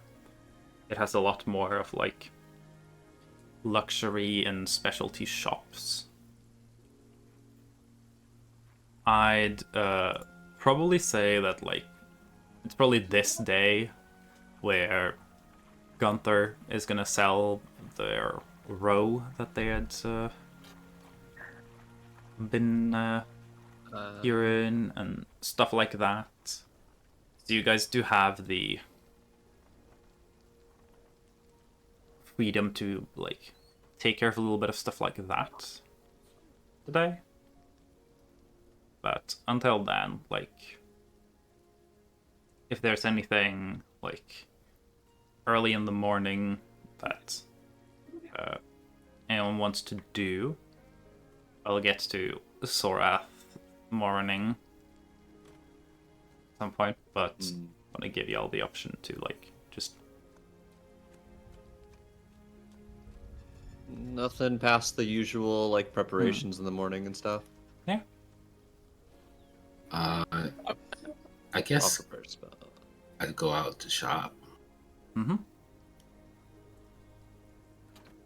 So going out to shop, it takes a little bit to get into town, but all you have to do is to tell attendants, and they'll essentially get you a carriage. You'll have a driver and someone who knows the city to take you wherever you want to go for whatever reason. So that is kind of how that would be done. Oh, hell yeah, free of charge? Yeah, you just travel around. And it's their town. And they have a lot of horse carriages. And you're honored guests, so of course they would prefer you around. I guess I'll go to the flower store. Yeah.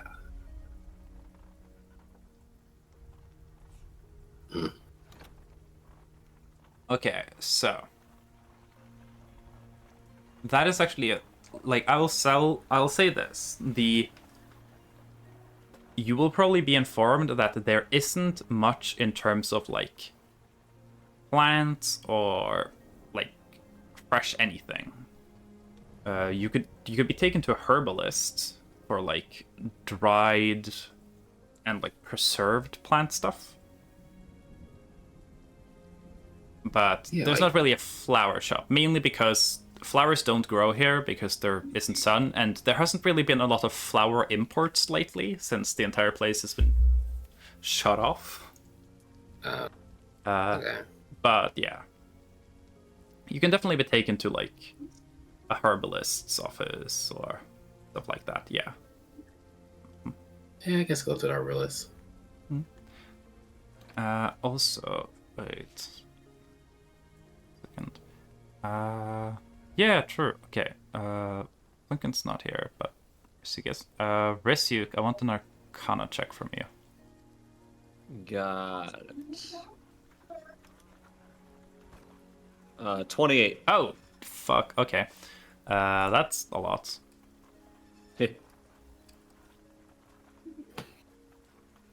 So, kind of early in the morning, going through your normal stuff. Like, this is before Gin gets to get into town, because, you know, it takes like half an hour to get to town. Mm-hmm. You're just, like, probably around, like, having breakfast or something. And there is, like, this...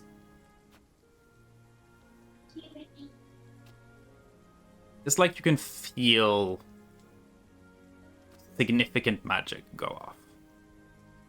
Oh. In, like, not something that's supposed to be hidden whatsoever, Mm-hmm. but some magic that is, like, at the scale that, you know, I don't know if you're familiar with, like, if you're at an airport and a plane flies by and you can feel the wind or, like, the air pressure change, it's like that. Yeah. Huh. So far, you've felt that feeling twice. Ooh. No, you've actually only felt it once. True. The rest of the party has felt a similar feeling twice. Ortis Hall. In Ortis Halls, with Astrophel, they could feel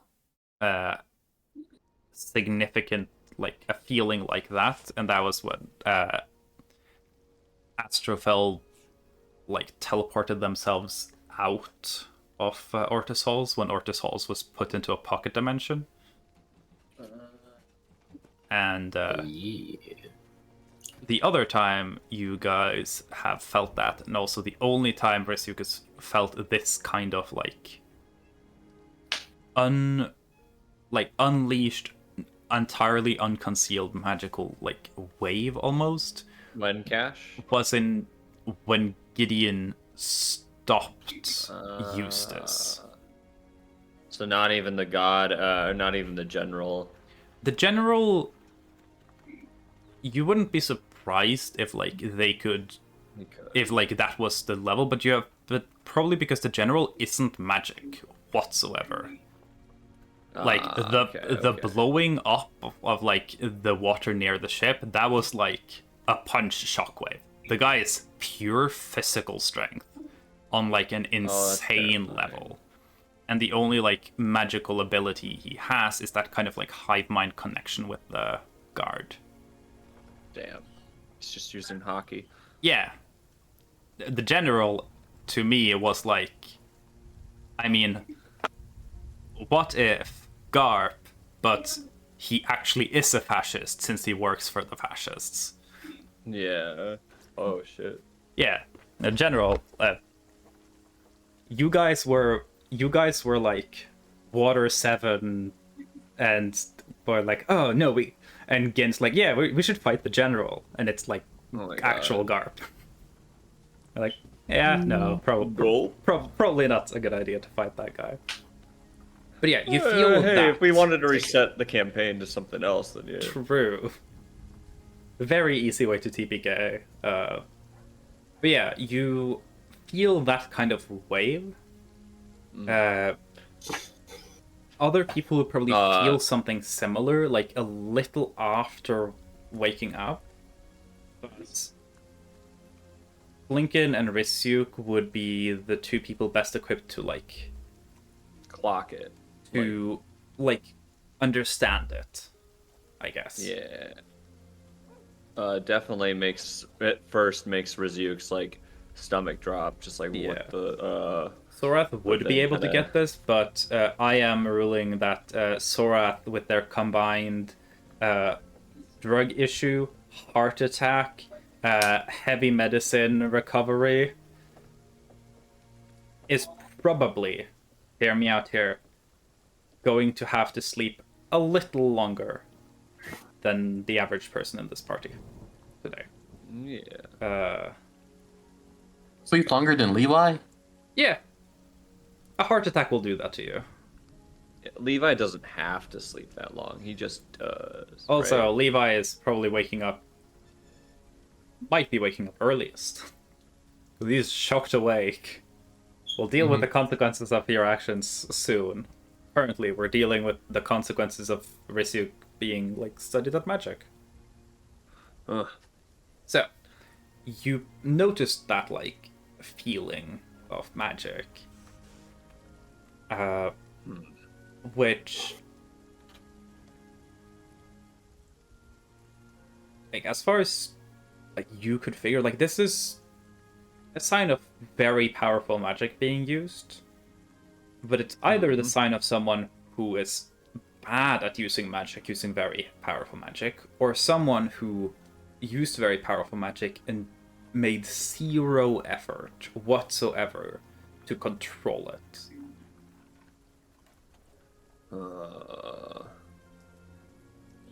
Nobody is around me that's awake, right? Besides like people that aren't here. I mean, you're in your room. Everyone chose to have individual rooms, so there's like staff. Oh, that's true. And you can also check in on people. I'll ask one of the staff as I wake up. Is there some kind of spell that's cast here every day or something like that?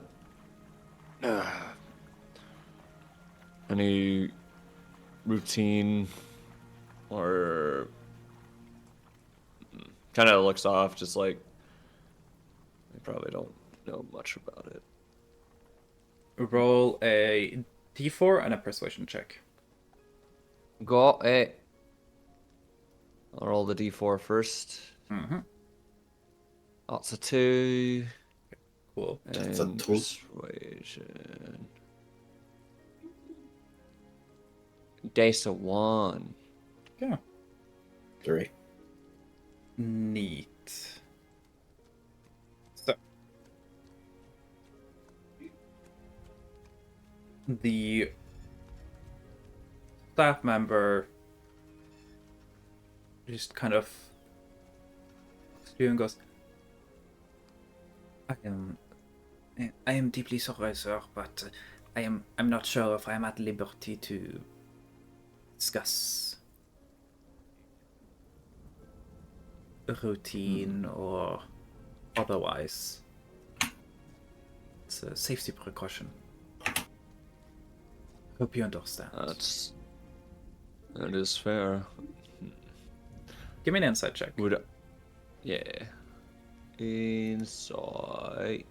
Wait, there's super advantage? What is that? I don't fucking know what super I don't- advantage is.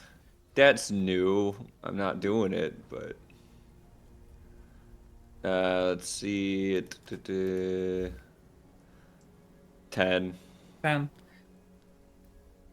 The staff member is hard to get a read on, but from what you've from what you can gather, they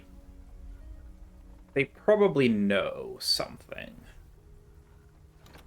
And you have a feeling that safety concerns isn't the reason they're not telling you. But yeah. Essentially just a moment of like, I'm not loyal to you. I care more about the interests of someone else. Noted. I'll just kind of go with what I was saying before. No, that's completely understandable. Are you okay with me We did get permission to use spells here, obviously, ones that are acceptable. Are you alright with me preparing spells in this room? I'm kind of role-playing the... Oh, you are free to do whatever you want. Okay, thank you. You might want to wear ear protection or earplugs because sometimes I have to imbue the armor with the spells using... kind of holds up the hammer. I will not be bothered by it. Okay, and does that. It does, but keeps in mind questions for people later. Your Arcana check was a 28. Okay. Yes. Say a little bit after, you feel another similar wave. Not as strong this time. And I'll say, being a little more prepared for it now, it feels like it's coming from somewhere like in the like back gardens behind the castle. As for like the source of it, the magic itself it's a strange like meddling of, there's some necromantic properties to it, there's some transmutative properties to it, there's some evocative properties to it. Once I get done with preparing my spells for the day, I'll probably see about going and investigating that. I'll pack up all my things that I would be taking with me throughout the day. Mm-hmm.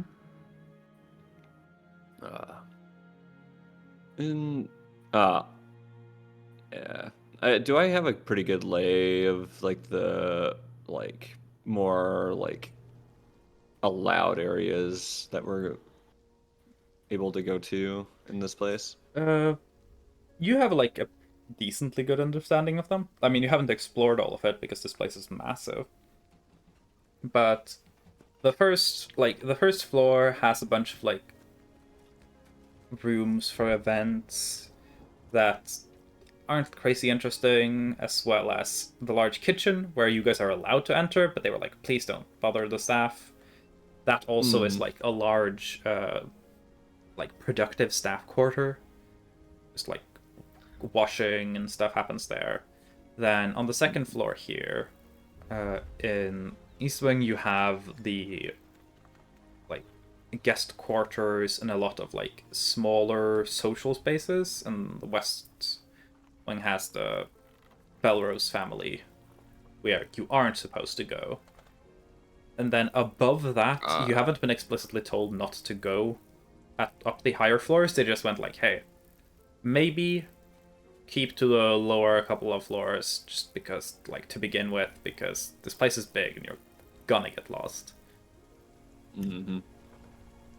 Well, I'll put on Detect Magic as I finished up stuff for 10 minutes, and then I'll head out to the direction that I felt it from, or kind of got a vibe from. And I wonder, do I have kind of general knowledge that the garden area is Ansem's work? So there is a large garden area that is like general, like just a general open space. Then there is a greenhouse that is on one far end of the garden. That's Anselm's work. Got it. The large garden Got is still just like heartroot trees and like rotweiss and stuff like that. But it's very, very beautifully sculpted. And then Anselm has a decently sized greenhouse where he actually like grows normal plants and stuff. Got it. Yeah. I will head there. Wait, I didn't hear that. I have told you before. Anselm has Yes. a greenhouse where he grows a bunch of stuff. Keep in mind, one of his special interests is poisons. Oh, I heard that part. Yeah. Okay. Can I switch to dancer to go to a greenhouse? You can sure do that. I will definitely see if anybody would be interested. Like one of my I'd Going into probably the check gardens. I'll say y'all can definitely tag along together. Gardens. Risyuk would be able to tell that the magic that you're feeling is not coming from the greenhouse. It's coming from a little further into the gardens, where there's like not really a maze because it's not solid walls, but there's like this almost like series of corridors of very neatly trimmed heartroot trees that kind of extends in, and then there's the greenhouse off to a side, where Ansem does seem to be already working on stuff in the morning. Okay. So you guys felt that earlier, right?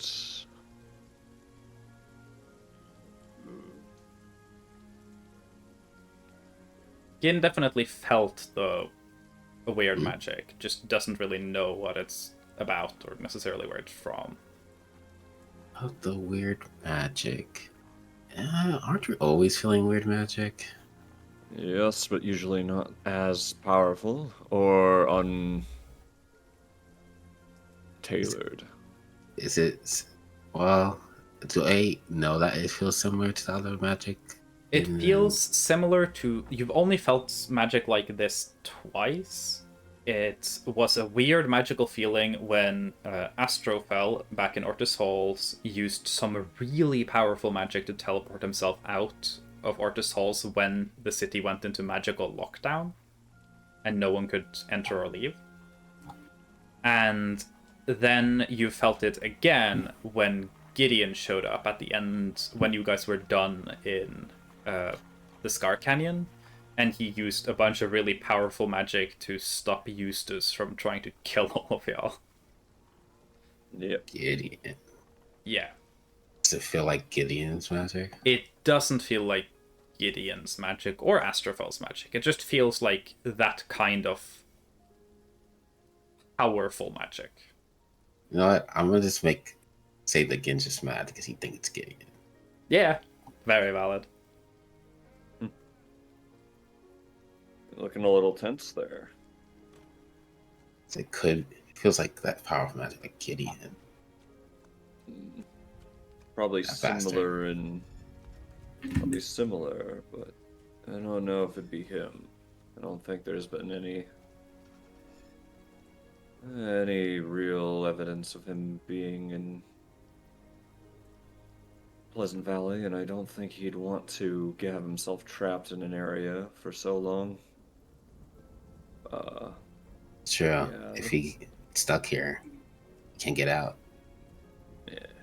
Well, I guess it's a good thing for us. If Gideon can't come in, well, if Gideon comes in, he can't come out. So I don't think he would try. Yeah. That's good thinking about, though. From the feeling of the second pulse, it feels like it should be around, like a little bit further along.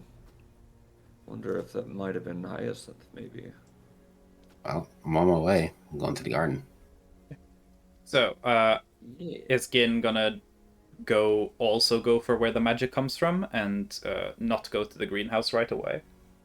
Or are y'all like splitting up? I'm essentially asking because Risyuk was going to go where the magic was coming from, right? Do you want me to come? Yeah, up to you. I wouldn't turn Okay, you I'm down. not coming then. So Gin goes to the greenhouse to go to Anselm for poison stuff, and Risyuk goes to explore the magic, right? Yep. Yeah, cool. I'll say that we'll do Risyuk's bit first. You kind of God. follow the easy path through these tree trunk corridors. As you get closer, I'm gonna ask you to make a Constitution saving throw. Not against anything really bad. It's just to see like how affected you are by stuff. 23. You're feeling yourself like you're pushing back against it pretty well, but you can feel yourself like occasionally be like pulled. It does not feel like Sage could use like telekinesis. It feels like someone's grabbing hold of something physically in you and moving that thing, and you're being dragged along. And it's not like you're being thrown around the place, it's just like this, oh, okay, that fucked with my balance very slightly. Was it more of a pulling or pushing away, or random? It felt more like a random direction. Maybe something. Maybe the magic used was a bit more crude than first assumed. Wonder. You have a feeling you're getting close to where it's from. Are you trying to approach stealthily, or are you just like approaching? I'll kind of just do like not a rushed approach, but kind of, like, yeah, why not? Like kind of like a little bit more of a stealthy, but not like not just you're trying to sneak up on them. You're just like, are you trying to like, not be noticed if like no one naturally notices you, or do you just want to waltz in and be like, I'm just observing, Yeah, more of a careful approach. Yeah. Okay. Give me a stealth check then. Got it. Man, if I didn't have heavy armor, I could get this at advantage. But flat with no. There's a 10. I'm gonna roll to see if they notice. They don't, because they're pretty distracted at the moment. You get to a very nice, open, like almost plaza-like clearing where there is a like small, like very artistically set up pool with a fountain. And on one end of this, kind of like facing away from you, you're kind of like approaching probably from where she like also entered here. You can see Emrys. Oh. And she is in the process of casting spells. And give me another Arcana check. Yeah, I do also have detect magic on. I'll as let well. you have advantage on the Arcana check here because of detect magic. Thank and you are you. technically close enough to her that you're within range to see things with detect magic on her. Natural 20. Cool. For a 29. I'll say that what you're seeing, of course, leveled spells is just kind of like a game thing, but you are seeing essentially what you've been feeling has been like 7th, 8th level magic being tossed around, and Jesus. Emrys is genuinely a monster, and you are watching as she begins casting something else, and with a natural 20, you have no fucking clue what type of magic this is, but from what you've heard from Sorath, you figure this is the magic that Emrys has kind of invented, the like hemomantic magic. Probably what you were experiencing was just the push and pull of the fact that like her magic is entirely centered around manipulating blood and using blood for effect. So it was probably pulling your entire body by the blood within your veins. Damn. Just as a side product. The things you can still pick up on some components of how the spell is cast to determine something about the spell. With a natural 20, I'll say that what you are seeing is someone casting probably the same spell they've been casting. You figure that it's intended to target one, probably person or creature, and that she's casting it untargeted. Targeted. Give me to an herself? insight check. No, she's just casting it without a target. Like Oh. burning spell slots and Casting visibility without using it on someone. Got it. Give me an insight check. Interesting. Yeah. Oh, God, what are with these insight checks today, even with advantage? 15. 50. Don't worry. Emrys is not aware that anyone is here right now and is also not in the best mental state to try and hide her detailed intentions. So, you Yeah. figure, based on also the natural 20 arcana, this spell is probably very, very harmful for whoever it would be targeted by. And she seems angry. You get the sense that she's, like, using this as an outlet for frustration. I will not intervene. I will watch. Imagine. Hey, what's going? Wow, you got hit with the disintegrate. I'll say, you watch her cast that last spell and you're like, ooh, like beginning slowly backing back off the way you came. This seems more powerful. You'd guess, I'll say the nat 20 gives you the chance to guess. That's probably 9th level equivalent magic. Oh, Uh, Jesus. yeah, like I said, Emrys is a sorcerer. She is at least 20 levels of sorcerer. Then she has some extra Yeah, stuff I was in it. gonna say I was as somebody with a wizard at level 9 with level 5 spells. I'm like looking at that number. I'm like, oh. Yeah. So what you figured is that she spent probably like the first one might have been an 8, then a 7, then a 9. And she casts it. Are you trying to like back off and be like, okay, I'm gonna get out of here. I don't want to be noticed at all.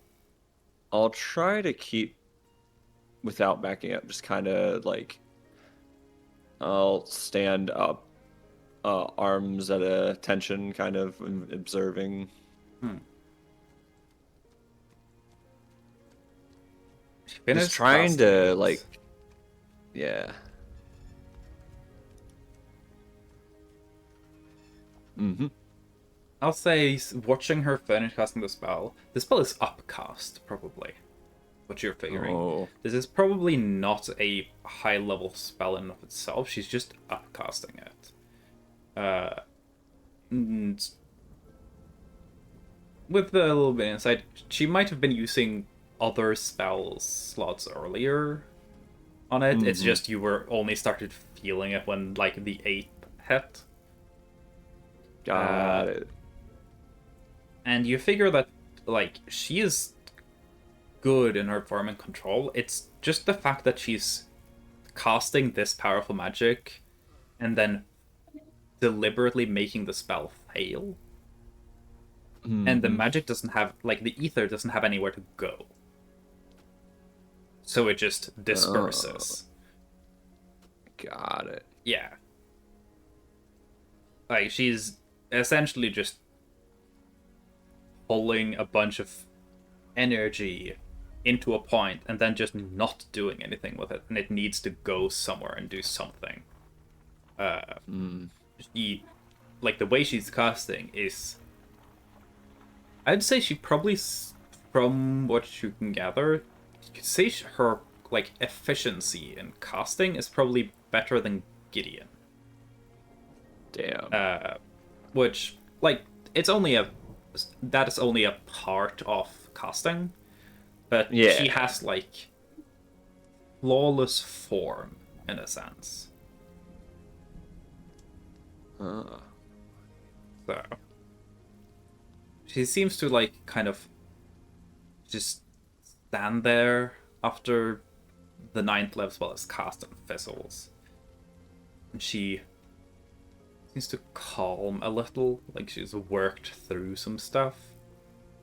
From what you've heard from Sorath about Emrys, kind of in preparation for going here, this seems extremely out of character for her.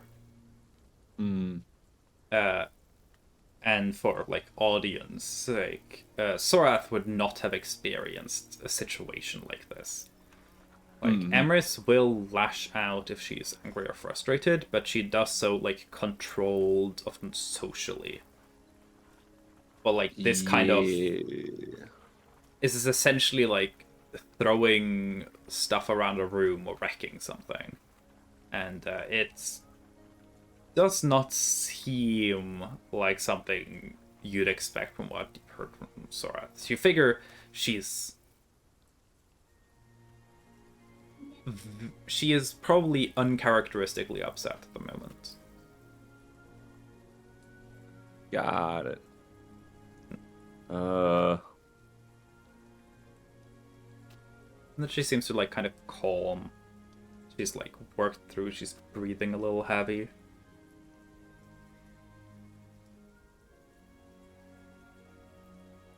Are you doing anything or are you just still like standing there? What did I learn how to refer to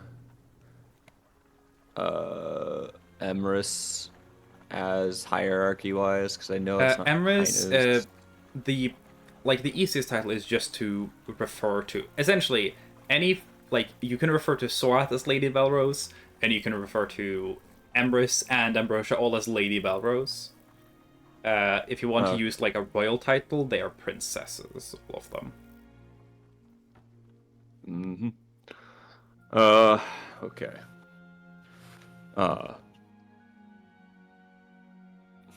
Riziuk will hesitate for a second and then kind of at a, not shout, but Lady Belrose, permission to approach? She'll immediately startle a little, but she hides it very well. She turns and goes, give me an insight check. Yeah!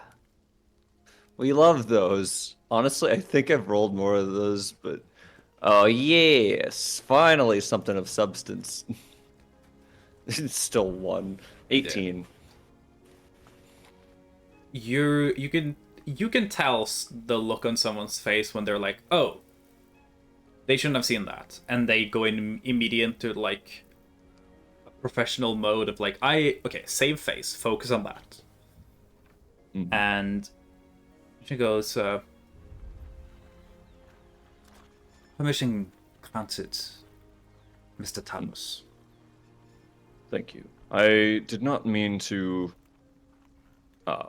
spy or anything like that. I just felt something familiar happen this morning, and I think I was able to trace it back here and now understand why. That was quite the power behind whatever was going on there.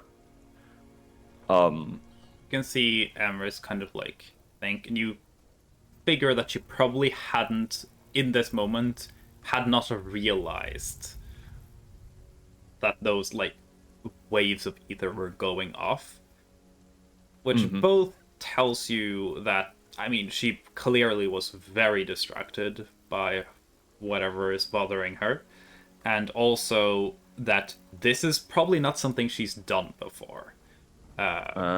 So, which adds to the, yeah, this probably isn't usual. Like, this is not something that you've, like, been aware of being an issue with magic. Probably because, like, lower level magic, like, it would probably give us some ether, but it would be so insignificant that it wouldn't really be noticeable. But you figure that probably someone with as much magical power as someone like Gideon or or Emrys, they probably aren't just randomly using high-level spells on nothing. Yeah. So it might genuinely might be something that she's never thought of or never realized. Yeah. I know that praise from somebody so green in the arcane might not come to much, but it's impressive how much power was in those, even though they weren't directed at anything. I was told that you have been working on a type of spellcasting pretty much specific, pretty much your own.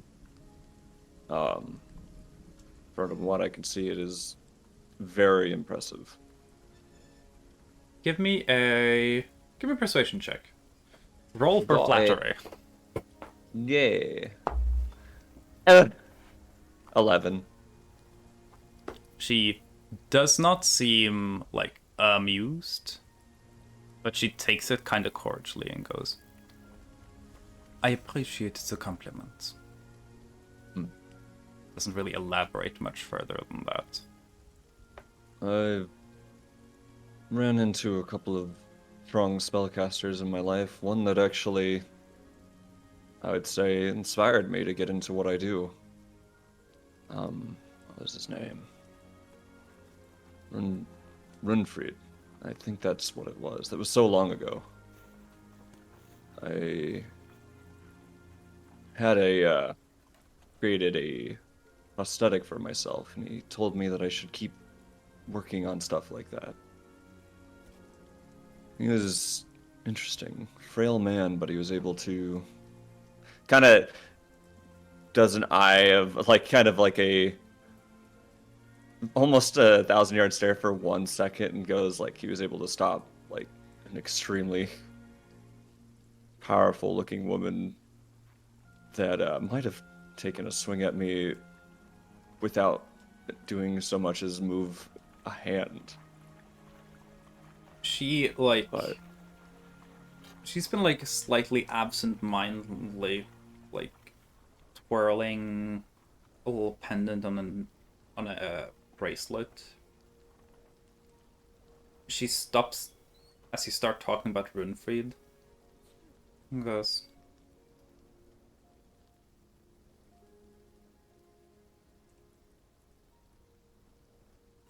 "I know it might be rude to ask, but strictly I do not care. Would you mind telling me how old you are?" it'd be 31 now. Wow. Been going for a bit, huh? Yeah, 31 years on this planet, and most of them were out east. I'd say this would be the first year I've actually made it to the west side of this region.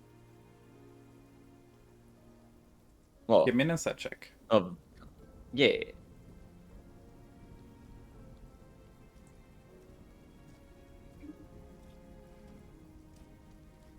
What are with these insight checks, man? I mean, 9's like kind of close to average. 17. Yeah. 17. He is being like more guarded at the moment, but you can at least figure that some of what you've just said has made her immediately distrust you. Like, she looks like she's caught you in a lie.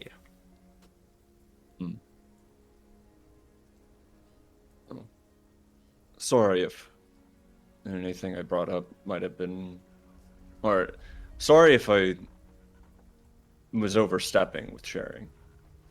I been intrigued by the arcane arts for most of my life now, and I was told that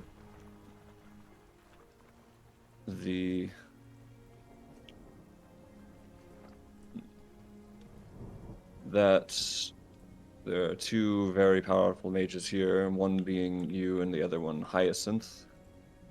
I did have a question for Hyacinth, as I didn't know if you would be interested in helping out, as I would understand the lady of the house. I'll say Well, your words kind of freeze in your mouth. uh, And your body just kind of goes stiff. And you're placed kind of like at attention with arms straight down your side, and you're not seeing Amber's do anything. But you don't have control over your body physically anymore. oh, And you're lifted up from the ground, you hover slightly closer to her.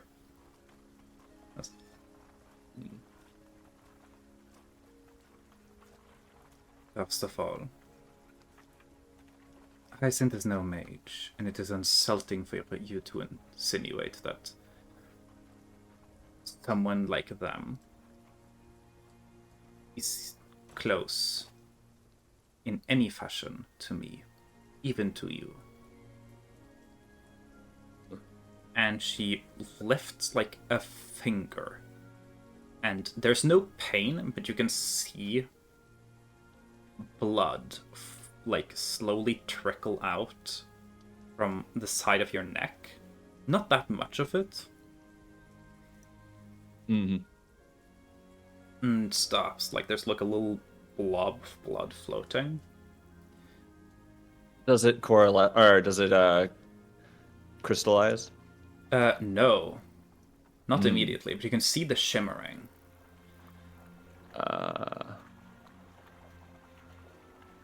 Looks at it and again, not really doing anything. Looks toward, like just looking towards the blood. Goes.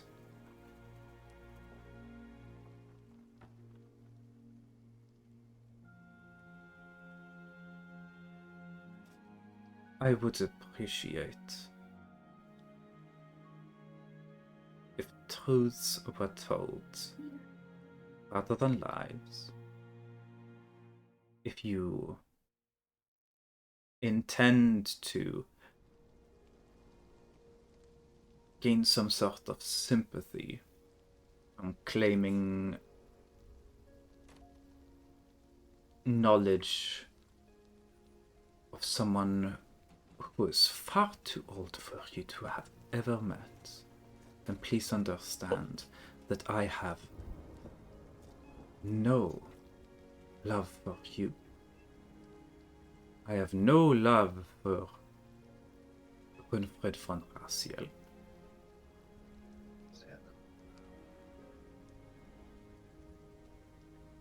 To bring up a librarian as if they matter is insulting. She, like, is just staring at you, and you can tell that the thing she's looking at is your armor. Specifically the runes. Yeah, Dougal. Also, I wouldn't be able to move my jaw or anything, right? No. Anything in your body that has blood is not allowed to move at the moment.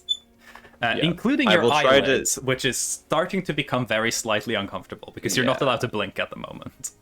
With the time that I have, making sure I'm not trying to interrupt, I will try to telepathically say, I made a mistake. I did not mean to imply any kind of relative power between Hyacinth and you. I meant that people that could look into what ails me. No, she seems sorry, lady, she seems annoyed that you have telepathy.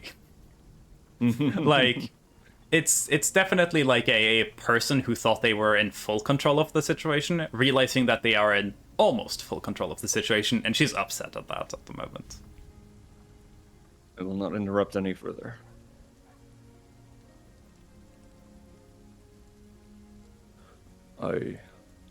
Or I guess it would be more like, I I do mean to tell you that when I was a child, I did meet a man that claimed to be Runfried. Give me a persuasion check. Got it. I hope this is one of the high ones. Natural 20. You're lucky.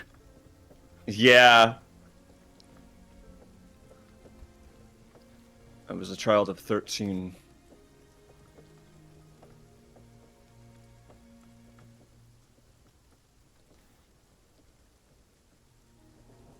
She breathes out like she's like contemplating, and she's upset that she has to contemplate.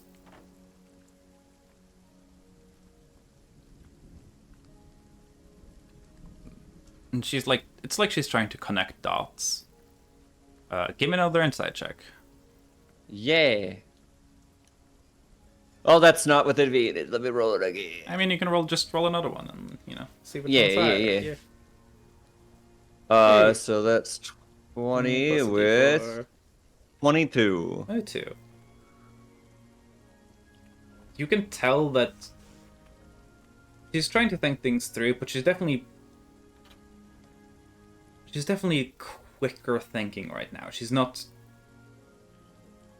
You can tell that this is someone who is thinking less thoroughly through things than what they usually do.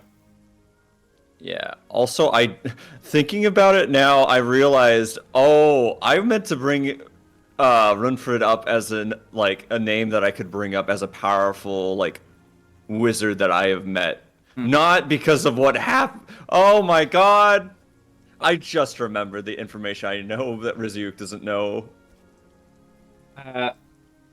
Well, you know that I'm pretty sure you do know that Emrys would have Rinfrid would have been someone to work when she was developing her magic. What might not have been something that immediately connected for you or for Rizyuk and works kind of in character is that, oh wait, that was 250 years ago, wasn't it? Oh god, I didn't think about that. I keep forgetting that this 30-year-old woman is actually 300. Yeah. But yeah, she kind of contemplates. She's thinking through. You can tell she's not thinking through things as much as she probably usually would. And goes,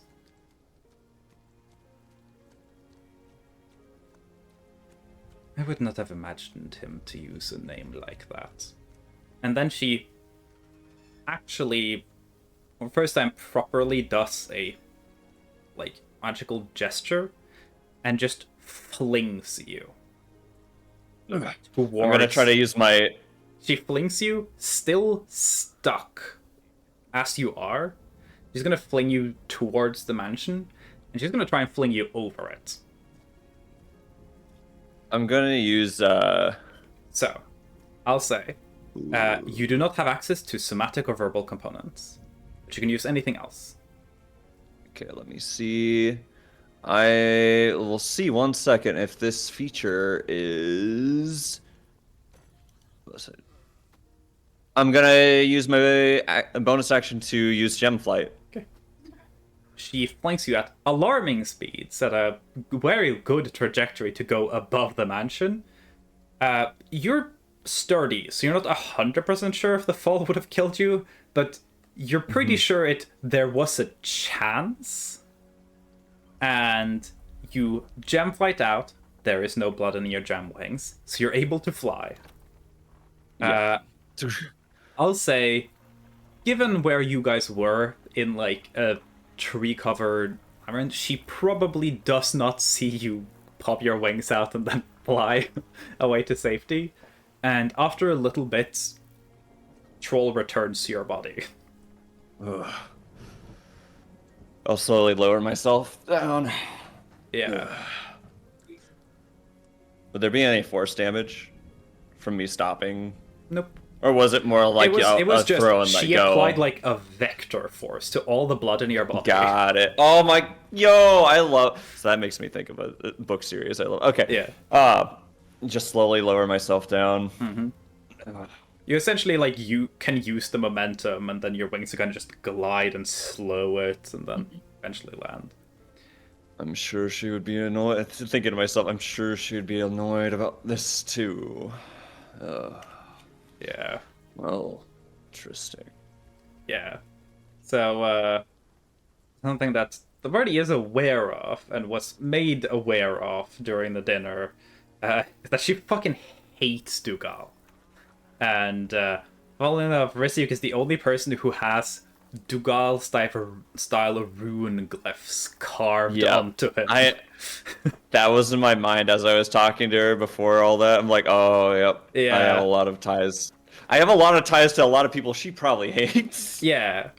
And I'll say, with your good insight at the end there, you probably assume that her, as like what she thinks is that Dougal was the one you apprenticed magic under, and that he was using Runefrid's name because the reason that those two knew each other at that age, when she was developing their magic, like, they were born around the same time. They were in the same royal circles, and Dougal did try and study magic at the library. A library that Emrys would occasionally visit, not to study, but for, like, knowledge resources. Because Emrys was a genius, and Dougal flunked out. Got it. So, also, the fact that I'm an artificer also can lead to that, like, assumption. Because in her eyes, Dougal is someone who flunked out of magic school, with essentially Runefrid being one of his professors. And then he did a bunch of really wild, weird shit to get magic through largely unethical means. And now she's like, oh, is he walking around pretending to be his old, like, college professor? What a fucking weirdo. Why is this guy marrying my daughter? I hate my life right now. So, yeah. Interesting. That was kind of a perfect storm of, like, the perfect misunderstandings. Yep. Because Rizyuk was just trying to bring up stuff that actually did happen to in his childhood, but not realizing certain names that were used might have not been names that were actually used past that point. Yeah. But yeah, congratulations. I was hoping you would remember Gemflight there. It would be really funny if you crashed and then like, oh shit, I could have popped my wings out. Yeah, no, I was thinking about the whole time. I'm like, okay, is there any somatic component, or is it at will? It's basically at will. So, with that encounter dealt with, that's fun. With Gin going to the... with Gin going into the greenhouse of lions here, if you want to deal with your buddy Poison Boy. Yeah. So, while all of that shit is happening with Risyuk, Gin is just like, oh wow, this greenhouse looks pretty neat. It has a bunch of artificial sunlight in it, and it's actually a place where like normal plants are growing. Finally, life. Mm-hmm. I wonder how they did it here. Yeah. Also, yeah, definitely. I thought that for a brief moment you were talking about Dougal, though. Like, yeah, no, Emrys's hatred of Dougal is very justified, but Emrys's hatred for Risyuk, yeah, was just like, she's like, oh, yeah, I was right. This guy's so awful. Oh, no, Sora? Yeah, maybe.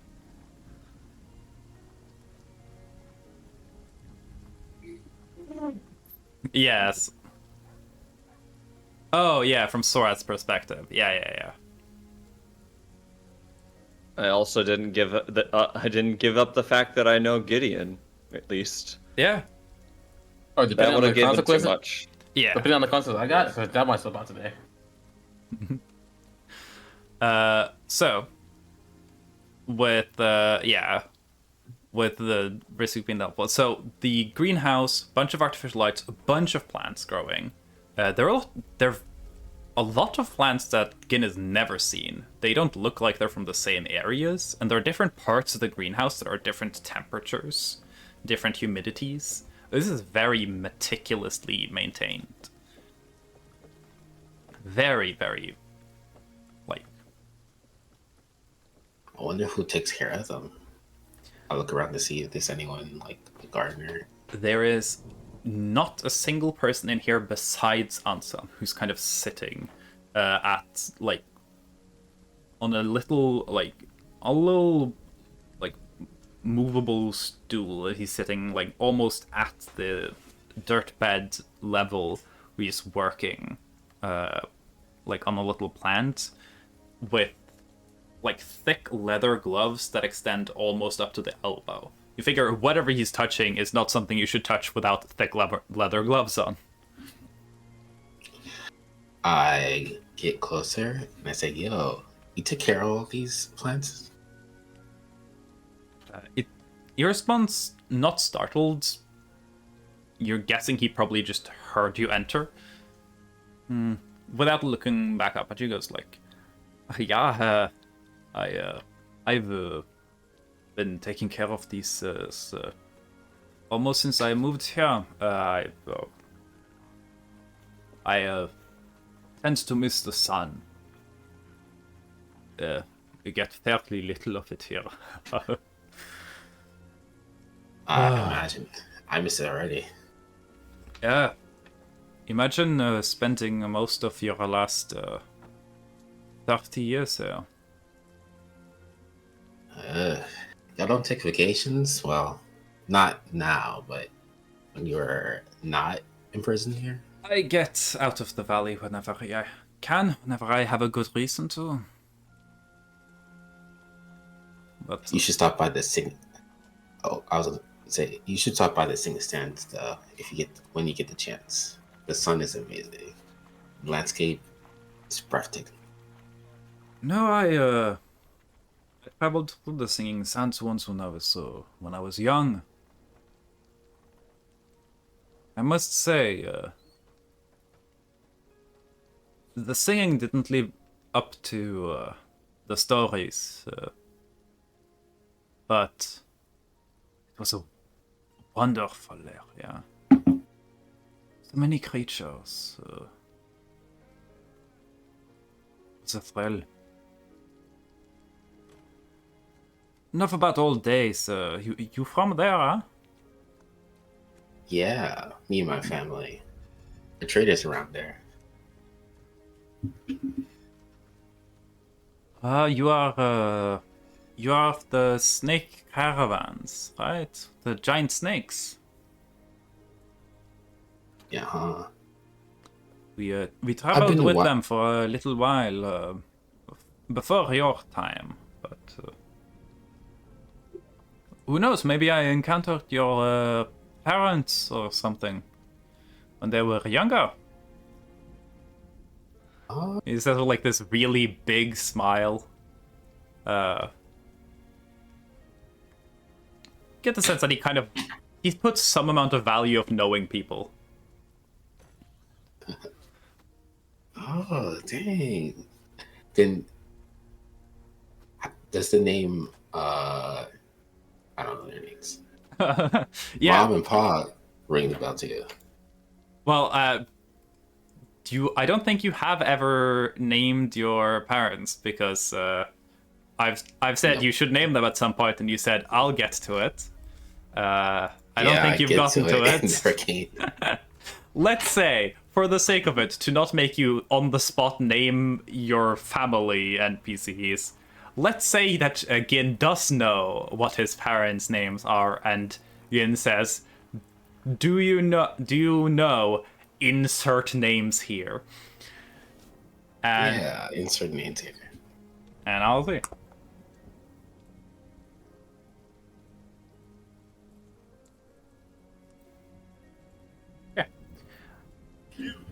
There were. They might have been there when we were traveling with. Though we did not travel with the whole caravan, we just hired some members to help transport us. But the names don't seem unfamiliar. Though I will admit, if I met them, they perhaps did not make the biggest impression on me. I very much doubt it were the people we traveled with most. Gotcha. It's a big family too, so it could have been anyone. What kind of plants or what kind of poisons do you grow? Vice versa accent. Most things. It's a collection of things that I've managed to gather with my resources, but it's also a couple of the ones that I enjoyed using back when I was traveling. And it's always just been a thing that, you have to use a skill to keep it, maintain it, and I'll say that he kind of just goes through, and for the most part, very few of these are like poisons that do damage by any means. But a lot of them have like very, very, very specific, kind of fucked up effects. Hell yeah. He has several different poisons that would make someone like asphyxiate if it's breathed in, and he goes like, this one would accomplish it by causing an irritation in the lung tissue, so that the lungs would fill with fluids that would thicken due to the mucus, and it's unlikely that you would get it out, and the victim asphyxiates. This one is kind of similar, but the process is significantly more painful, though not more effective. You just go through it's like a million different ways to kill someone with poison, and it's mostly just like, what kind of suffering do you want them to be in while it's happening? Oh my god, that's evil. Show me more. You get a giant tour of a bunch of poisons. Not like most stuff in here isn't stuff that's like legendarily rare or powerful, mainly because those things are not stuff you can grow in a garden. If you could grow stuff like that in a garden, it wouldn't be that rare. But yeah, no, this place, with the size of the greenhouse, you'd figure like the greenhouse itself has like the footprint, not the height, but the footprint of like the Lincoln Monument, like that whole building. You'd figure you could probably poison literally every person in this country, like in Pleasant Valley individually, with the stuff in here. There's an overkill of amount, and so much variety, and most of this is stuff that's like ingested or inhaled, and there are some contact poisons and some injury poisons. And Anselm kind of goes through and explains that like the injury poisons are what his favorites are those, because that's what he used when he was traveling, because he, like Gin, coated weapons with poison. But most poisons aren't most effective that way. But the ones that are effective that way, they, like an injury poison, the benefit there is that like it's so reliable. Because like if you can get it in someone, like it's going to work pretty well. But something someone eats, like so much could go wrong there. Like what if they throw up? What if they get sick before the poison like fully takes effect and they just throw it up and the poison just doesn't work properly? And I'll say that Ansem goes through and kind of explains a little bit of like how he would use poisons for monster hunting, and that their group's tactic was Ansem would use a lot of poisons that would slow or over time immobilize a creature, and that they would persistence hunt it. He would like throw or shoot something at a monster, and then the group would essentially make the monster feel threatened enough that it would leave, and then they would let it run away and tire itself out from the poisons in its systems, and then go kill it. That's a good strategy. Yeah, there. it's like most creatures, even dangerous monsters, unless they're backed into a corner, the second you are a threat to them, they will try and flee. And the secret is trying to use that to your advantage. One of the reasons that the pseudo beast has been such a problem is that it will not flee. It's a brute force type creature. It's not intelligent enough. Poison's the most effective use of poison is when your target is smart enough to care for its own safety, but not smart enough to understand what is going on. So as a poisoner, it's always important to disorient and make sure that your foe is confused. Overwhelm them. Oh.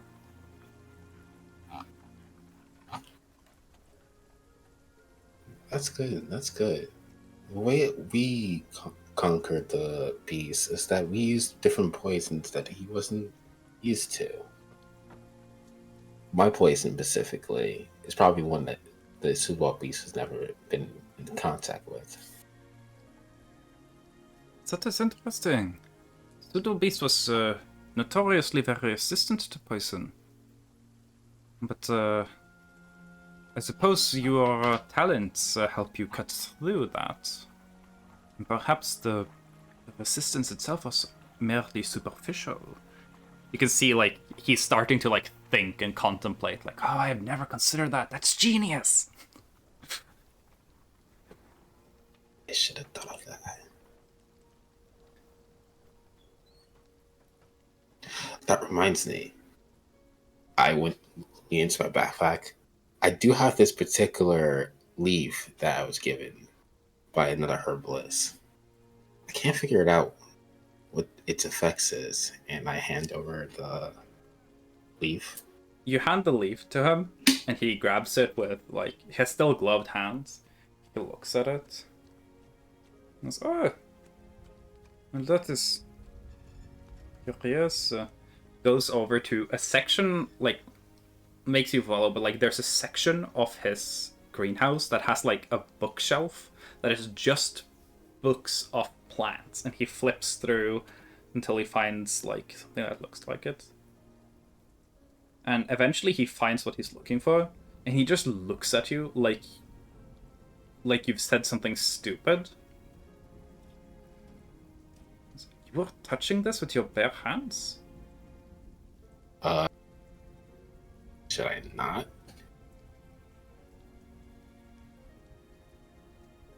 I suppose it is fine, but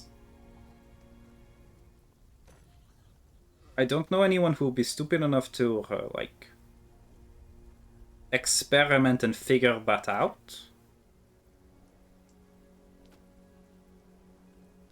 Yeah, a little poison won't kill me. I mean, it will. Hasn't been. Well, hasn't yet, right? I suppose so. Oh, this is... I spent a decent bit of my time traveling looking for this specific poison. You never found it. How did you get your hands on it? The leaf is dried. It's supposed to be virtually impossible to preserve it. He went to the trouble of finding this really weird witch in this forest. He just, like that is the most normal thing to say, and goes like, that will do it, I suppose. And goes through and like, yeah, so no, this could definitely make for great poison. Probably not a lot. But if you ever have one thing you really need to take out, depending on how you construct the poison, yeah, this could do it. It's that blatant. Oh no, this poison is quite valuable because it was used in legends in the areas where this poison grew. The plants flowered. The stories say that in those mountains there are neither dragons nor giants, because even touching the plant would instantly kill them.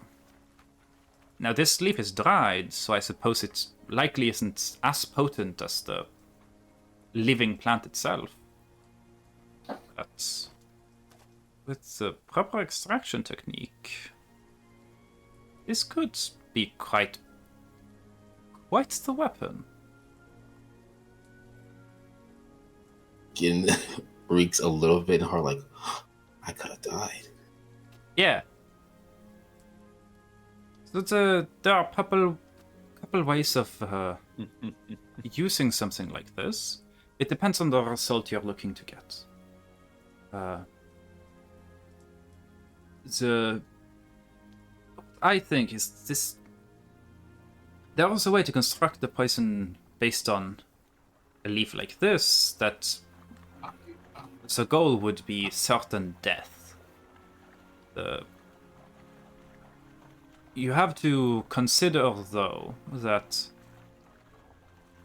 any poison that aims to fully eliminate its target without considering alternative effects has a decent chance to simply remain ineffective.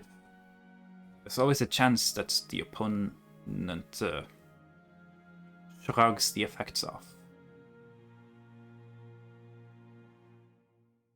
If you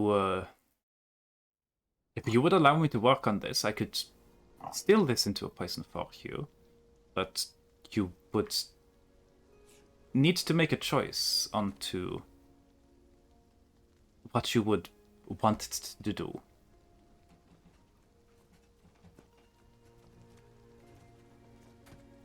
And can I ask out of character? You said there was two.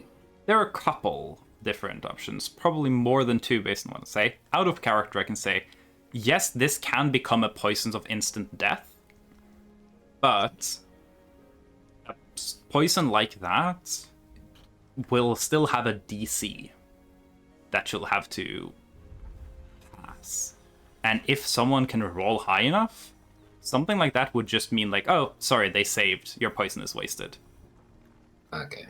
So, but if they fail it, they just die. That's kind of funny. Other things, I can say that Anselm can take Gin through a bunch of options. You have options like, depending on the effects you want, you could tweak this to be a paralytic agent. You could make this essentially make someone like comatose for a while, depending on how you would administer the poison. Like, one of the options is if you make this poison something like an ingested poison and want someone to like become comatose, then as long as someone eats it and it goes into the digestive system, there wouldn't be a saving throw associated. They would just go comatose for like, probably until someone could come and cure them. Which would take a while, because you would need probably more than just magic to cure them. You would need a specialist to work on getting it out of their system and then fixing the system damage. You can make stuff like injury poisons that just paralyze straight up. No save required. Like, there are still going to be things that are immune to poisons, of course. Those will not be affected by something like that. Let's go for the long con. Let's go for the instant kill. You want instant kill poison? Yes.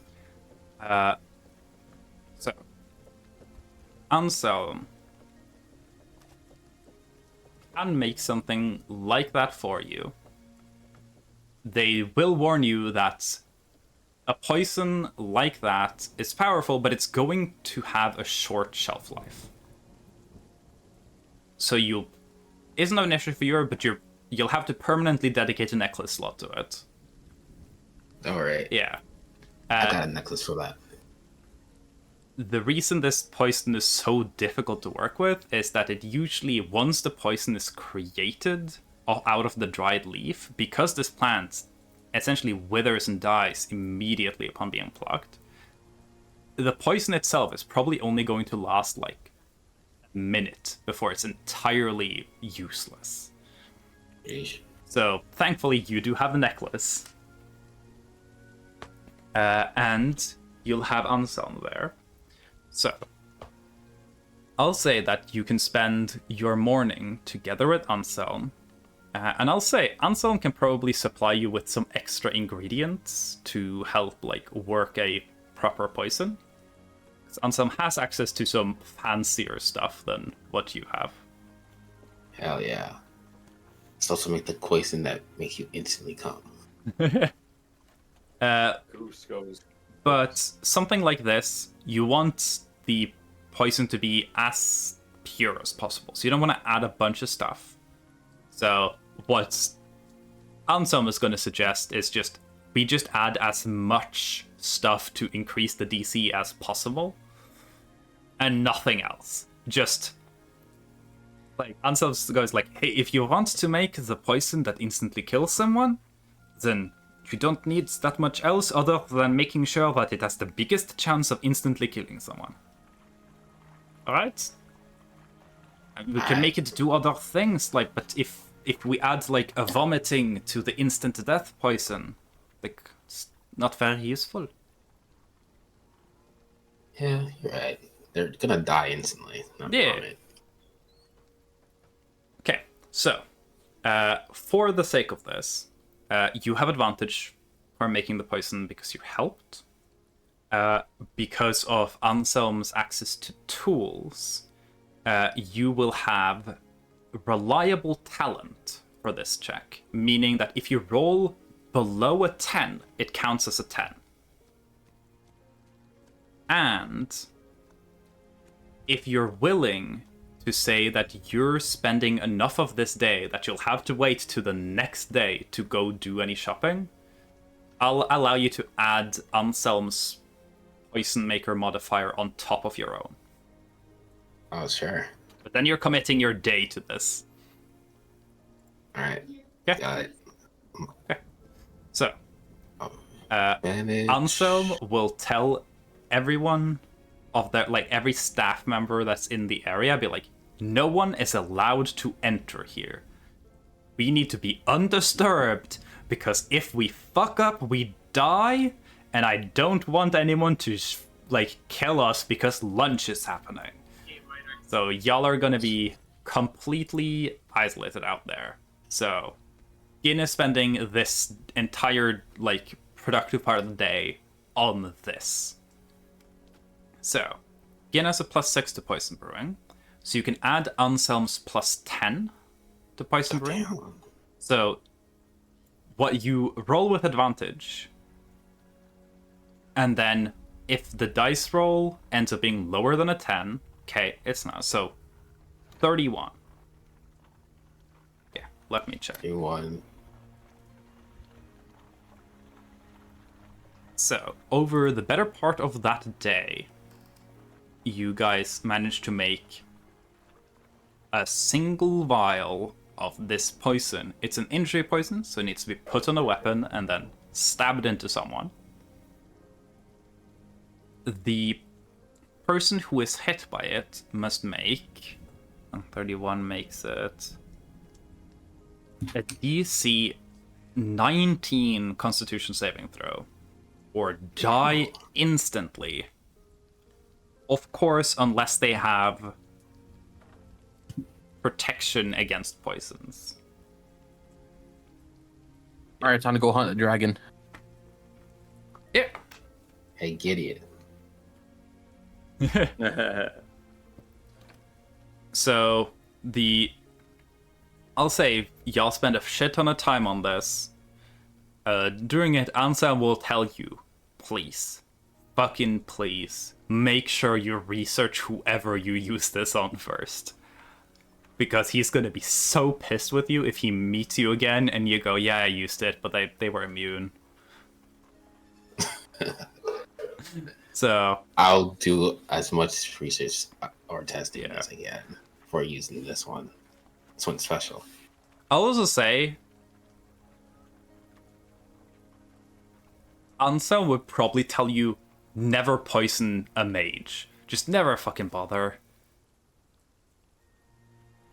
Got it. Because they've got so much fucking bullshit magic, and it's not fair, and they always just have a way to solve things, and it's so annoying, tell and me they all about it. suck.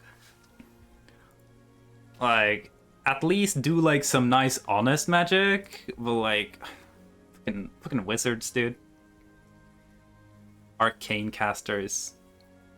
This is essentially Anselm venting to Gin, both about being annoyed at like dealing with arcane casters when he was traveling around, but also probably also just venting about his wife, because Emrys is an arcane caster. Yeah, I could get that out. And like injury poisons work by getting shit into the blood, and with the power level that Emrys is at, she could probably do some fuckery at being like, oh shit, you poisoned my blood. Okay, we swap blood now. Damn. Because, like, yeah, they're really powerful mages, and when a mage is powerful, they're powerful through utility. It's like, yeah, just don't bother, like, poison mages. Just hit them really hard. It works way better. Just stab them a bunch. And then poison anyone else. But yeah. So Gin takes care of that. Then, I think the last two things to deal with the session before I'll end will be Levi, if Panda's here, can learn about the consequences of your actions. And then we can end with whatever happens to Sorath when they wake up around like midday. So if Panda is here. Yeah, I'm here. Yeah. So, you probably are the person who wakes up first, because you're gonna wake up like during the like late hours of night, like early morning from the nightmare. Mhm.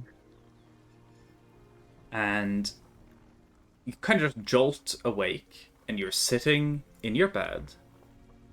I'm gonna stop the comfy chill music, going back to the awful music.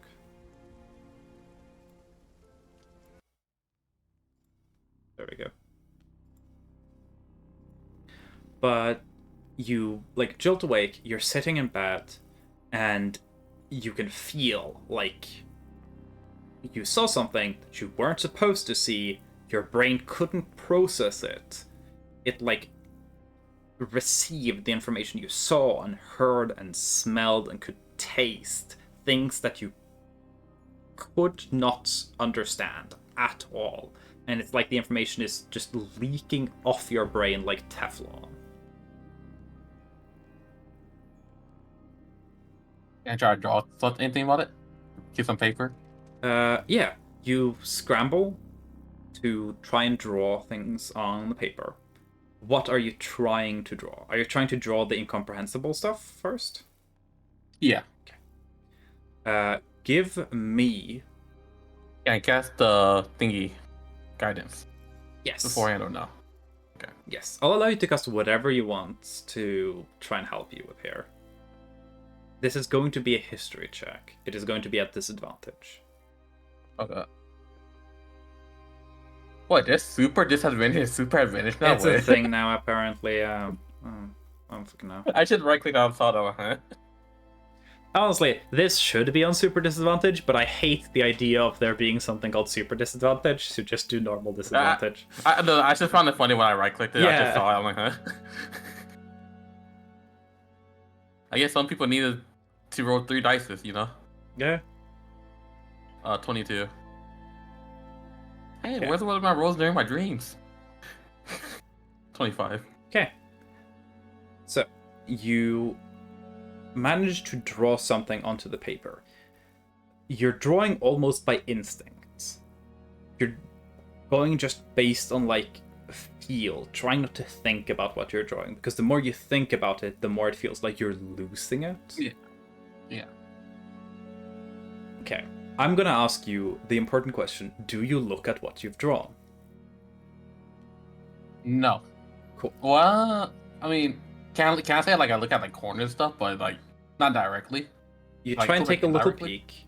Give me an But, like- give me an intelligence saving throw. Oh, You God, have I'm going succeeded back in to drawing these. it. Okay. So I just oh God. 16? Okay. I'll say you peek, you can see that there's something on the paper. And looking yeah, at so, like- you, looking at it makes, like, even just a corner, makes you feel ill. Can I like well after Levi's done drawing, he won't like look at it, Mhm. but he's gonna like try to put the paper and like put it upside down or like face it down. Mm-hmm. Yeah, you just put So it you can't, up like- to the, like, put the drawing part of the drawing onto the table. Afterwards, can I get a piece of paper and draw the symbols I saw on the puzzle box? Well, Give me a history well, I check see with what he- advantage, because you did... And I'll I do want to cast guidance for that one Yes. too.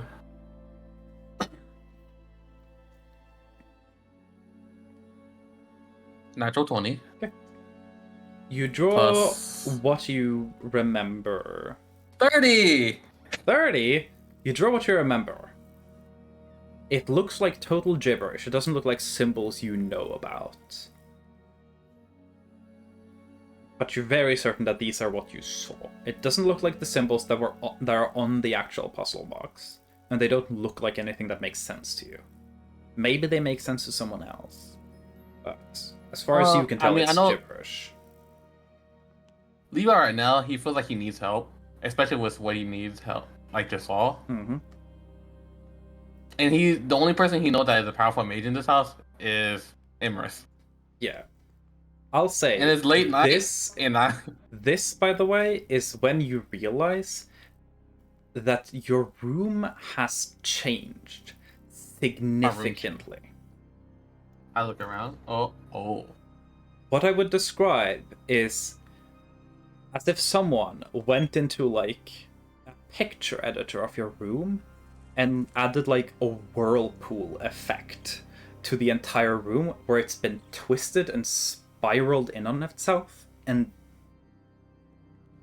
you can see, like, there's the doors, there's the windows, and they're twisted and bent out of shape.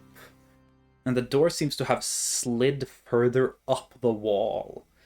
The room is no longer square, and you're not sure if it was this large when you went to sleep. You feel like it's gotten significantly bigger.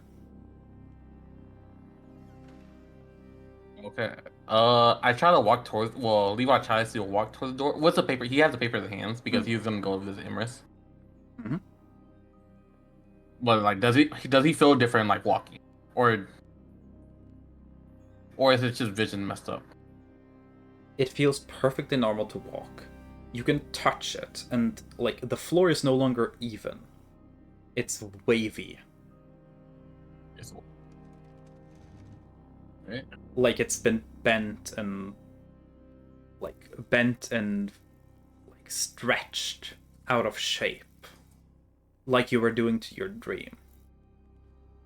Uh oh. Am I still dreaming? Like I said, Levi's dream powers were going to be a factor in this arc.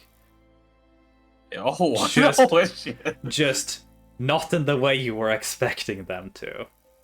Also, I will... hey, Lion, feel free to put that in the Twitch chat or in the game, like in the game log on above VTT, because I need chat to see the family names. Well, Levi tried to go to the door and open it, and as Ancient yelled, "Can someone help me?" You Can try and someone help open the me? door, and it doesn't open. It's like it's not like the it's not like the door isn't there. It's the door has warped and bent so much that it's stuck in place. Okay. Levi upon seeing this, oh, I should not interact with anything. It'll be like in my dream. He'll cast Sending. He'll try to cast Sending on Emrys, and hope it works. Okay. You cast Sending on Emrys. It goes through. Hello, I'm Levi. I really need help with a magic user for what's going on right now. Somehow I'm messing with reality, and I need you to take a look at some. Wait, I need to count my words. How many words? Fuck, I did not count my words there. Let's say you have 5 words left. That sounds about accurate. Drawing for what I mean, seen in my dream. I guess that's probably. We'll say that works. Emrys responds. It's probably like 5 a.m. at this point. Responds.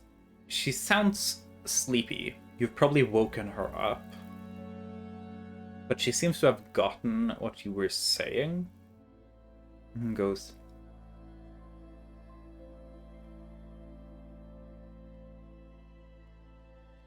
The fact that you're messaging me, I suppose, means that this is serious enough that I will indulge this. I will be there. And she shows up after...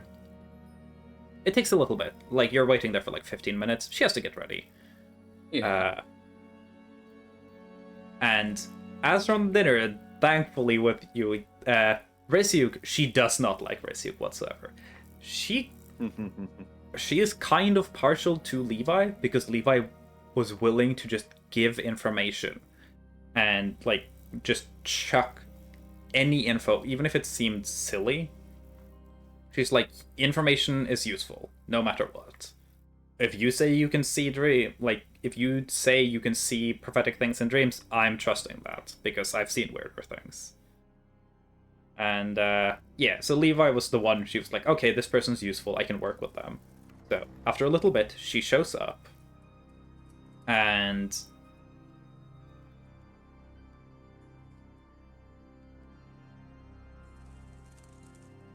from her, from what she will see from the outside and what Levi will eventually see once he gets out, is the area that Levi's room in has kind of like ballooned and bubbled and twisted.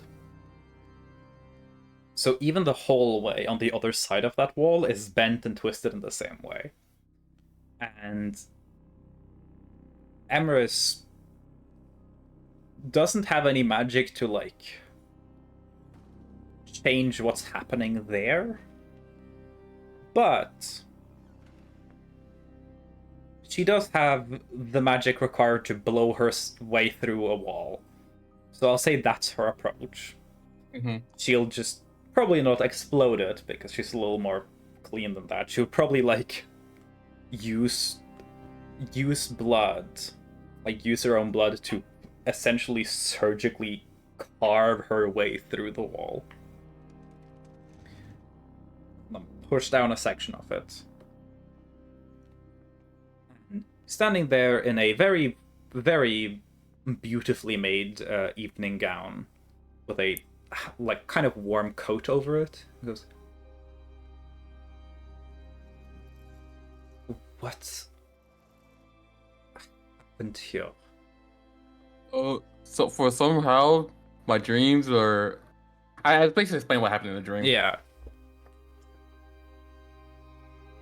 And but yeah, with this information I saw, but every time I stare at it, I try to draw it instinctively because every time I stare at it, I basically get a really bad nausea. I hope you might be able to figure it out, and hopefully it doesn't affect you too much. But this is what I seen and Charlie remembered, and I gave her to her. And I also gave her just like, oh, also we needed your help with a puzzle box that we found in the what's the city name? Inkimper. Inkimper. That apparently has this key to a door right now. Are the two things related?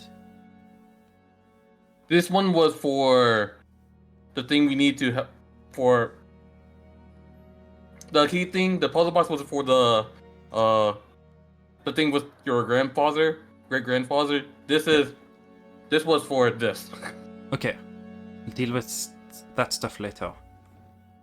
Give me a persuasion check with advantage on whether or not she's going to bother looking at this piece of paper. She trusts you enough that she considers your input valuable here. 17. She looks at it. Probably a little too all at once. She kind of just takes the paper you have and kind of flips it over and looks at it.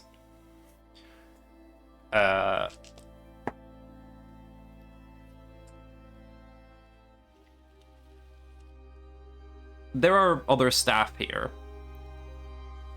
Emrys is going to immediately faint. Oh. Yeah. So you are the closest person to her. Do you catch her, or do you? Yeah, look? yes. Okay, I catch you her. catch her. 100%. The Oh, other this is gonna be staff serious. members look incredibly, of course, incredibly worried, and a couple of them run off to, go get someone who can get help. And Oh, this is gonna be serious. and then some of the staff members are they look at you like, oh god, why are you touching her? Wait, should I have caught her? What should we have... Wait, what the fuck were you supposed to do right Levi now? Levi would give a command like he would at the church. Pick up those papers, do not look at them. Or you will end up like her. What's the room I could put her in? They give me a persuasion check with advantage. Emrys seems to trust you, and right now she's unconscious. I will say, this probably does add to why Emrys was so fucking pissed. This is a horrible way to start your day. Yeah. Yeah. For Levi too, to be honest. Well, yeah, because what happened with Rizyuk is later in the...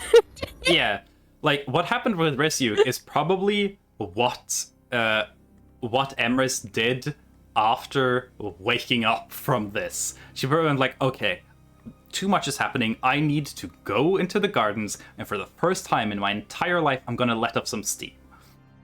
And then Risyuk shows up at the worst possible time. I'm sorry, Risyuk. That's okay. I'm the cause of your problem.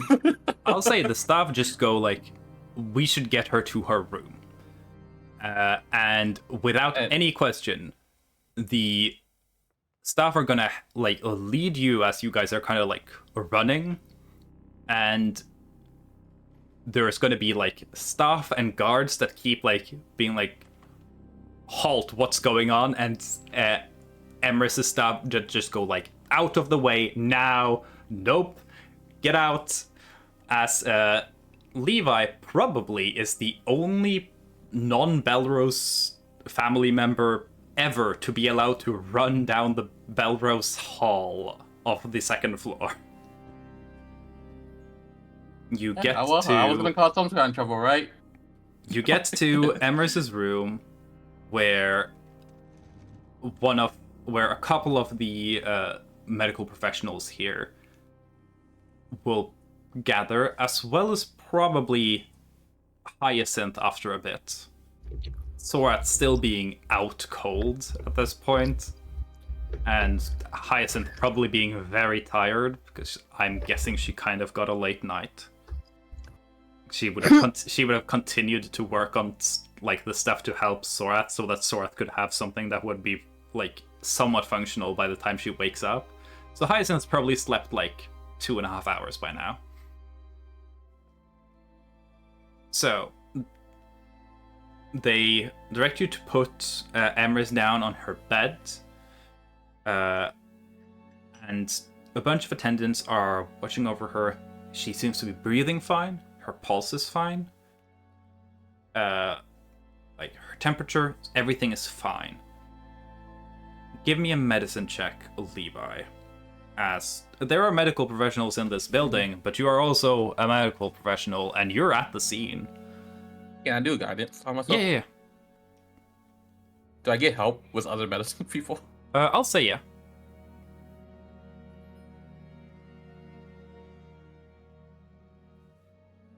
Thank God I got the advantage. Yeah, that advantage helped. 27. 27. What do you... Like, you don't think she is hurt. Based on what you experienced in your dream, and what you experienced when looking at the drawing, and what it seems to have... Like, what seems to have been the case when Emrys looked at it, is that her brain was just overwhelmed and it short-circuited. Okay, I'll ask the staff for whatever the papers are. Mm-hmm. I leave. Fuck, it got probably jumbled, so you can't even reach for the puzzle. I will assume that it's jumbled in the paper, but he'll just reach for them. He'll ask the staff for like an envelope or something, like something to basically put it inside. Yeah. No, Emrys's chambers are full of envelopes. Her favorite activity is sending formal letters. Well, not an envelope, but like something to put the thing in, not folded though, but Yeah. I mean, Hyacinth looks like he was the person giving directions. So Hyacinth will arrive a little after you give a diagnosis. Hyacinth is is Sorath's teacher, the Furbolg lady that was taking care of Sora. So eventually Hyacinth arrives and looks very tired and looks like she hurried, but probably the only person in the room right now that doesn't look like she's very personally concerned. She's like concerned in like, oh, this person pays my wages, I better gotta go check. But she seems to be the only person here who doesn't seem to have a personal level of worry. You get the sense that Hyacinth doesn't really care about Emrys, but doesn't necessarily have anything strictly against her either. I mean, and Hyacinth would just immediately clarify after like a little bit of examination that there's nothing cursed happening here, and there's nothing magical affecting her. I mean, who looks like the person in charge? Right now in this room, who is the person in charge in this room? You. I mean, Levi would probably go to, I guess. But if you're looking for like another person of authority in here, it would probably be some like Emrys's like head maid, like head attendant would be there. Well, I'll go up to them and go, I'm sorry for this trouble. She looked at these documents and then she fainted. So I think from based on my dreams, is that her brain overloaded from this information, from looking at it all at once. I'm gonna roll. I can't believe that Levi created the version of like Dream Anthrax.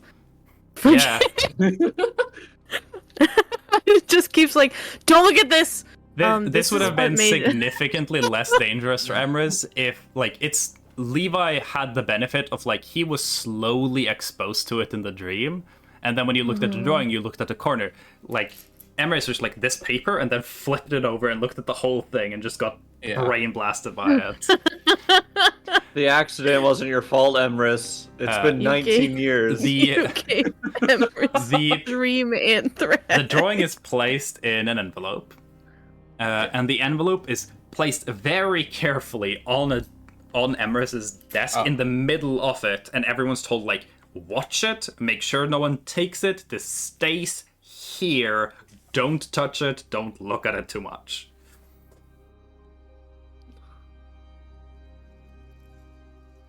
But I mean, does Levi know how to fix like just brain overloading?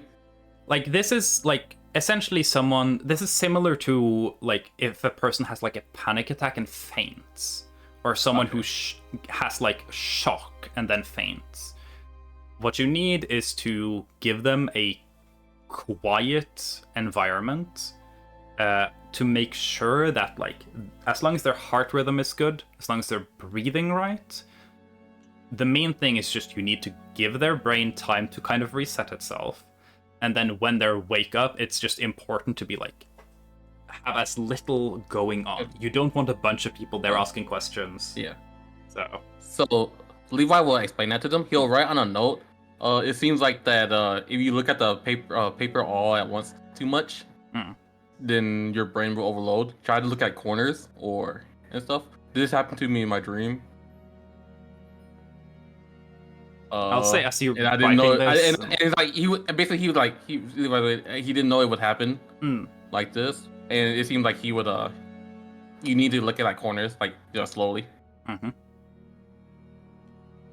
I'll say at this, like, as you're kind of explaining what to do when Empress wakes up and writing the note, eventually you hear noise and then like the muttering and people like running about like doing stuff. Everyone just stops wherever they are. Even the people who are currently like taking care of Empress, everyone stops what they're doing when Ambrosia enters. And you get like an immediate kind of gross feeling in your stomach as just as chill as Ambrosia's been. As someone who has worked with like medical care, the fact that the apparent default reaction for a room caring for a medical patient is everyone stop taking care of the patient Ambrosia has entered, just kind of rubs you the wrong way. But it kind of passes when everyone's like, okay, she's here. She doesn't seem upset at us. Let's continue taking care of her daughter. She looks around, looks at Emrys in the bed. Give me an insight check, Levi.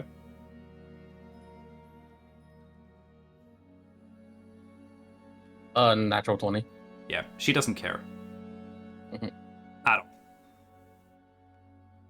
He looks around. You see the very friendly handmaid that you'd encountered the day earlier, who you later learned was like essentially Ambrosia's eyes and ears in here.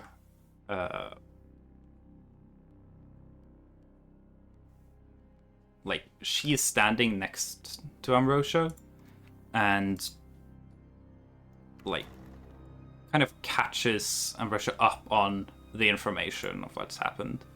Ambrosia just kind of calmly walks towards Levi with a little bit of a more stern expression. She isn't looking like neutrally happy like she was during the dinner. Mm-hmm. He just goes, I am going to need you to explain yourself very quickly. So basically, when I had a dream where I was able to interact, and it basically like birthing like a painting. How you would you explain it? Like, I explained it as paint on top of water, and then you move the paint. Yeah. You like paint onto water and you move the paint, but then somehow it happened in reality. And if you go to my room, you'll see that. And I saw something that I sort of needed a mage's help on, so I asked Emrys, but she ended up looking at too much of the information at once, and her brain overloaded.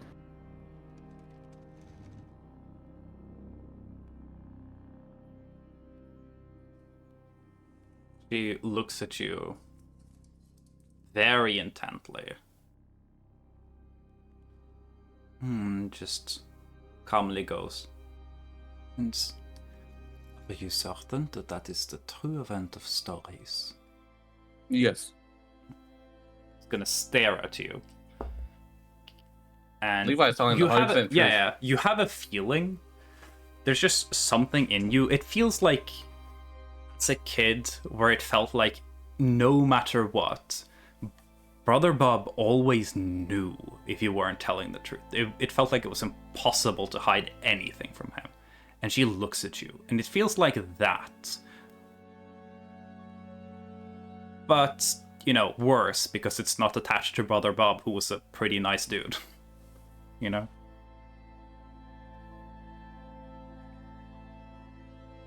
And if you want the truth, he'll point to the document. That's the information I saw is in there, but make sure you don't accidentally look at too much, or you'll end up, or you may also, your brain might also overload. It's probably how you put it, yeah.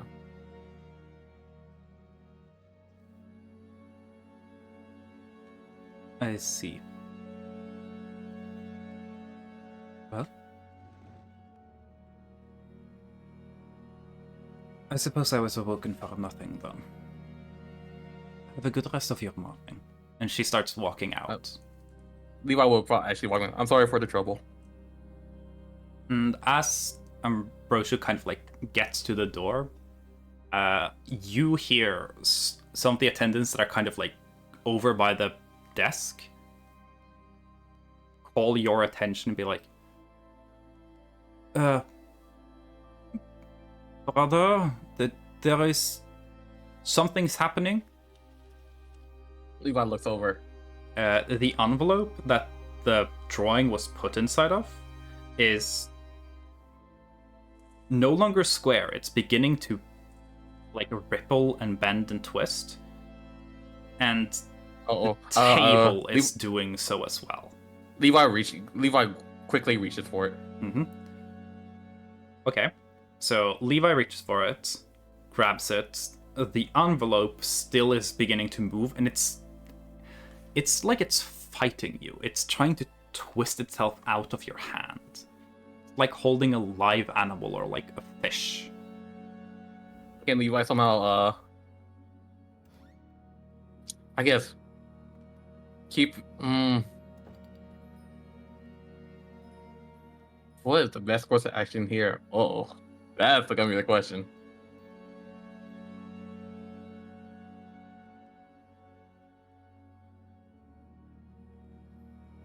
The walls in Levi's rooms are already broken, right? Yeah, they are twisted. They're still functional. The room didn't collapse in on itself, but they're pretty fogged.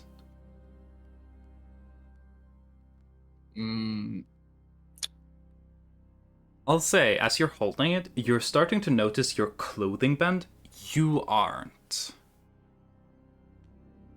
Like Levi himself isn't? Levi himself isn't, but your, like, the sleeve of your cloak is starting to bend, and you can feel it, like, bending and pulling on your arm. And the envelope is, like, bending and wriggling stronger and stronger.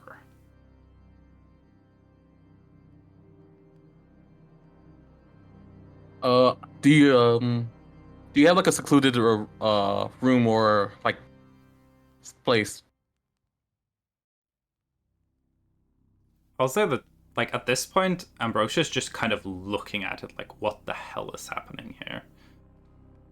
The staff would say that there are secluded rooms that you could put it in. Like not part of the mansion. Not part of the mansion.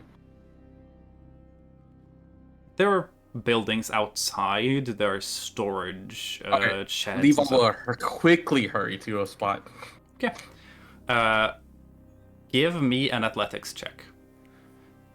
Because this is about... You said quickly, this place is big. 30-20. Okay, so you're sprinting, and while you're running... This is not really... Sprint is probably a wrong word, because you're probably running for like a good 6-7 minutes. While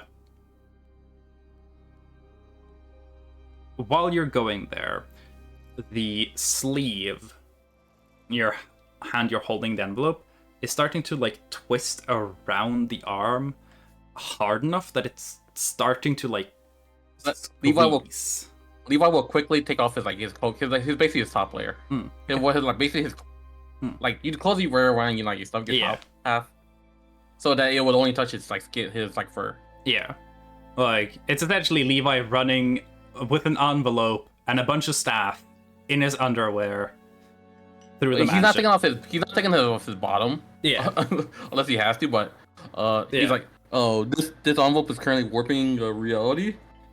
Shirtless Levi running through the mansion with a letter. This is not good. This is not good. The staff is definitely going to have a newfound sense of who Sorat's guests are. I'm not sure if if I mean that in a positive manner though. Yeah. This is I will say, shoutouts to Panda here. I'm pretty sure this is the weirdest thing that has happened in the Belrose Manor. That's a high bar. Yeah. That is a high bar. That is But a high reality bar. warping drawing trapped in an envelope of doom. That'll do it. Yeah.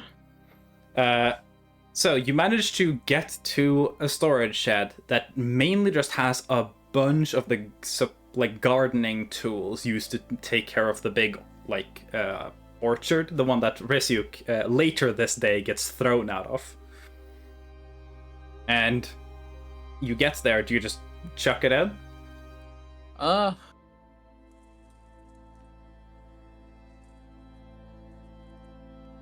Levi will probably go in with it, but Levi will tell the staff, I'll stay here with it, and I'll see how it sort of affects things before I leave. But do not get them close, because we don't know what it might do to people. Yeah. Some staff will stick around to, keep a watch, but at this point, they trust you enough that and enough weird shit is happening that don't get close. Yeah, okay, sir. We'll do that, sir. So, yeah. Levi will hold the envelope and it's not warping Levi himself, right? It's not warping Levi himself, no. Hey, he does not want to test on other people. But... Yeah. If it works the same as it worked in the dream, the people in the dream, when they got warped, crumbled like they were fragile clay sculptures. Well, Levi's currently pondering he should rip this up before this causes even any... Yeah. It is starting to warp things in the shed, including everything else Levi's wearing. Levi seems to be the only thing not affected. The shed itself is built just walls, a roof, and it's just built on the dirt. And even the dirt and grass is starting to shift. Everything in the... every tool in this shed has bent to a point where it's no longer usable.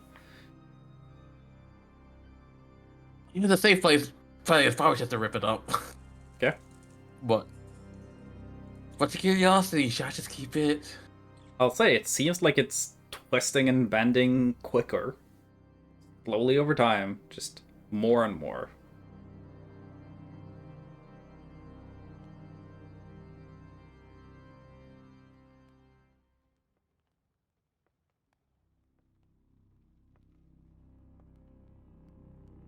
I probably should rip it up before it causes more damages, but... Okay, so Levi... I just had the most cursed idea. Fucking chuck it in where Obery is, but I don't think that would work. I don't think that would work either, I'll be honest. I think that's gonna cause more damages. Nah, let him figure it out. Yeah, I mean, it would be really neat if it, just killed him, but if it doesn't somehow, and he has that thing... Yeah. That'd be really funny what would happen? if it doesn't affect, people at all, and you just create, an infinitely spatially warping keep that, folds in on itself and is completely, inaccessible. It's Obery is in the sphere of indestructibility now. Cool. He's in the event horizon. Oh, Now what what if do we it came do? in contact with the puzzle box? Who knows? The puzzle Can we box put is it? warp Can we space. put it in the puzzle box? Because the puzzle box is warp space. Yeah, the puzzle Like box the is way that it's created by But the only A person sheet that of- knows how to open it is fucking Emran. yeah.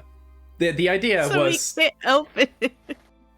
wait, no, I thought the thing Matcha was saying to put the puzzle box next to the envelope because space is being warped to see if it unwarps this puzzle box. Because this puzzle box Oh. isn't a metal box; it's a Oh, sheet of metal, and then sorry. space has been folded to Yeah, make it a yeah, box. Huh. Yeah. I'm trying to think. Should I play it really risky? I'll say, for the sake of it, if you are holding on to it a little longer, you like it is fucking up this shed very badly. Yeah. But the shed is a Yeah, no, decent Levi- away from Levi- Levi- anything. Line. Levi will probably rip it up. Yeah, no, Valen. Yeah. Okay, Levi rips it up. Nothing changes. It's still Can't- out. Oh god. I'll say it's like the second things start to like affect things slightly outside the shed.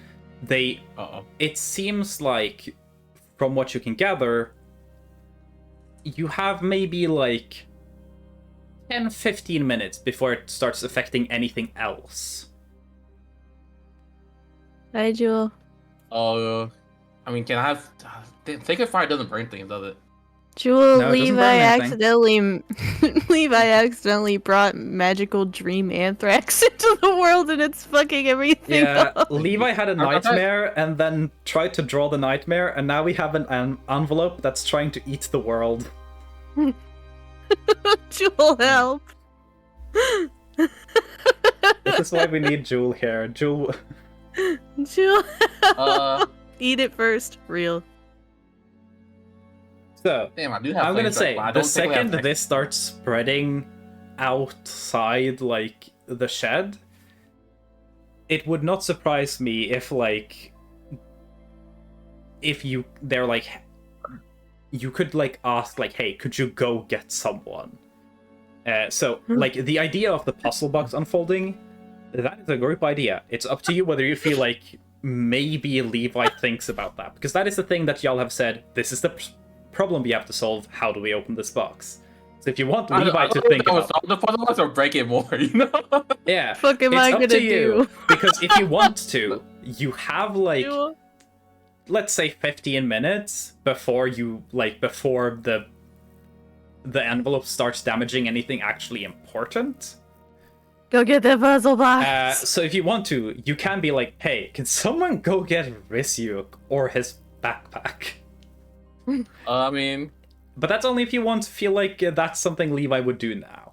If you feel like Levi's priority is just like, get me a fucking lighter, then yeah, Levi is more like, give me a lighter, not the puzzle box. The puzzle box is like, would be nowhere near Levi's mind and what's going on right now.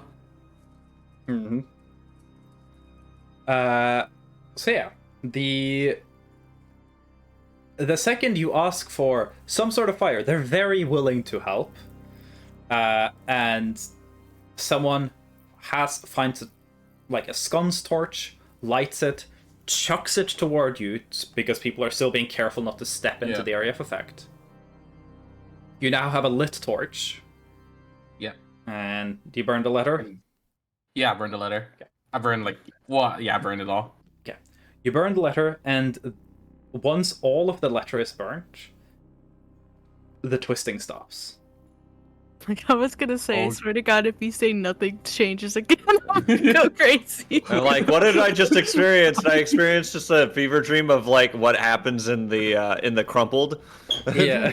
So, Like now Now we. people- not Like, oh my It's god, gone. it's so bad. It's bending the timeline. I will say, I was going to, if you guys put the puzzle box in there, I was going to have Panda roll, and I hadn't decided the percentages yet, but I had like considered something like it was going to be favored towards opening it, but it was also going to have a somewhat like likely chance to just permanently brick the puzzle box, making it impossible to open. And you guys would have had to find a way to solve this without dealing with the thing that the keys like lock off. Essentially, you would lock yourself out of the standard path, and you would have to find a way to sequence break the arc, or else the campaign I thought you were ends. gonna say. I thought you were gonna say it spawns a No, black hole. like, there's like, you could warp blocks, but if you mess up warping the lock, Mm-hmm. Yeah. Essentially, it then was you're going to just be, fucked. are you, like, is space gonna warp the folding of this box enough that it opens? Enough that you can get what's inside out? Or does it fold in a very unfortunate way where it just scrunches? and Sponge. and is the thing that Levi's not trying to think about the box right now. Levi's trying to think, how do I fix this? Yeah. So, yeah. All right, so I became the number one troublemaker here in the house very quickly. So, Levi will come out. Okay, I burned it. Everything's destroyed. It shouldn't cause any more problems, but it is still warped. yeah, everything that has been warped is still warped. So, I don't know Ah, how to fix this. shit. so Emrys's desk is fucked. Your room is still fucked. And this shed and the little patch of dirt around it is still pretty fucked. Well, Levi's kind of pondering what caused this. Like, what caused this? Is this like because we're in the shadow plane or something, or some distorted dimension? Give me an Levi's just Arcana check. Levi's just currently like pondering.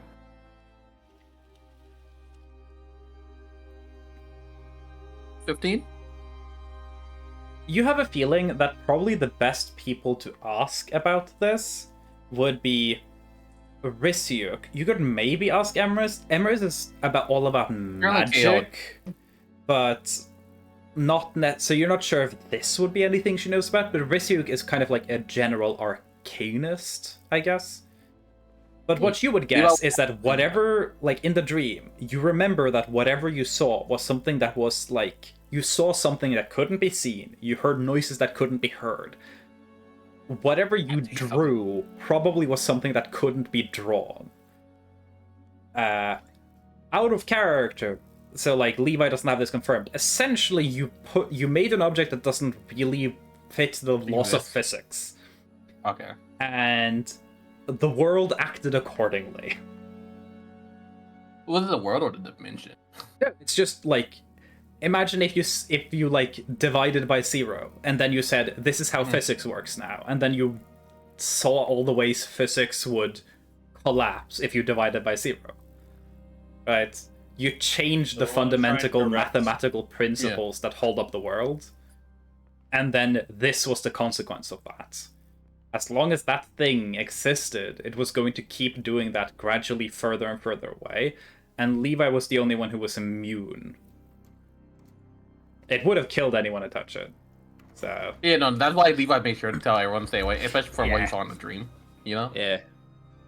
Rizik's basically an engineer of Arcane, so he'd be probably able to tell you how like things aren't supposed to work. Levi would probably go up to Rizik since Emrys is currently KO'd. And he would ask staff if he could get some new clothes. Can you leave out the fact that Emrys has been knocked like unconscious this whole time, so Rizik goes into that talk not knowing what happened? Yeah. I'll try. I'll It's say, funnier that way. Levi is not going to talk to anyone. Because the second that thing is burned, everything is like taken care of. Someone wants to have a conversation with you in her chambers.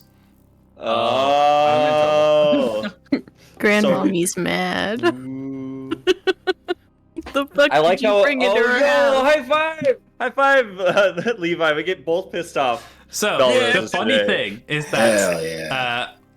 the funny thing is Ambrosia really fucking hates Levi now. She doesn't like. She hates the Church of God. She literally had the last pope killed because she hates how they run their politics because it fucks with her trade. She already doesn't like Levi. And then Levi causes a bunch of shit in her house and wakes her up early. And that's enough for her to be like, okay, yeah, no, you're worthless now. Shit. But who in this family surprisingly really likes Levi? Emrys. And then, on the other hand, Emrys fucking loathes Resyuk, while Ambrosia's like, oh, you're interesting. You're gonna be useful for me. Essentially, Ambrosia just sniffs like, oh, here's someone who's probably emotionally vulnerable and easily emotionally manipulatable. On the other side, Levi's just, Yeah. Or like Ambrosia's like, oh, this guy genuinely doesn't overthink things enough for me to actually be able to usefully control him. I need someone who thinks through what they're somehow doing. causes a bunch of shit. Yeah. So, yeah. He doesn't know the depth of Levi. Like, Levi isn't someone Ambrosia can control, because Levi just kind of goes for shit. Also, Ambrosia does like Gunther, yeah. Emrys also is kind of impartial to Gunther. And Anselm is like not someone who, like, he's not seeing out Gunther, but Anselm's a really big fan of Eustace. Because Eustace was big when Anselm was, like, traveling. Anselm was an adventurer. They were the, like, #1 adventuring group when Eustace was traveling. And it was kind of like they were legends at the same time. But Yeah, but Eustace was the one that, Anselm- like, outshone him significantly. And Yeah, Anselm would have Anselm probably likes- found that very hot. Let's be honest. Anselm likes Gunther for the reasons that Gunther hates when people like him. Yeah. Oh yeah, no. Anselm is like disastrous gay. Yeah.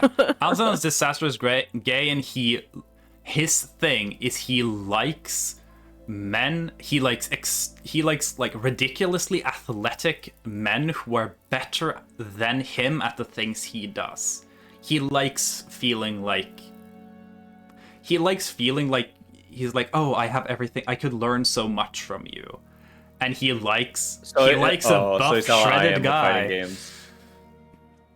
So, Oh, boy. unironically, Anselm, who is, I don't know how, like, what their age difference is. How old is Eustace at this point again?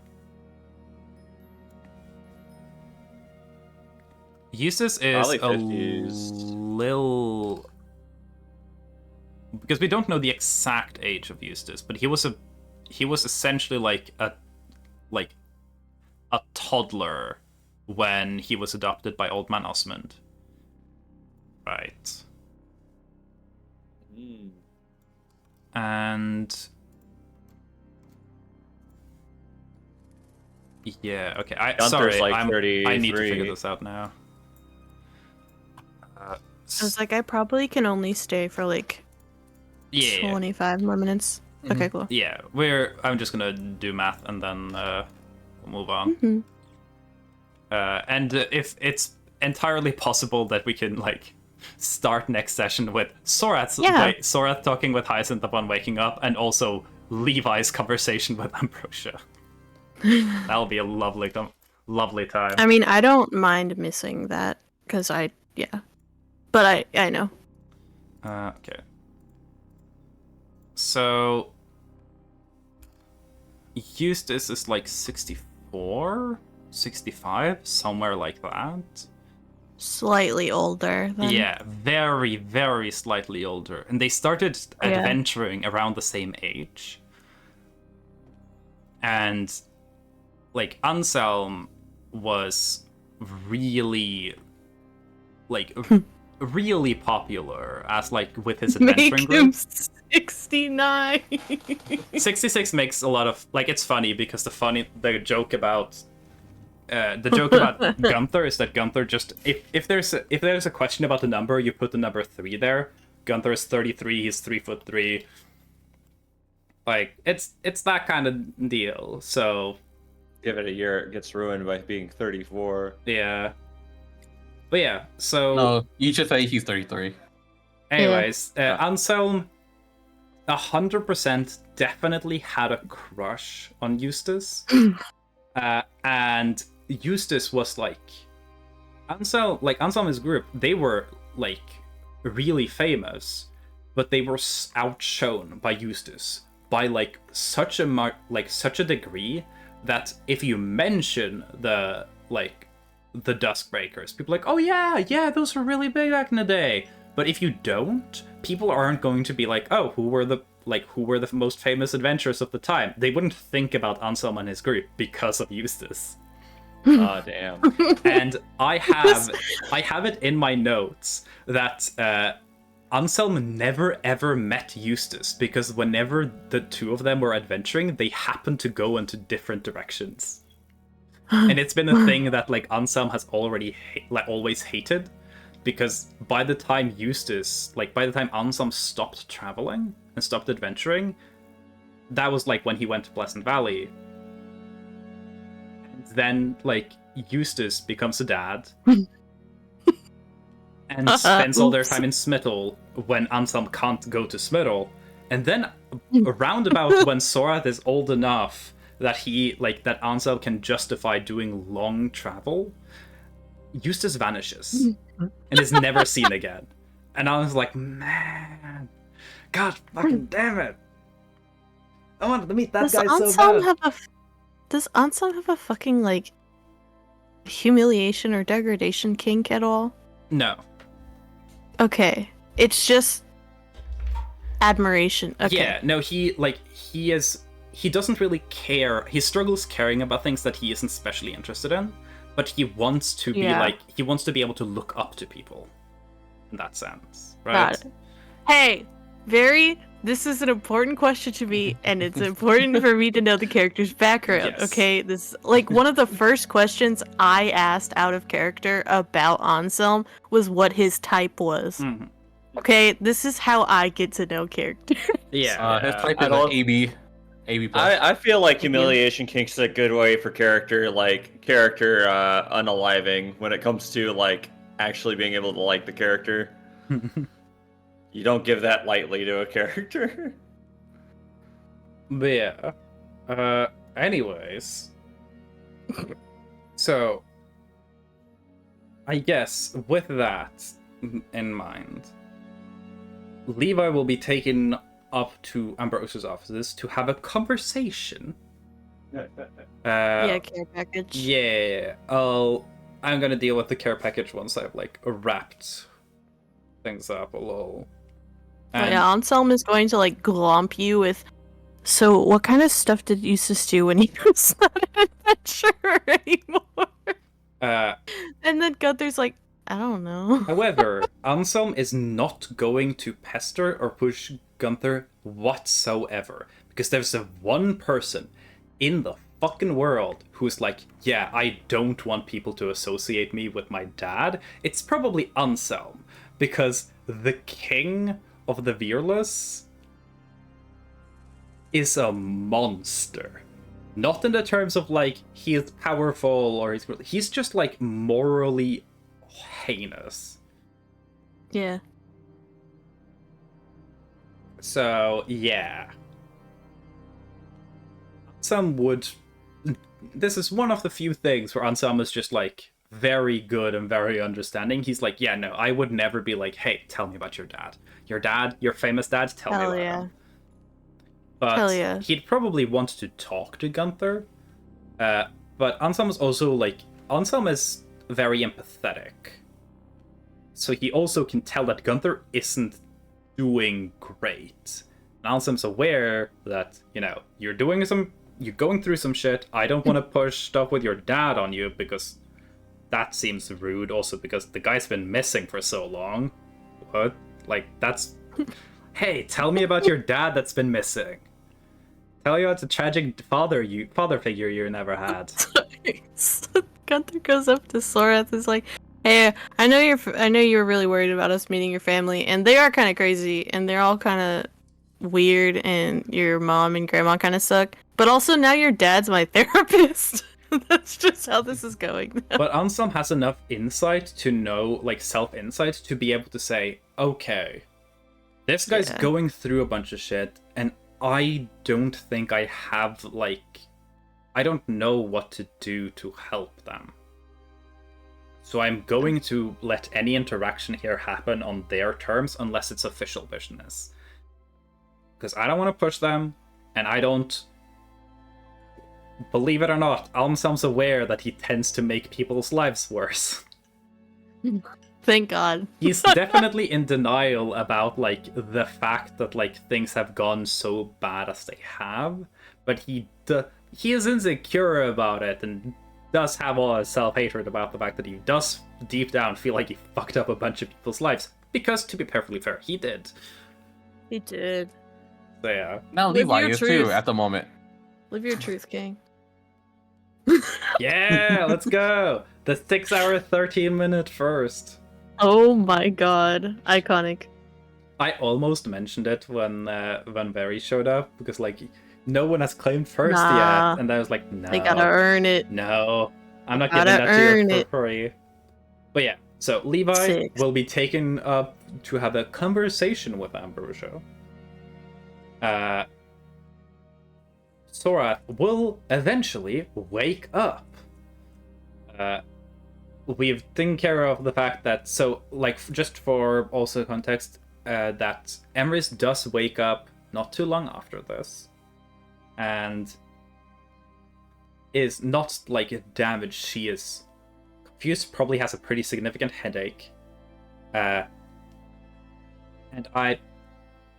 this was a thing that was going to be part of why Emrys was so frustrated. It's, of course, the stuff that happened with Sorath. And it's, of course, like, the presence of Dugal in her life at all. But also, her way of going, oh, well, I'm going to, like, I'm gonna make myself feel useful by going to Levi and talking with them, because they actually seem to have useful information, and people didn't seem to take that serious enough during the dinner, and I want to get to the bottom of things.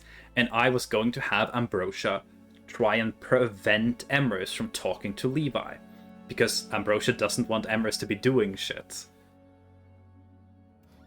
And that was part of why she was so specifically frustrated, because she already has a bunch of shit to deal with, and then Ambrosia, who usually does absolutely nothing around the house, just goes, you are not meeting the one person you want to talk to right now. And she was like, and that was going to be the boil over point. Which But if this makes happens, so much more sense now, especially considering, of course she would want to go talk to Levi now. Because she has so many questions, and then Ambrosia's like, no, he's staying with me for a little while. Get out of here. So, yeah, and then... Wow. I have to go. Yeah. Bye-bye, Zilla. bye, Salem. Have a good night. Bye. Why Or is it, I can chill for a little bit, but I gotta Yeah. like. Actually, no. I should probably just go. I need to Yeah. get my shoes on. Okay. Yeah. Bye. We'll be ending Bye. session now, Oh. so... Yeah, you're not missing anything. But yeah, directly after that... Like, Emrys waking up after that, she's not allowed to talk to Levi, not allowed to get any answers, and then the one person who walks up to have a conversation is just covered in the same runes that Dugal has, Dugal. who Emrys both loathes and is terrified of Dugal. So that was like the worst next thing that could happen to her. So yeah, Risyuk got yeeted. And again, we'll just be making funky little poison. So, yeah. You know how I find out Levi Day's going? I'll be honest. It's my last question of session. Yeah. Is there a poison that makes someone instantly come? Can I make it? I will say that is not something that Anselm has at their disposal, and it's not something Anselm knows about. But Anselm's a dreamer, so I'll say Gain might ask about it. Anselm will take it seriously, because Anselm's a fucking idiot. And very similar to Gain, the more I'm realizing. And we'll be like, hey, just because no one in the history of this world has ever found that poison or ever made it, doesn't mean you can't. Believe in yourself, kid. if you just believe in yourself and use enough poison, you can achieve anything. God. Alright. I got you. So yeah. Thanks for this session. A lot of shit happened. I didn't think it was gonna happen this way. You know how I thought Levi's day was gonna go? He was just gonna go ask Anson where Tackling was, Mm-hmm. and then go shopping. I'll be honest. That's all I had planned for Levi for this session. Yeah. Instead, you rolled a major nightmare for me, so I could fuck with the world. And I'm pretty sure if Brett had been there, the Dream Order would have been shuffled and it wouldn't have hit the two of you. Yeah.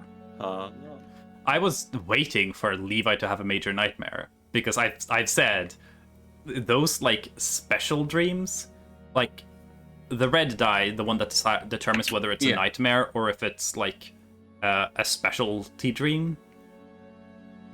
Those are like when the like more mystical powers of everyone's dreams are amplified, and Levi's mystical dream power is dream manipulation.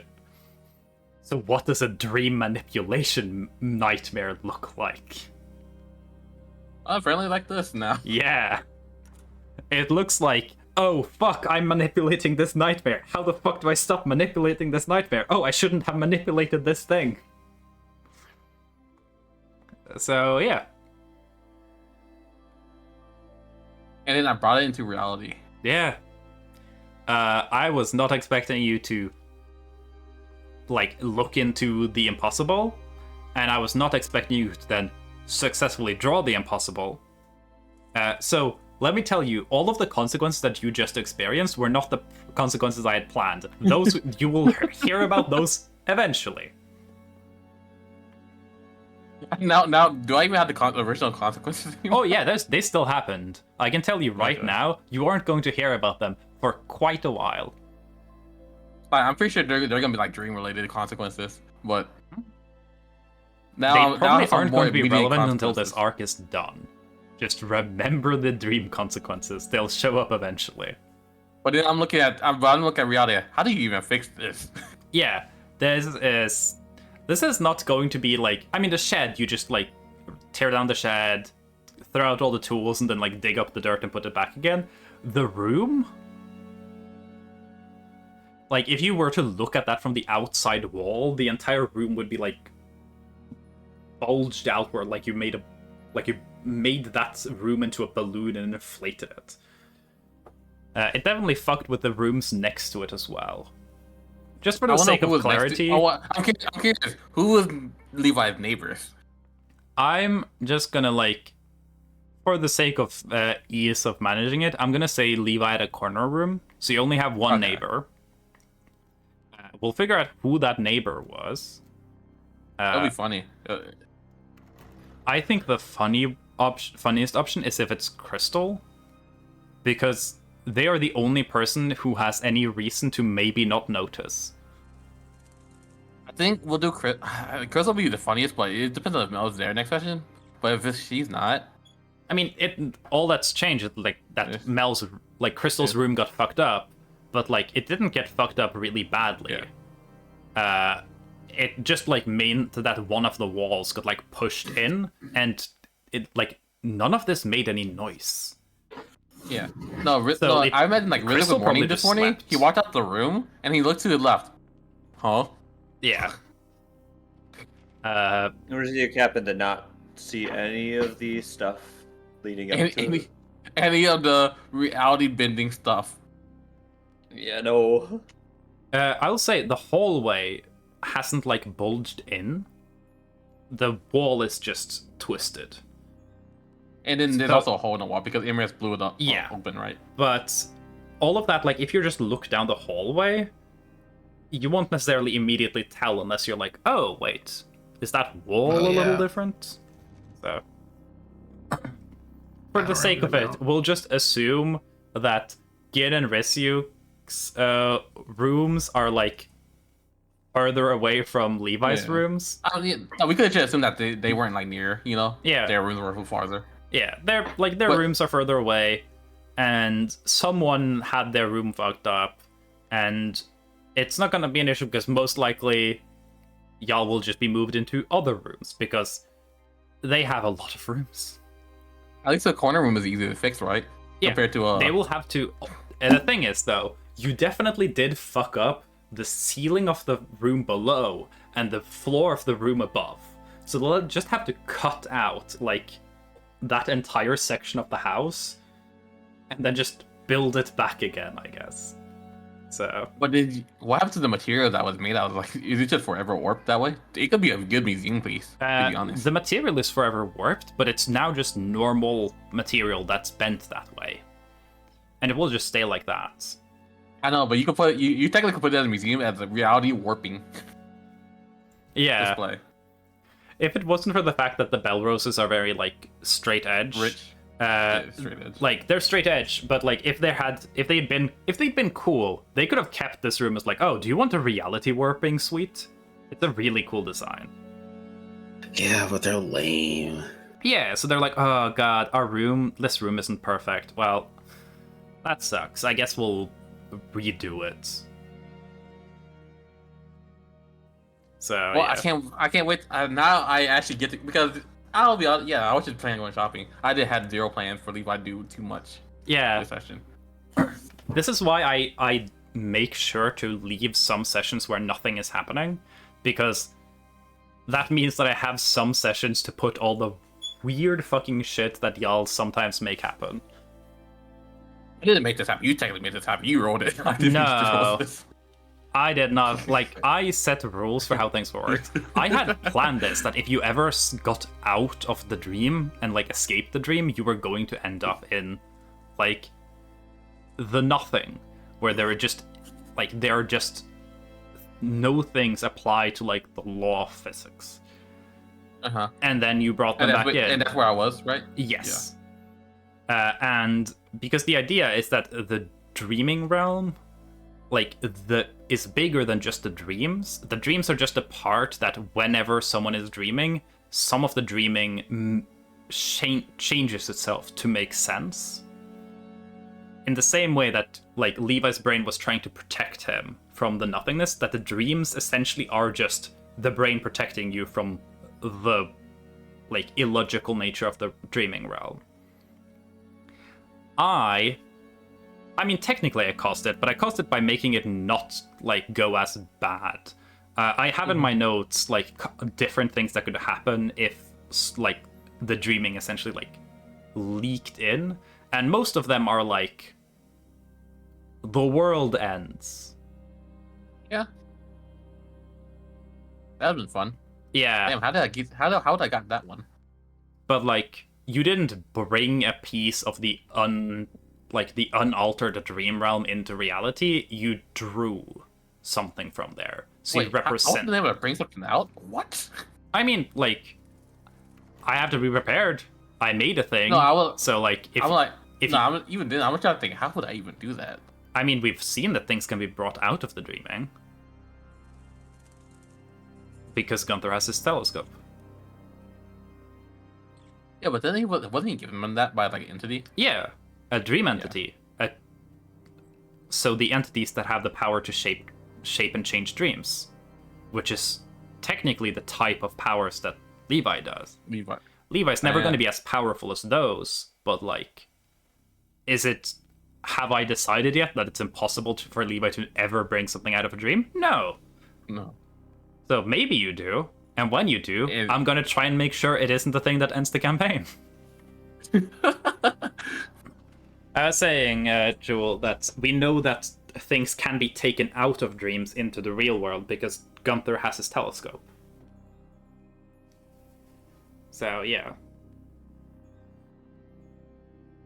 But yeah, that was a surprisingly active session. Gin made the poison of instant death. Can't wait. Thorath can't wait to use it.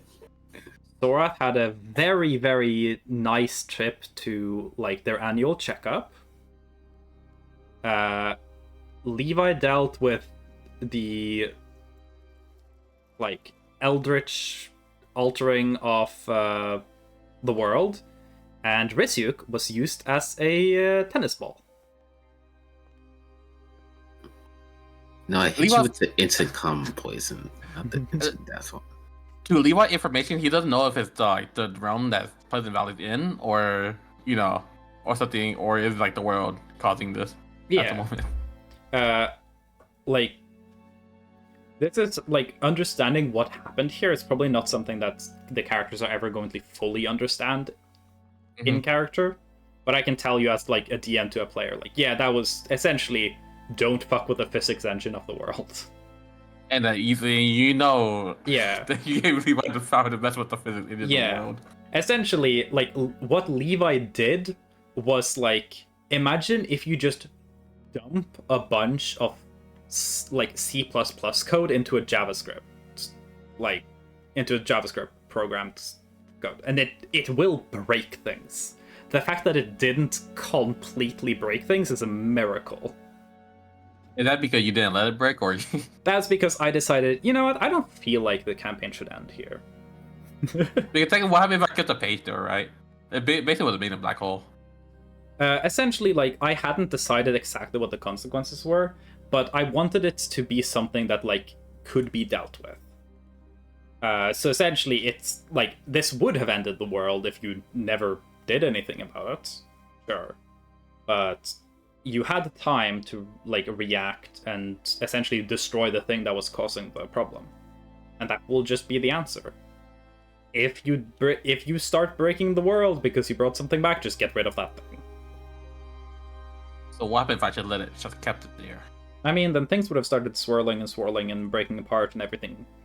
Everyone would have died. And, yeah. I mean, it would have eventually killed Aubrey. But Aubrey is, like, an intelligent enough creature that he would be like, oh, shit, the zone of kill me? No, I'm gonna leave. Theory. So it would be, can Levi catch up to Aubrey? And if anyone else gets close to Levi, they also die. So it would have been a game of, if I carried it around, I would have been just chasing Aubrey with this. Yes. And if I died. Yeah. And if you put, like, let's say the envelope was put, let's say like Levi dies or something while the envelope is there, it would eventually just ruin all of Pleasant Valley and eventually kill Aubrey. And if killing Aubrey would actually, like, end the curse on Pleasant Valley and bring Pleasant Valley back to the real world, then the letter would start killing the rest of the world. And, like, the only solution would be to send, like, a Warforged or something in there and, like, airdrop them in and hope they don't get twisted too far before they can, like, burn the letter. So it was actually really important. Levi just doesn't randomly die with that envelope around. Yeah. Yeah. You almost TPK'd the world. I almost killed the world. Yeah. That would have been real interesting. Like I said, when you decided to, like, fuck around with the Driantes, I said, like, okay, you're fucking with things that are so significantly more powerful than yourself. This is what I meant. So yeah. But yeah, I guess we go, like, raid someone. Yeah. Yay. Blaze is alive. Yeah. Alright, I'm gonna head out. Have a good night, guys. Yeah. I'll see you guys. Have a good night. Night night. I hope I get to. I'm gonna have to figure out what I'm gonna have to get away from Ambrosia. Yeah. But actually, the thing is, Levi still don't even know Ambrosia hates him. In all honesty. Bro. Yeah, you just know that Ambrosia doesn't seem nice. Yeah. Just hide in the garden. You don't find I'm already caught. What do you mean? Oh, you already caught? Oh, Yeah. Can't help you. So yeah. Also, Blood is live playing Fortnite. Blaze is Alright, playing I'm good, Fortnite, guys. but Blaze Yo, is Blood. doing Subathon, right? Yes. Okay. Blaze doing I want to Subathon. support the Subathon. Mm-hmm. I don't know what to do with raid messages. We don't need a raid message necessarily. But if y'all want to think of something, y'all can, I guess. I'm just gonna start a raid. Let's go. I'm gonna go over to Blaze. Blaze is cool, and they're blue. Yeah. And, ooh, they're playing Mythwrecked Ambrosia Island. How on... Did call voice in the raid? Is... I don't know. I think Blaze is a little more family-friendly, right? It's usually when they're doing specific type of like subathons, like when they're working with like Sega. So they go. I'm not gonna yeah, risk it. Yeah, that's what I was gonna say. Probably shouldn't risk it. Yeah. Also, I don't know Blaze personally whatsoever, so... That's a good rule of thumb when you. Anyway... Only be like that when you know them on a pretty close level. I only do that if you are very familiar with what's okay in terms of, like, content in their chat, or if you know them personally. Ideally, both. But, yeah. We don't need a raid message, just, I don't know, say whatever the fuck you want when you go over there. Just make sure you're nice. Raid. If you're mean to Blaze, I ban you too, so... Yeah. Yeah. Anyway, I'm gonna click the raid button. Bye, everyone. Bye. Bye.